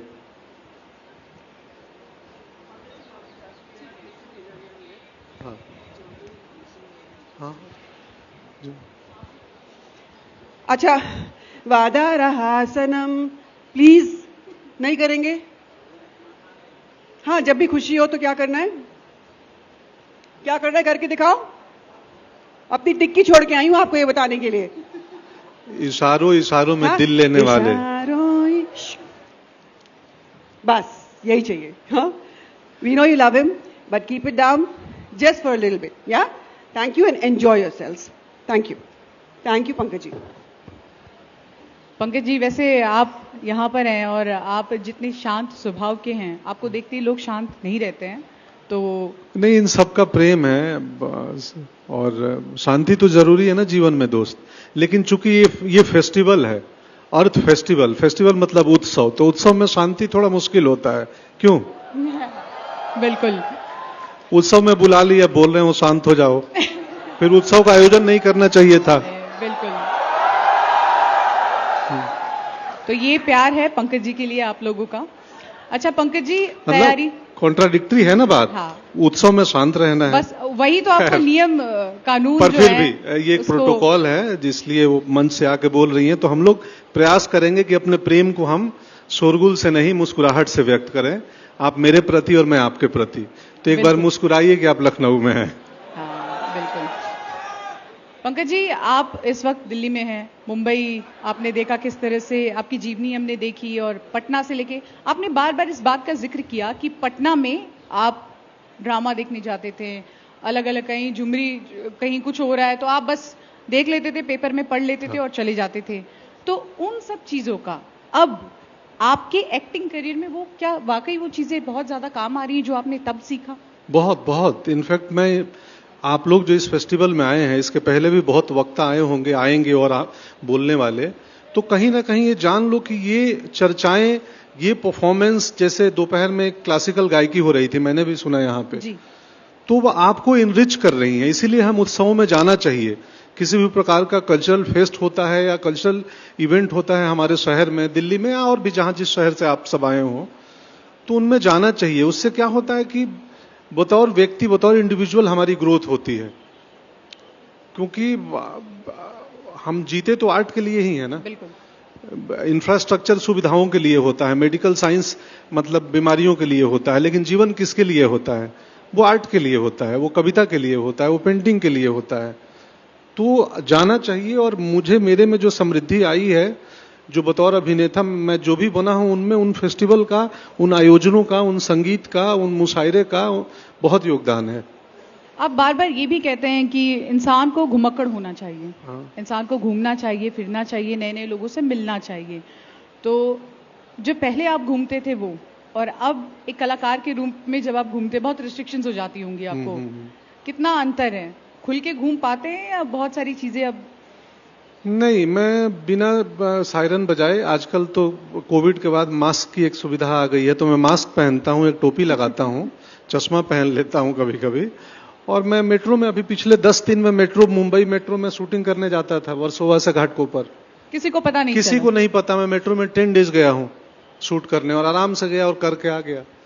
तो हाँ, अब अनाउंस करके जाएं तो मुश्किल होती है, क्योंकि आजकल क्या है ना, आप सबके पास मोबाइल है, उसमें कैमरे हैं, और सबको सेल्फी चाहिए, सब पेपराजी हैं, फिर बैक कैमरा से एक चाहिए, फिर एक हिल गया चाहिए, और एक ब्यूटी ऐप चाहिए। तो हर इंडिविजुअल 4 फोटो लेता है, सेल्फी, हिल गया, बैक कैमरा, ब्यूटी ऐप। तो आपको कौन सा पसंद है? मुझे तो बातचीत पसंद है, कि अब बात करो ना, सेल्फी वेल्फी क्या है। लेकिन लोग याद के तौर पे फोटो तो रखना ही चाहते होंगे। स्मृतियां हैं ना, बहुत बड़ा मेमोरी कार्ड हमारे पास है। कोई चिंतक बता रहे थे कि अब लोगों को बोलना पड़ेगा कि दुनिया का सबसे शानदार ऐप जो है वो तुम्हारा ब्रेन है, तब जाके ब्रेन का इस्तेमाल करेंगे। यूथ को आप कैसे, देखिए हमारी ऑडियंस में भी आप देख सकते हैं यूथ, और यूथ आपको देखता है, आप जिस तरह का काम करते हैं, और काम से ज्यादा लोग आपकी शख्सियत के बारे में, या फिर जिस तरह से बदलाव नहीं आया है। एक होता है कि इंसान जब आगे बढ़ता है तो मैं ये नहीं कहती कि वो खुद ऐसे बदलाव लाता है, लेकिन परिस्थितियां उसको वैसा बना देती हैं। आपने अपने आप को मेंटेन ऐसे कैसे रखा है, डाउन टू अर्थ?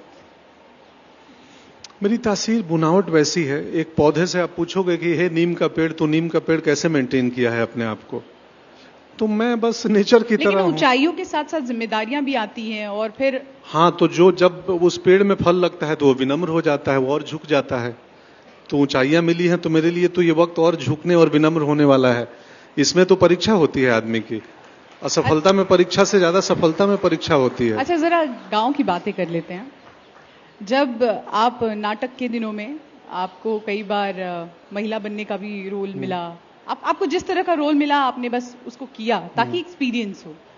वो लोग जो उस वक्त मजाक बनाते होंगे या कहते होंगे कि ये क्या कर रहा है, आज कभी आता है कि अरे हम आपके फलाने चाचा हैं, हम आपके फलाने ये हैं, आप हमको जानते हैं, हमारे यहाँ आया करते थे, ऐसे कॉल्स? हाँ, नहीं, गांव वाले तो मजाक नहीं उड़ाते थे। एक वाकया है, मैं होटल में नौकरी करता था, तो उसके एचआर जो थे मुझे बहुत परेशान करते थे। मैं नाटक के लिए छुट्टी मार दूं तो नौकरी मेरी हमेशा खतरे में रहती थी।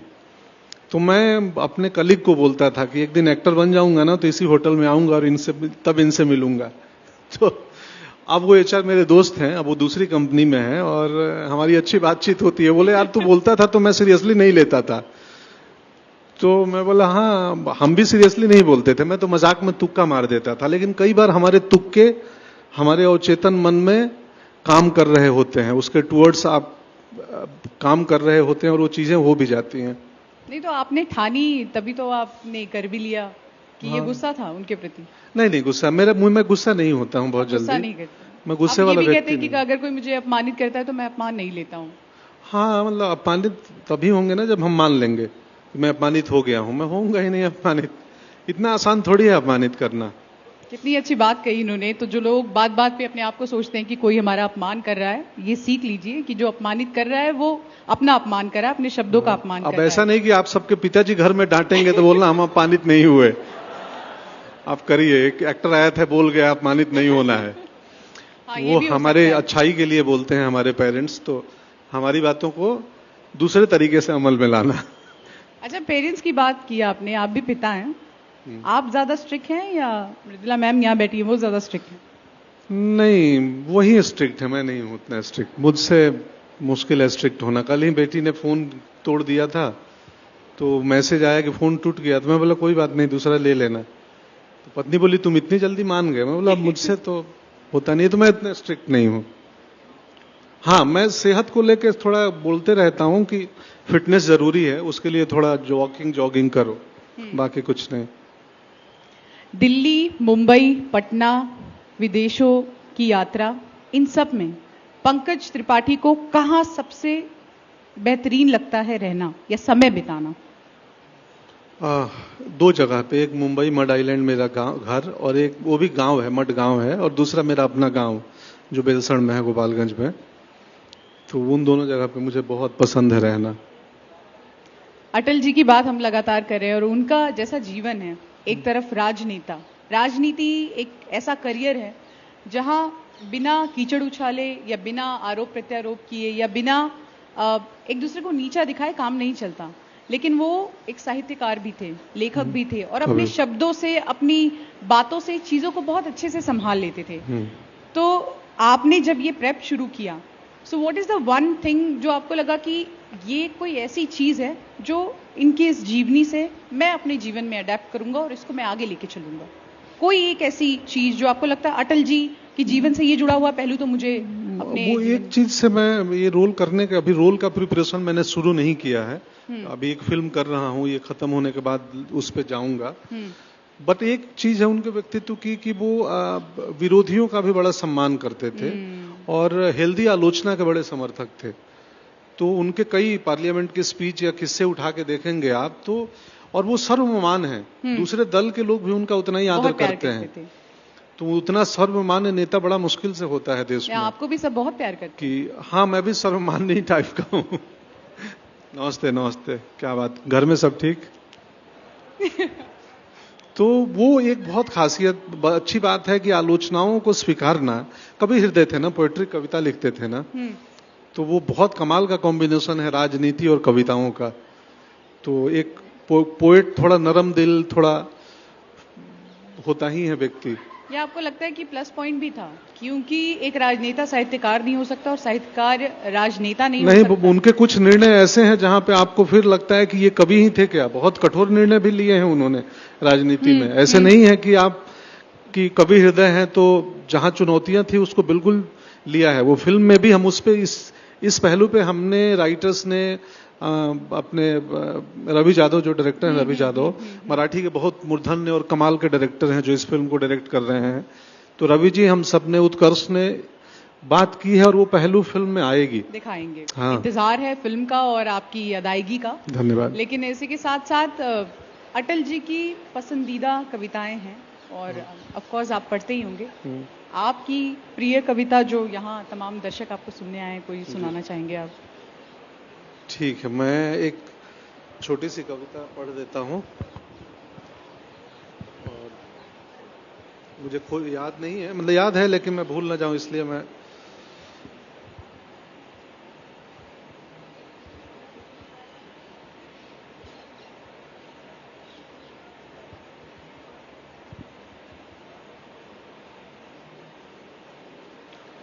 मैं इस वक्त पंकज त्रिपाठी के रूप में पढ़ रहा हूं, तो इसको बिल्कुल न माने कि मतलब अटल जी की प्रिपरेशन नहीं है, हम वही चालू चाहते हैं, करनी पंकज है। जी तो मैं अटल जी की कविता पढ़ रहा हूं।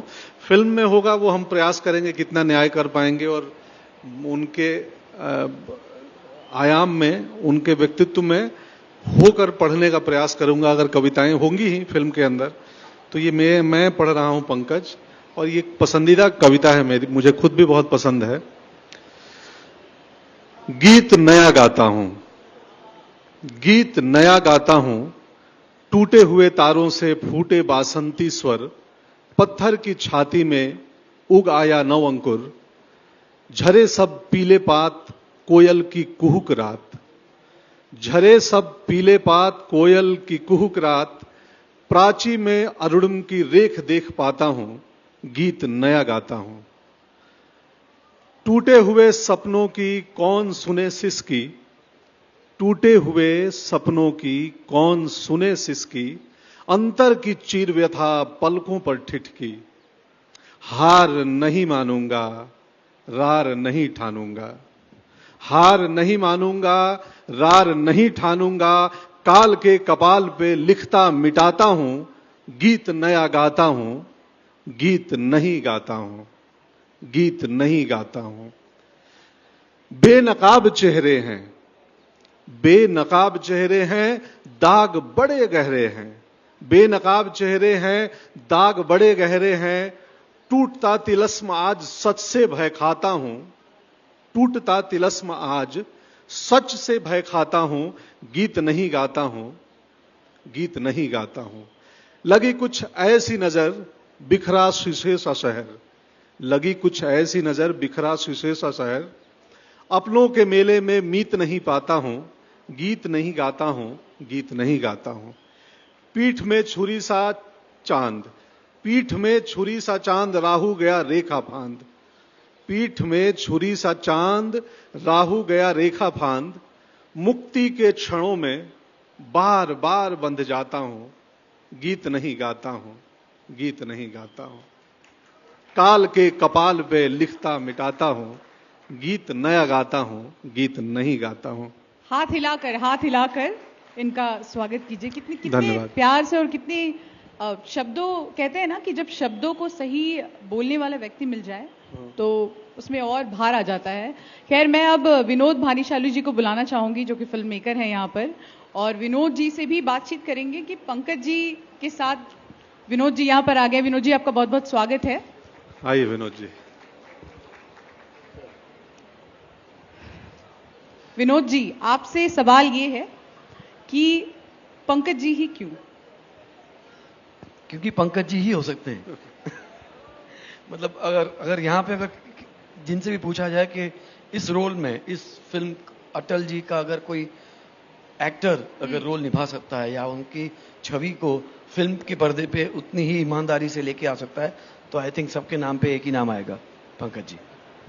आप यही वोटिंग करा के देख लो, इन्होंने कास्टिंग सही की है, हाथ उठा के बता दो। आपके पास में कोई और नाम है तो बताइए। कास्टिंग सही है ना? बस 60% सरकार बन गई अपनी। फिल्म हिट है, फिल्म हिट है। अच्छा, हमने ये भी सुना है कि ये कहा गया था कि अगर पंकज जी इस वक्त इंडस्ट्री में नहीं होते, पंकज जी जैसे मजे हुए कलाकार नहीं होते, तो शायद आप लोग ये प्रोजेक्ट अभी शुरू भी नहीं करते।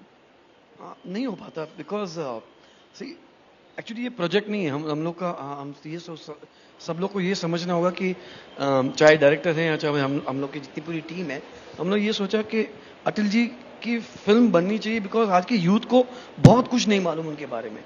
मतलब जब आप फिल्म देखेंगे तब लोगों को ये नहीं मालूम होगा कि वोटिंग राइट्स के लिए 18 ईयर्स की जो एज ग्रुप थी वो अटल जी ने शुरुआत की थी। आज अगर जो हम लोग इंटरनेट पे इंटरनेट के ज़माने में इतना डिजिटलाइजेशन हुआ तो शुरुआत वहाँ से हुई थी। प्लस अगर हम न्यूक्लियर देश हुए हैं तो पोखरण में that was his brain child. So I think वो आज की तारीख में हमें बताना होगा, सबको बच्चों को बताना होगा, and the youth they should know that what their leaders have done, and I think that's the only reason. Pankaj ji, जिम्मेदारी बढ़ती है, लेकिन जब लोगों का इतना भरोसा हो तो एक साथ एक बैक ऑफ द माइंड आपकी ये भी चलता होता है कि मैं कर तो लूंगा। आपको अपने पे भी भरोसा होता है कि हम जो करने जा रहे हैं उसमें हम कितना दे पाएंगे। लेकिन जब इस तरह से लोगों का भरोसा होता है तो एक थोड़ा सा दिल में ये भी होता है कि I have to give my 200%। जितना मैं काम करूंगा उससे ज्यादा मेहनत करने की जरूरत है। क्या ऐसा भी होता है? हाँ, मुझे मेरे हर प्रोजेक्ट में मैं अपनी क्षमता और अपनी प्रतिभा का 200% ही देना चाहता हूं। ये चूंकि एक वैसे लेजेंड व्यक्ति का किरदार है जो कि काल्पनिक नहीं है, तो यहाँ मुश्किलें और चुनौतियां और ज्यादा बढ़ जाएंगी। मैं चिंतित भी था, मैं तो और इस बात का थोड़ा ये है कि मैं कितना न्याय करूंगा। हालांकि सब दर्शकों को मालूम है कि पंकज त्रिपाठी अटल जी का रोल कर रहा है, मैं अटल जी नहीं हूं। तो एक अभिनेता है जो प्रयास कर रहा है जाने का, और उनके रंग रूप के संग संग उनके विचारों को, उनके व्यक्तित्व को जितना हम दिखा पाए वो तो सिर्फ फिजिकलिटी अडॉप्ट करना थोड़ा आसान है, मेकअप प्रोस्थेटिक्स से हो जाएगा, लेकिन वैचारिक स्तर पे उनको छूना और मुश्किल काम है, तो उसका हम प्रयास करेंगे। नहीं, हमने जो पोस्टर्स आए हैं बाहर और उसके बाद जो चीज़ें देखी हैं, देखिए बात हमसे ये कर रहे हैं, लेकिन बीच बीच में कहीं वहाँ से हेलो आ रहा है, कहीं यहाँ से हाय आ रहा है, और ये किसी को भी निराश नहीं करते। इनकी खासियत ये है कि ये निराश नहीं करते हैं। तो कुछ कहना चाहते तो आप कह लीजिए, मंच आपका है। नहीं, मुझे कुछ नहीं करना है, बस प्रणाम आप सभी का, आप सबों का प्रेम है जो मैं यहाँ बैठा हूँ। अच्छा, प्रेप हो गई।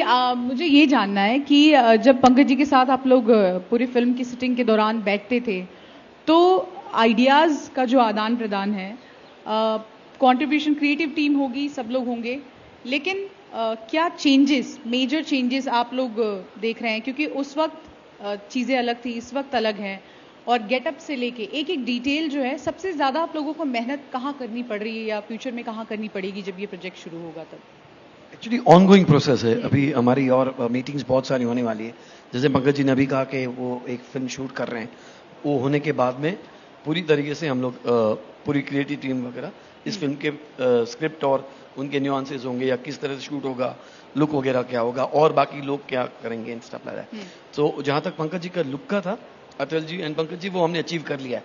आई think we are all happy with the way वो दिखने वाले हैं वहाँ पे। एंड ऑब्वियसली जब हमने लुक टेस्ट किया तो लगा कि हम अटल जी को ही देख रहे हैं, and that's all because of his, he got into that body language and everything. So I think we are very near to.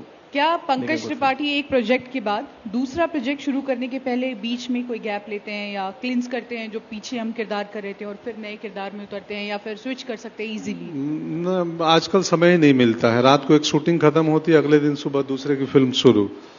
तो बट वो फिल्म के आखिरी 5 दिन मैं मेंटली दूसरी फिल्म के प्रिपरेशन में लग जाता हूँ रात को। तो बट आफ्टर अटल जी के बाद से मैं गैप लूंगा, 15-20 दिन के गैप के बाद ही दूसरा काम करूंगा। पर अगर समय मिले तो आप, कोई भी एक्टर वो गैप लेना जरूर चाहेगा? बहुत जरूर, मतलब अब तो मैं ना भी मिलेगा, अब मैं जबरदस्ती गैप लूंगा, क्योंकि अभी तक मेरे को लोग छोड़ते नहीं थे कि डेट मैनेज हो जाएगा, रात की फ्लाइट से आ जाओ, ऐसे कर लो। अब तो मैंने संकल्प कर लिया, अटल जी मतलब अटल के बाद से मैं 15 दिन का कुछ भी हो जाए मैं घर में बैठूंगा, खाने बनाऊंगा, लेकिन शूटिंग दूसरी रोल का चालू नहीं करूंगा। अच्छा, चलिए, युवा हमारे साथ इतने सारे दर्शक जुड़े हैं, हमारे सवाल जवाब तो चलते ही रहेंगे, लेकिन अब ये मंच युवाओं के लिए खुला हुआ है, Q&A के लिए खुला है। तो पंकज जी से आप लोगों का कोई सवाल हो तो जनता तक माइक पहुंचाया जाए, और पंकज जी के लिए सवाल ऑडियंस से। माइक आ गया। नमस्कार सर। नमस्ते सर, मैं आपकी बहुत बड़ी फैन हूँ and I love your acting so much. Thank you. Sir, मैंने देखा है कि आपके बहुत वर्सेटाइल रोल्स होते हैं, आप बहुत अलग अलग तरीके के रोल लेते हैं, और जैसा अभी आपने बताया कि आपको टाइम भी नहीं मिलता है कि आप दूसरी मूवी के लिए शूट स्टार्ट कर देते हैं, और जब आप कोई भी एक्टर होता है, मैंने थिएटर किया है, तो उसको कोई रोल पकड़ के छोड़ने में बहुत टाइम लगता है, क्योंकि वो उस फील्ड में इतना घुस जाता है या उस कैरेक्टर में इतना घुस जाता है। तो आप कैसे मैनेज करते हैं एकदम वर्सेटाइल चेंज करना इतनी जल्दी? वो तो मेरा एक यूनिवर्सल आंसर है, कैरेक्टर से निकलने के लिए आखिरी पेमेंट मिलते निकल जाता हूं। आखिरी चेक आया, मेरा कैरेक्टर मेरे से निकल जाता है। नहीं, वो देखो, एक्टर को बनने में ना, एक्टर के प्रिपरेशन में वक्त लगता है बहुत। वो 20 साल का अनुभव, थिएटर का एक्सपीरियंस है। कैरेक्टर में आना जाना छोटा काम है, मतलब वो 2-4 दिन में हम उसके बारे में सोचते हैं। हाँ, तो अगर कोई फिजिकलिटी हमने अडॉप्ट करी है प्रैक्टिस कर करके, उसके कुछ मैनरिज्म या फिजिकलिटी मतलब जो शारीरिक भाव भंगिमा, तो उसको निकलने में 2-4 दिन लगता है। कई बार घर में भी वैसा बिहेव करने लगते हैं, तो हमारी पत्नी बोलती है अब घर में हो तुम, सेट पे नहीं हो, क्योंकि वो आप एक चीज का प्रैक्टिस करो तो आपकी बॉडी में आ जाती है ना। तो बट ट्रेनिंग उसी लिए, नेशनल स्कूल ऑफ ड्रामा यहीं पे पढ़ा हूं मैं, 4 किलोमीटर बाजू में मेरा स्कूल है जहां से एक्टिंग सीखा हूं, तो वो काम आता है और हो जाता है, मैनेज कर लेते हैं। लेकिन यस, टाइम चाहिए, और वो अब मैं लेने वाला हूं। Thank you so much sir. Thank you, thank you. कोई अगला सवाल? माइक क्या ले लीजिए। अरे भैया पीछे। Hello hello. हाँ जी, हाँ। नमस्ते सर। नमस्ते। Very big fan of yours. मैं मतलब हर चीज़ आपकी, मतलब हर इंटरव्यू देख चुका हूँ मैंने आपका, हर एक इम्प्रोव करते हुए, वो जो एक पीछे इंटरव्यू आया था जिसमें आपने अपने नाटक के एक्सपीरियंस के बारे में भी बताया था, वो सब मैंने देखा था। बट सर मुझे बस ये जानना है कि मैं लिखता भी हूँ, मतलब कभी भगवान करे मुझे भी ऊंचाई मिले, तो आपके जैसे ज़मीन से जुड़े रहने के लिए आदमी को क्या वो वैल्यूज़ इनकॉर्पोरेट करनी चाहिए? क्या इनकॉर्पोरेट किस, मतलब वैल्यूज़ अपने अंदर कौन सी वैल्यूज़ रखनी चाहिए जो आदमी आपके जैसे ज़मीन से जुड़ा रहे? उसके लिए जमीन ही चाहिए, और क्या चाहिए जमीन से जुड़ने के लिए?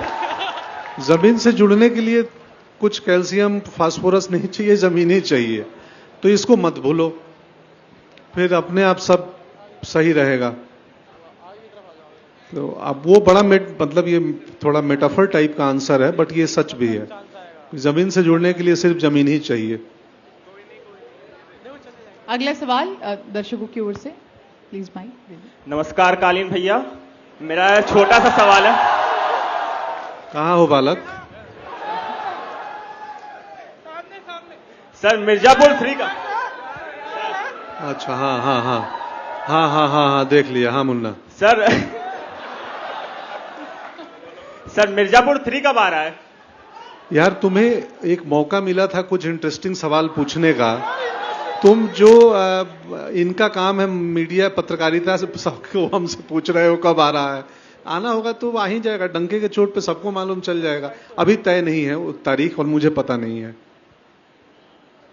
कुछ अच्छा पूछते यार।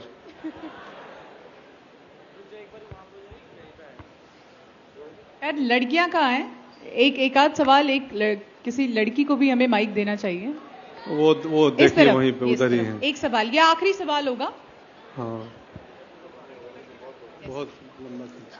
सर हम दोनों बोलना चाहते हैं। सर एक्चुअली मैं भी बिहार से हूँ और मैंने आपकी जितनी भी सीरीज देखी है सर, आपकी एक्टिंग मतलब ऑसम, अमेजिंग। सर मेरे पास वर्ड्स नहीं है, बस मैं यही बोलना चाहती थी। Hello sir, hello everyone. I had this question. आप अपनी चेतन सबकॉन्शियस माइंड की बात कर रहे थे, to achieve anything, right? So how can we manifest it? Like if we actually acting हो और फैशन हो, सारी भीड़ आ जाती है। I have seen that, but poetry वगैरह डिबेटिंग में नहीं आती है। So if we want to manifest a culture where this crowd is standing, how can we build that? Thank you. हम कर रहे हैं ना। अटल जी की कविता सुनाए। उस भाई ने बोला इंटरव्यू देखता हूं, मेरे हर इंटरव्यू में फैशन और बाकी चीजें नहीं, कविता कहानी की ही बातें होती हैं। जी सर। तो उसके लिए एक चीज, मैं ड्रामा स्कूल में पिछले हफ्ते था भारत रंग महोत्सव में, और बहुत नौजवान आए थे उस दिन। कईयों को एंट्री, हाउस पैक हो गया तो नहीं मिली जगह। तो उसके लिए ना वो पोएट्री को, कविताओं को ना हम आर्ट फॉर्म को बहुत रिजिड कर देते हैं कि ये क्लासी चीज है और ये मासी चीज है। नहीं, उस बैरियर को तोड़ना पड़ेगा। तो फिर पोएट्री के लिए भी और पर्यावरण के बातों के लिए भी इतने यूथ आएंगे और सुनेंगे। लेकिन आपको ऐसी भाषा का और इस तरीके से उस गंभीर बात को कहना पड़ेगा कि वो हर किसी के समझ में आ जाए। एक हार्डकोर आर्ट की और पोएट्री की समस्या होती है कि उसको नीरस बना देते हैं। इस नौजवान को रस चाहिए, तो उनमें रस इंक्लूड करना पड़ेगा उन बातों में या उन कार्यक्रमों में, तो फिर बिल्कुल सुनेंगे। Sir, just a follow-up question. How I can manifest it in my real life if we or I want to become an actor? How can I manifest it? जैसे आपने कहा कि मैं बस ऐसे ही कर देता था कि मुझे एक्टर बनना है और मैं तब आपसे जाके मिलूंगा. So you had this thing as a joke, and subconscious doesn't take jokes. It takes you as a reality. So how can we do that? देखिए, मैंने एक बात के बीच में एक चीज कही थी कि किसी चिंतक का सुना था कि अब नौजवानों को बताना पड़ेगा कि तुम्हारे पास एक दुनिया का सबसे कमाल का ऐप है, उसका नाम दिमाग है। Yes, sir. हम इसका प्रयोग करना शुरू कर देंगे तो ये बहुत स्ट्रांग और पावरफुल चीज है। और एक अभिनेता के लिए ना उसकी बॉडी और ब्रेन का ना बहुत कमाल का खेल है। मैं ठीक है, कालीन भैया पॉपुलर हैं, बाकी किरदार मेरे पॉपुलर हैं, लेकिन उन किरदारों के पीछे की जो तैयारी है ना, प्रिपरेशन है ना, बहुत सीरियस काम है। और उसके लिए बहुत पढ़ना लिखना, मेंटल, फिजिकल, स्पिरिचुअल, बायोलॉजिकल, हर किस्म की जानकारी और प्रिपरेशन चाहिए। तो वही है कि यहां से आप इसको, ये सीईओ है हमारे बॉडी का, तो सीईओ को बोलो कि ठीक से ऑर्डर दे, तो नीचे के कर्मचारी ठीक काम करेंगे और उस रास्ते पे कंपनी पहुंच जाएगी। Thank you guys. और पंकज जी, अर्थ के इस मंच पर समय देने के लिए और अपने जो भी विचार है साझा करने के लिए आपका बहुत बहुत धन्यवाद। आखिर में हमारे दर्शकों से जो आपको वर्चुअली देख रहे हैं या देश की जनता के लिए कोई संदेश पंकज जी की ओर से? नहीं, कोई नहीं, आप सभी का प्रेम, आभार। मैं 15-20 साल पहले एक्टर बनना चाहता था, जैसे बहन ने कहा, और कोई चीज दिमाग में आई और मैं ईमानदारी से मेहनत करता गया। मेरी पूरी यात्रा में एक पैसे का करप्शन और चालाकी नहीं है मेरी जर्नी में। एक पैसे की चालाकी नहीं है कि मैं उसे आदमी से रिश्ता बना लूंगा तो मेरे को कास्टिंग कर देगा या मैं फिल्मों में फायदा हो जाएगा। कभी नहीं किया जीवन में। तो मेरी जर्नी इस बात का प्रमाण है कि सिर्फ मेहनत और ईमानदारी से और प्रयत्न से, बिना कुछ साम दाम दंड भेद किए आप किसी भी मुकाम को हासिल कर सकते हैं। ईमानदारी और मेहनत दो ही एलिमेंट हैं। पंकज जी, जानकारी मिली है, हमारे पास 5 से 10 मिनट और हैं, तो आपके अगर सवाल हैं, ढंग के सवाल हैं तो प्लीज आप पूछिए, लेकिन सवाल आपके अच्छे होने चाहिए। प्लीज माइक इस तरफ दे दीजिए। पानी पीने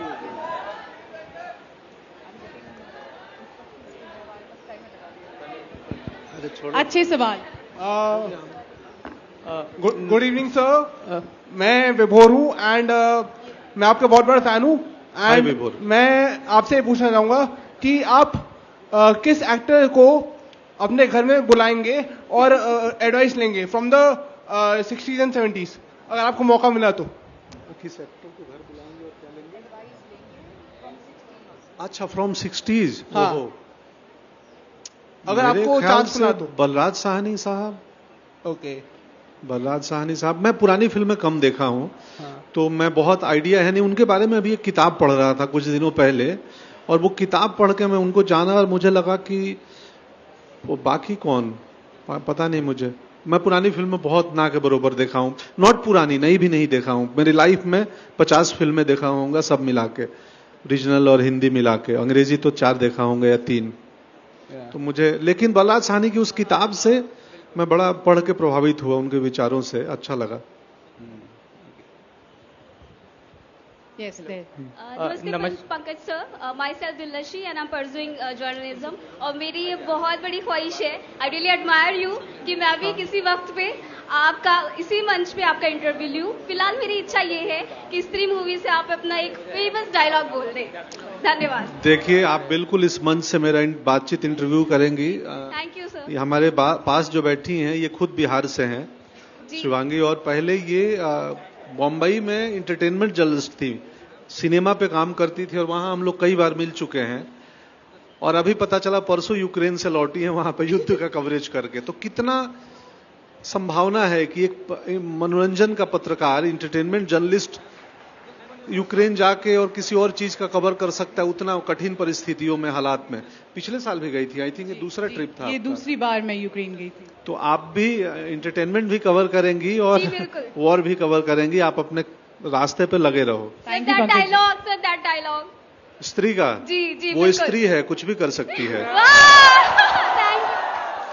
चलिए, नमस्कार। नमस्कार सर। सर, वैसे तो आपको देख के मेरे शब्द भी धीरे धीरे ओझल हो रहे हैं, मगर भाव समझने का प्रयास कीजिएगा कि आपने कला और कला के समर्पण की बात की। तो आपकी चर्या में, आपकी प्रैक्टिस में ऐसा क्या है जो आप, वो जो अलग जो शिखर है उस पर आप कैसे, क्या करते हैं आप, जिससे आपकी एक्टिंग में वो कला दिखती है?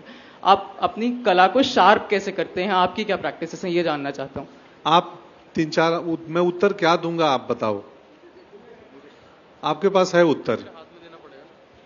अरे उत्तर तो बताने दो, या किसी लड़के को दे दो, ये उत्तर क्या हो सकता है बता देगा। क्योंकि सर कुछ तो, जैसे आप डिसिप्लिन तो आपकी वो दिखता ही है, आपकी रख रखाव में डिसिप्लिन दिखता है, मगर कुछ एक तो आपकी अलग चीजें होंगी ना जो आपको बाकियों जैसे, क्योंकि आप में दिखता है बाकी कितने कलाकार हैं इंडस्ट्री में जो जिनमें है कैलिबर, बट वो चीज निखर के नहीं आती, तो कुछ तो आप अलग करते होंगे। आपकी अलग बात क्या है?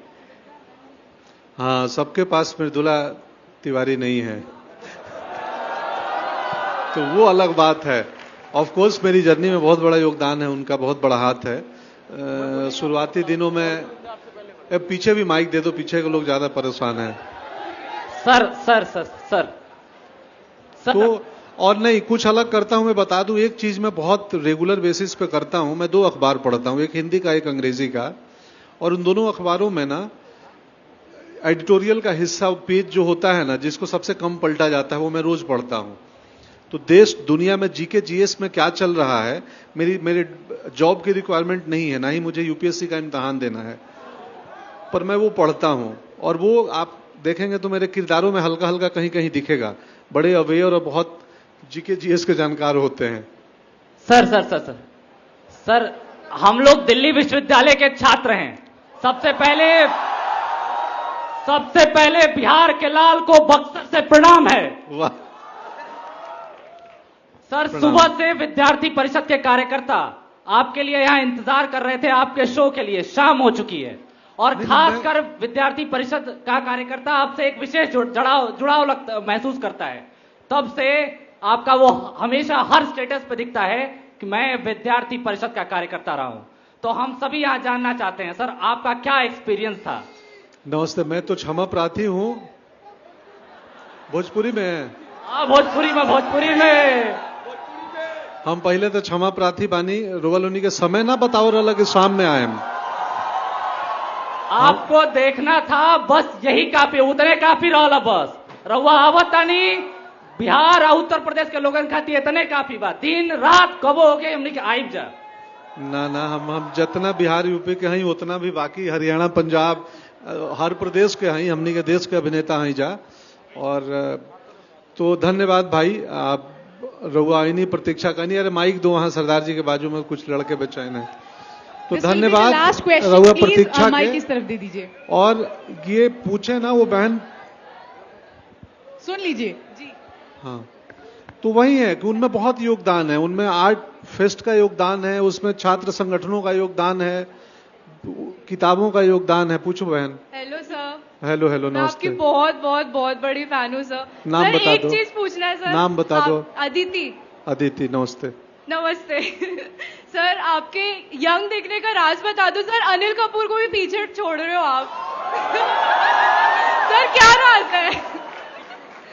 अरे मैं 47 का हूँ सर, फिर भी सर आप इतने यंग दिखते हो।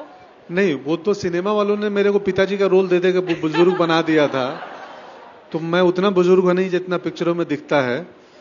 तो मैं उसके लिए सुबह में 1 घंटा प्राणायाम योग करता हूँ, थोड़ा डिसिप्लिन लाइफ जीता हूँ। पंकज जी दिल से भी जिंदा है और यंग है और जवान है, तो ये राज है उनका।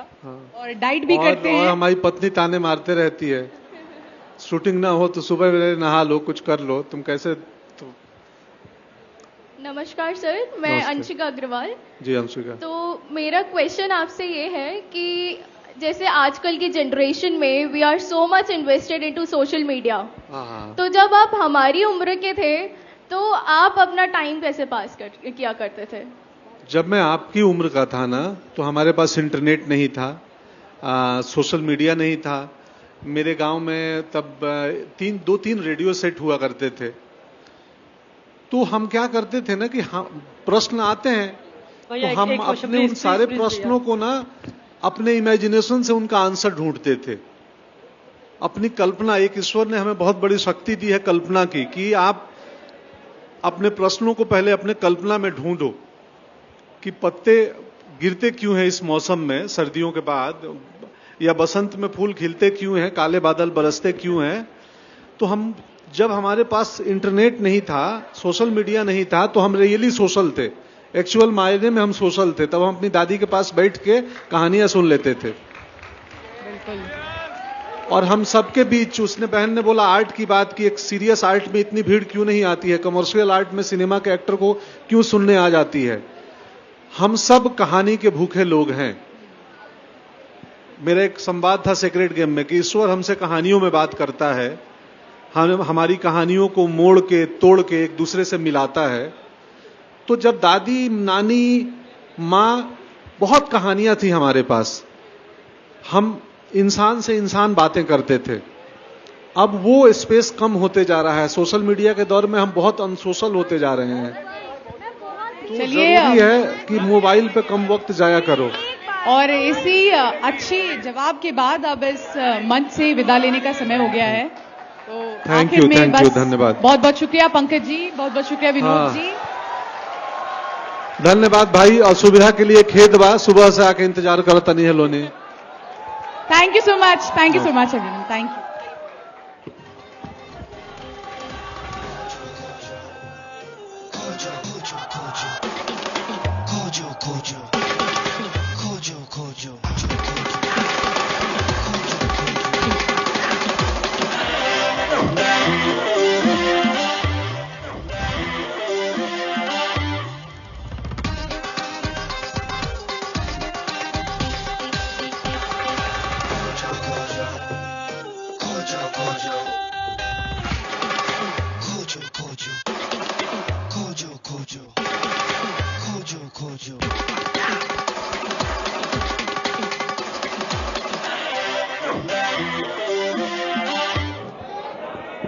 हाँ, कुछ नहीं समझ आ रहा मुझे। हाँ, अच्छा, वो तो मिल जाएगी आपको कुछ देर में, उसका वादा मैं करती हूँ। वैसे जिंदगी में क्या खोज रही है भारत की next gen? What is most important to you? Money. What is most important to you? Huh? Success, peace. What is most important to you? प्यार। कौन है ये? कौन है ये जिसने प्यार कहा? कौन है ये आदमी? इधर आ जाओ तुम। You're the man. You know, my spiritual guide, Maitri Dadashri ji, has said that the cause of all suffering in the world is the lack of love. And the true nature of human spirit is love. We all are nothing but love. So आपने जो कहा कि you're waiting for love, you want love, it's the best thing to want. Love solves everything. Okay, so we are heading into a performance. There will be a bit of setup that will now happen here on stage.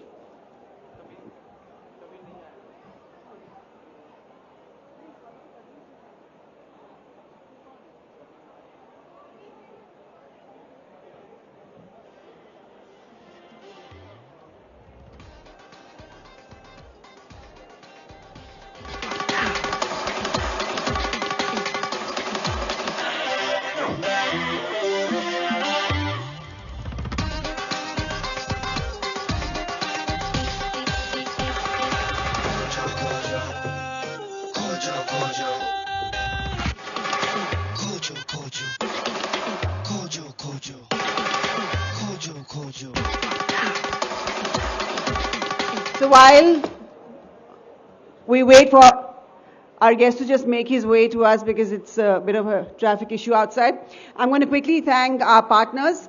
Media partner, Zee News; entertainment partner, Zee Studios; session partner, Rekta Foundation; heritage partner, Incredible India; channel partners, Zee TV, Zee Cafe HD, and Pictures HD, and TV, and Flix, and Prime, Zing, Big Magic, Zee Ganga; storytelling partner, Amar Chitrakatha and Guru Leela; radio partner, Red FM; DOOH partner, ताली क्यों बजा रहे हो? Partners के लिए या मेरे लिए? पता है मुझे, मेरे लिए। DOOH partner, Cash UR Drive, I love you too; ambient media partner, Khushi Advertising; outdoor partner, Publicity Engineers; publication partner, Penguin Books; Westland Books; bookstore partner, Kunsum Books; digital outreach partner, Hex Tech; food curation partner, Blue Lemon; registration partner, Book My Show; and Paytm Insider.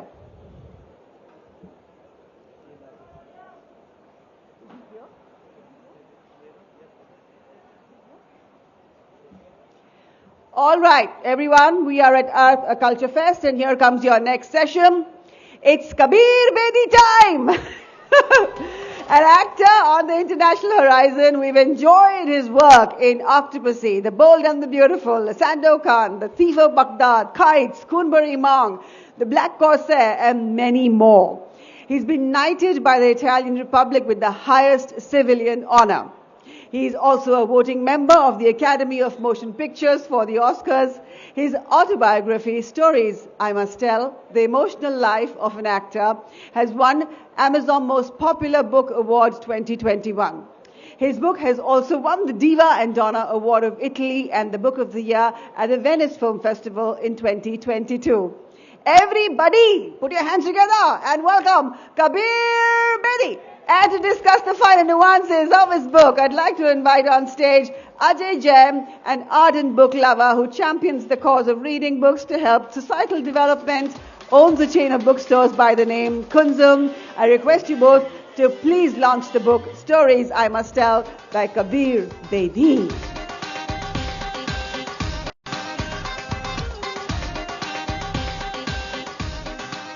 Okay, I'm Kabir Bedi.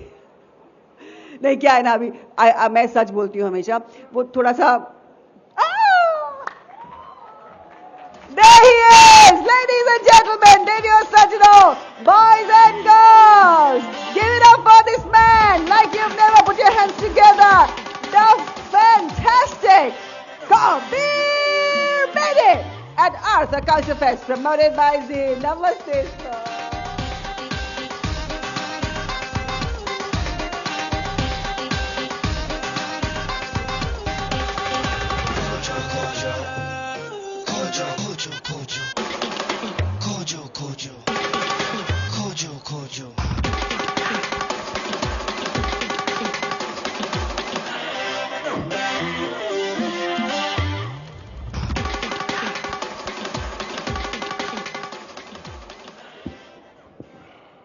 Good evening, good evening. Good evening, Delhi. Good evening, book lovers. All those of you who have come to the Arth Festival. मुझे यहाँ आकर बहुत खुशी होती है. जब मैं अब मेरा इंटरव्यूअर नहीं आया, वो भी ट्रैफिक में फंसा, मैं भी भागा भागा दौड़ा दौड़ा आ रहा था, अपना नाम वहां से सुन रहा था. खैर पहुंच गया. अभी सांस थोड़ा इतना फूला ना हो तो ज्यादा बात कर सकता हूं. खैर मेरी परवरिश यहीं हुई थी. मैं निजामुद्दीन में रहता था. दिल्ली का लड़का हूं मैं. जी हाँ, दिल्ली का लड़का. दिल हमेशा दिल्ली में रहा है. निजामुद्दीन में पढ़ता था और यहां हुमायूं टू में आया करता था, अक्सर आया करता था. और मेरा स्कूल भी यहां दिल्ली पब्लिक स्कूल, वो भी बहुत करीब था यहां के. और जब भी मैं स्कूल स्किप करता था तो हुमायूं टू में आया करता था. यहाँ के पौधे मुझे बहुत अच्छे लगते थे, झाड़ पत्ते, दरख्त, और of course the fantastic architecture of हुमायूं's tomb, which left a great memory for me in my Delhi days, because this was where I grew up. तो मैं समझिए घर लौटा हूं और ये बहुत ही खुशी का अवसर है मेरे लिए. हर बार दिल्ली आता हूं बहुत खुश होता हूं और हुमायूं's टू आना बहुत खास चीज है. और अर्थ फिल्म फेस्टिवल में ये जो मुझे अवसर दिया है आने का, मैं बहुत ही आभारी हूं कि मुझे यहां बुलाया गया है.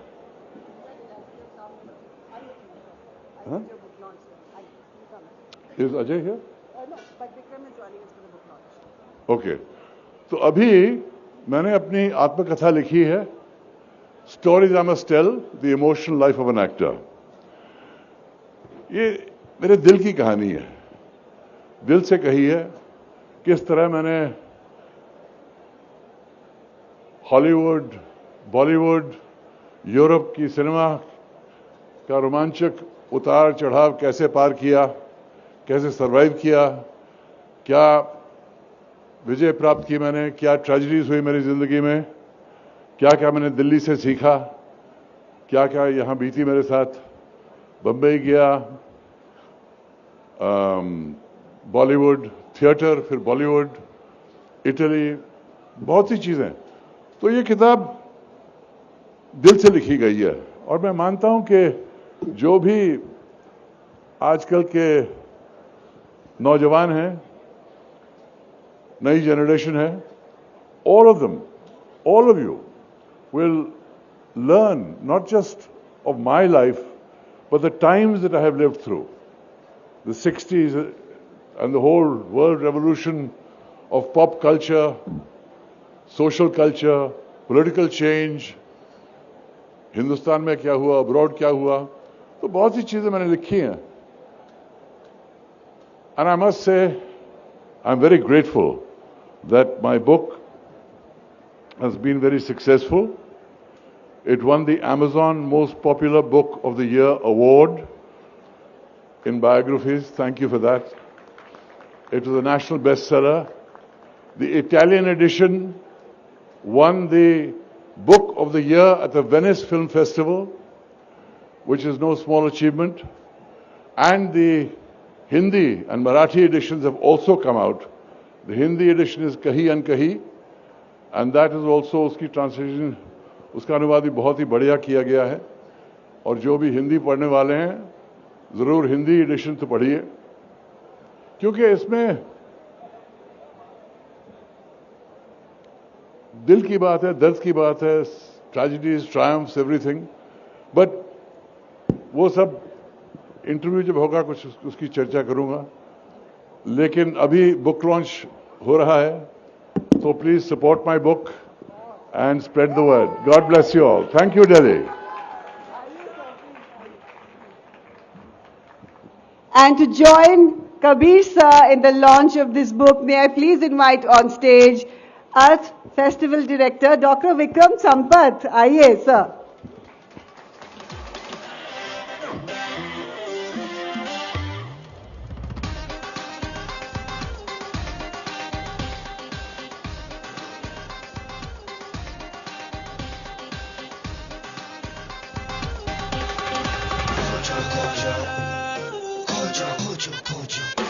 Stories, I must tell, the emotional life of an actor by Kabir Bedi. Under the spotlight, once again, at Arth, a Culture Fest, promoted by ZEEL. Thank you, Dr. Vikram Sampath, for joining us. And in conversation with Kabir Bedi is Ajay Jain.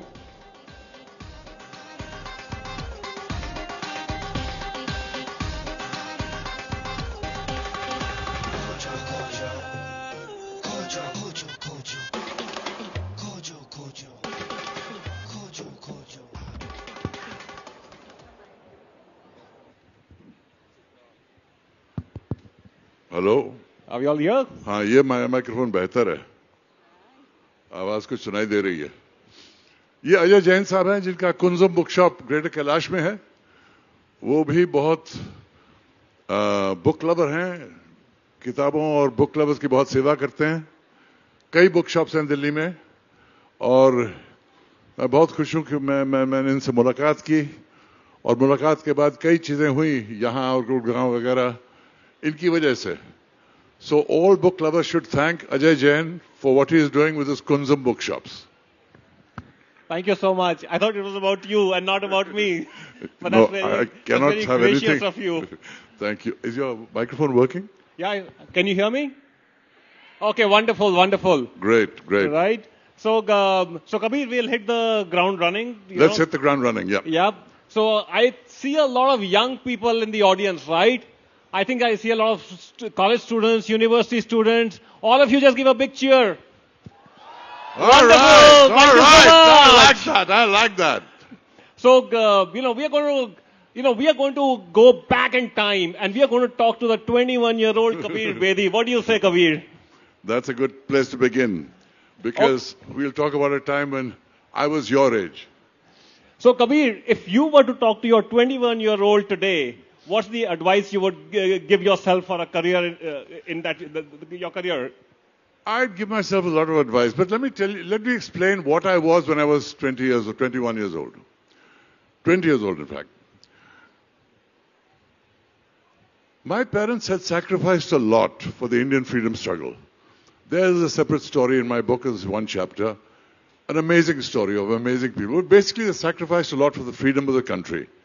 So they were very rich intellectually, culturally, in terms of the friends they had, the books they read, the cause they fought for, but they had no money.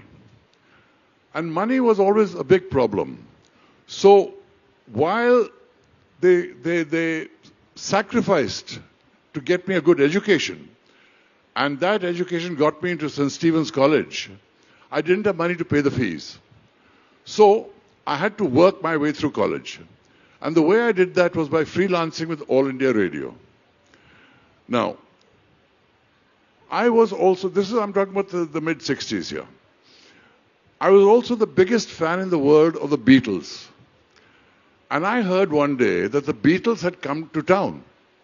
And they were staying at the Oberoi Intercontinental Hotel, which is right here, next to us. And I went to my boss and said, I'm going to interview the Beatles. अरे क्या बात कर रहे हो, पूरी press उनके पीछे पड़ी है, तुम कहाँ हैं, तुम्हें कैसे देंगे इंटरव्यू, क्यों दें? अच्छा साहब मुझे टेप रिकॉर्डर दीजिए, बिल्ला दीजिए, मैं कोशिश तो करूं. नहीं. I said, sir, please, आपका क्या जाता है, मुझे टेप रिकॉर्डर दीजिए ना. So finally they gave me this tape recorder. I went to the Oberoi Intercontinental. All kinds of reporters in the lobby, etc., etc. Everyone looking for the Beatles. I was a Beatles fan, and I knew the manager was Brian Epstein. So I was looking for the manager in the restaurants. I was not looking for the Beatles, just the manager. Eventually, 2 hours later, I saw him come down the lift with one member of the hotel, and he was walking across the lawn, across the lobby, to his car. And I accosted him. I said, Mr. Epstein, Kabir Bedi here, All India Radio. Yes. I said, sir, the government have scheduled an interview with the Beatles tonight at 10 o'clock. He said, what? I said, yes, sir, the government have scheduled an interview with the Beatles tonight at 10 o'clock. They've announced it. It was a bit of a white lie, but fibs do nobody any harm. So he said, the boys will not give any interview to anybody. I said, sir, but, and I knew that they'd just come from Manila. And in Manila, they'd had a problem with the government because the dictator at the time, Ferdinand Marcos, had invited them to this palace after their concert to say, come sing to my children, sing happy birthday to my children. And they refused. When they refused, he got angry and they were literally thrown out of the country, manhandled at the airport and everything. And being a Beatles fan, I knew what had happened. So I kept stressing the government angle. I said, sir, I'm a fan of the Beatles. If they don't give an interview, it'll get very bad for them. I don't want them to suffer. I'm a big fan. The boys will not do any interview. I will give the bloody interview. I thought, fantastic. Brian Epstein's good enough for me. So when I went up, so I fixed the time for the interview, etc. In the evening, I went up to his room, and he opened the door, and he was looking absolutely deathly. He was in a hotel robe, sweating, not well. And he said, I said, good evening, sir. Kabir Bedi, All India Radio. He said, oh, God, I can't do this. So I said, sir, government have announced it. He said, wait a minute. He slammed the door in my face, came back, had put some trousers on, etc. He came back, caught my hand, took me across the floor of the Oberoi Intercontinental to the suite at the other end of the floor.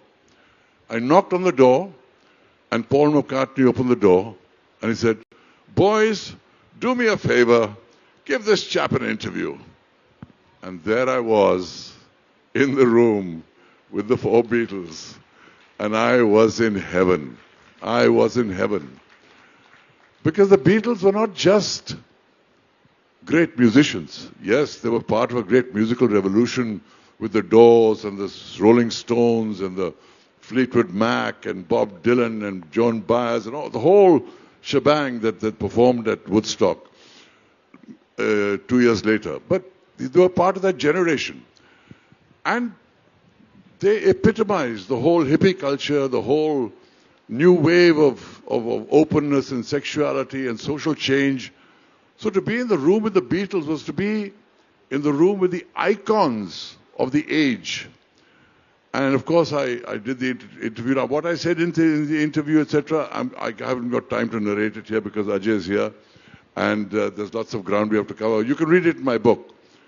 But the fallout to this interview was, after broadcasting it, when I went to get a copy of the interview, they couldn't find it. All India Radio. I said, what happened? It turned out that because they had no money for tapes, they were so badly funded those days, they had recorded somebody else's interview over the Beatles interview. And I was so crestfallen. It so shattered me that my Beatles interview had been erased after being broadcast, that I said, I can't work here anymore. There were some other things that had happened also, but I said, I can't work here anymore. So, and with 700 rupees in my pocket, I caught a train and I left to make a new fortune in the city called Bombay. So that's chapter 1 of my book.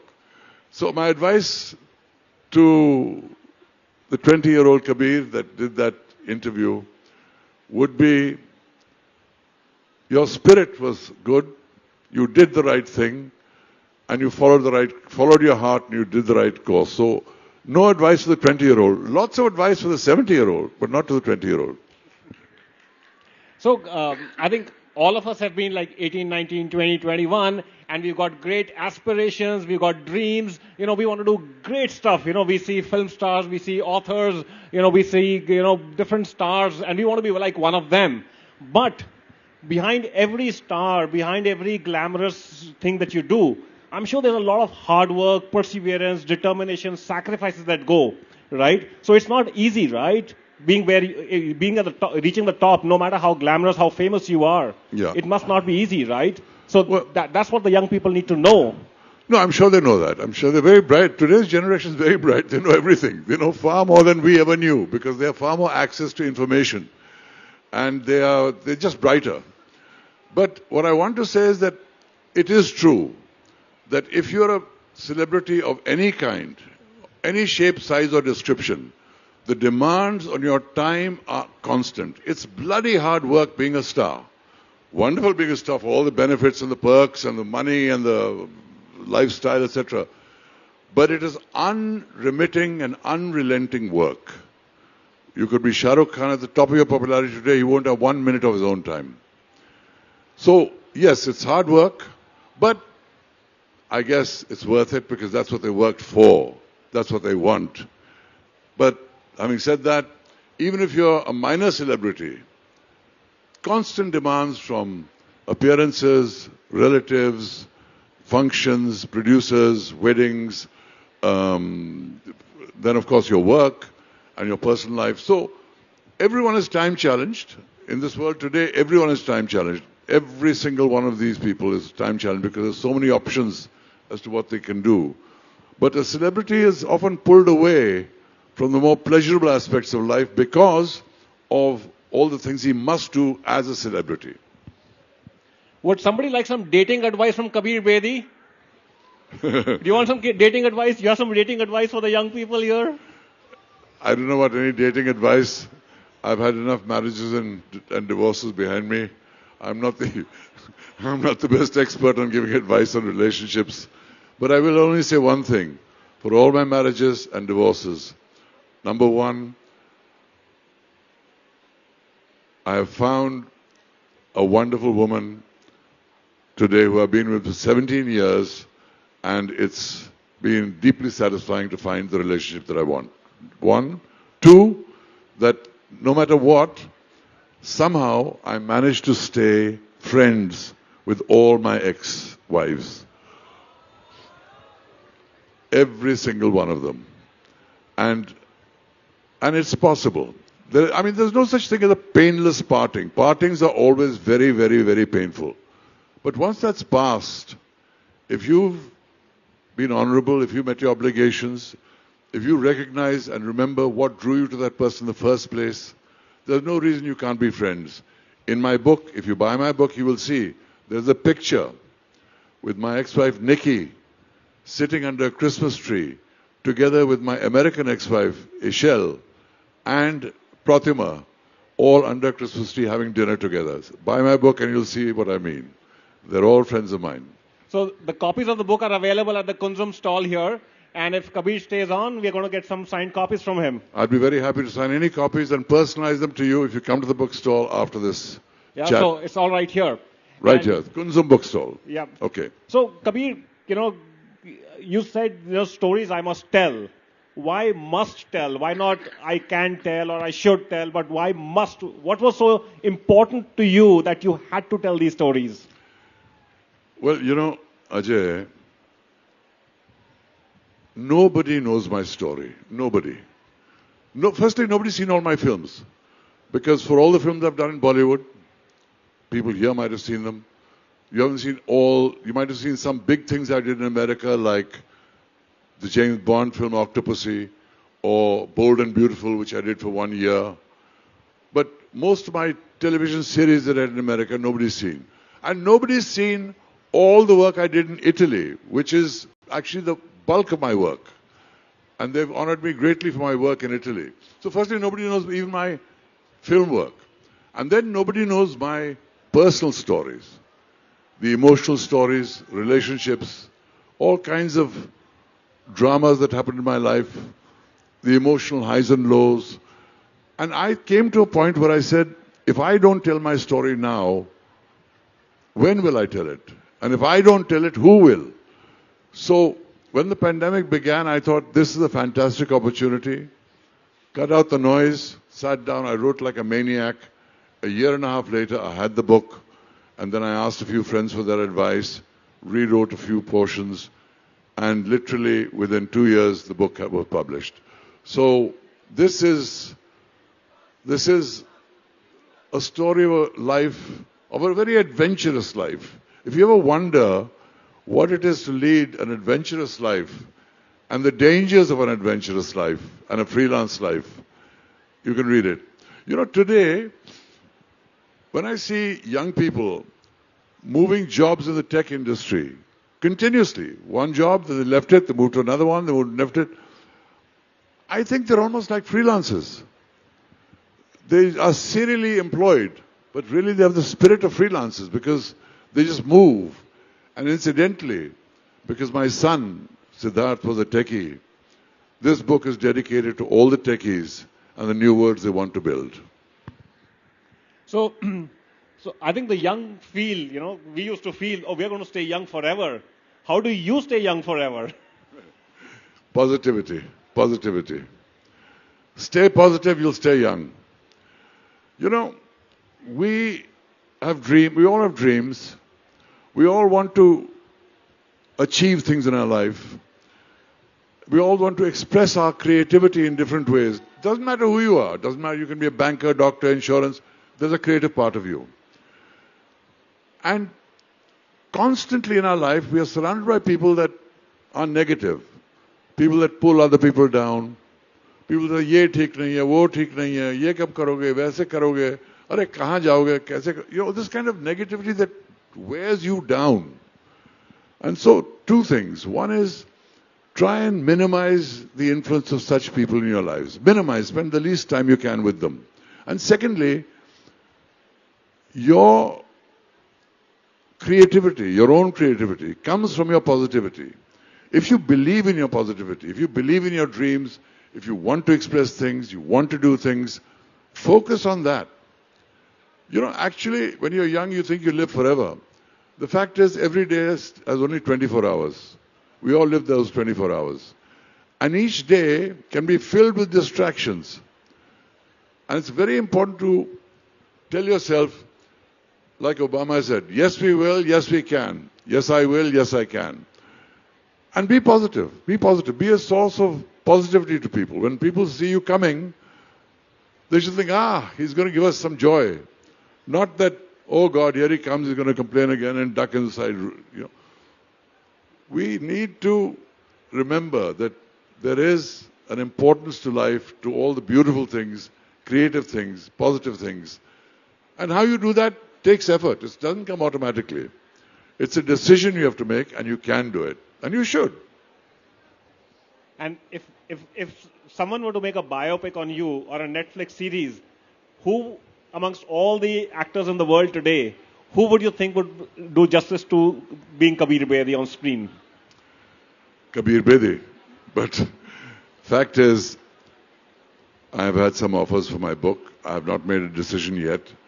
But hopefully when my book finds a home and a biopic is made on me, it will be a very fascinating biopic. But I will not interfere in the decisions of the producer or the director in terms of who they choose and how they choose to make this film. Because my job is to tell my story. How they put it on screen is their job. Because, you know, in my life I've seen many film conflicts occur because the writer says, I didn't mean this, I didn't think that, why are you making it like this? And the director's life becomes hell.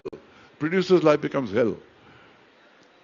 So, if you trust the people you sold the rights to as having integrity, having vision, having the ability to make a good film, leave them to it, they'll do it. So I won't predict who should be or can be or would be best, because that's their job, not mine. So, you know, like the general perception about you, right, a lot of people is you're a ladies' man.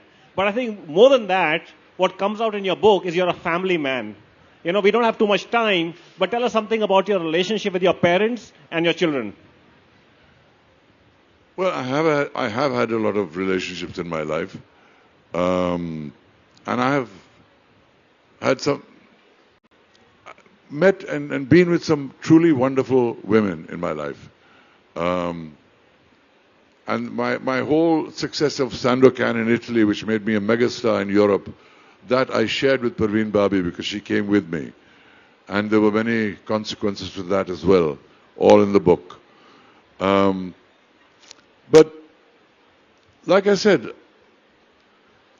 if I just wanted to be a bachelor and have all the fun, why would I get married? Why would I get married 4 times? Am I a glutton for punishment?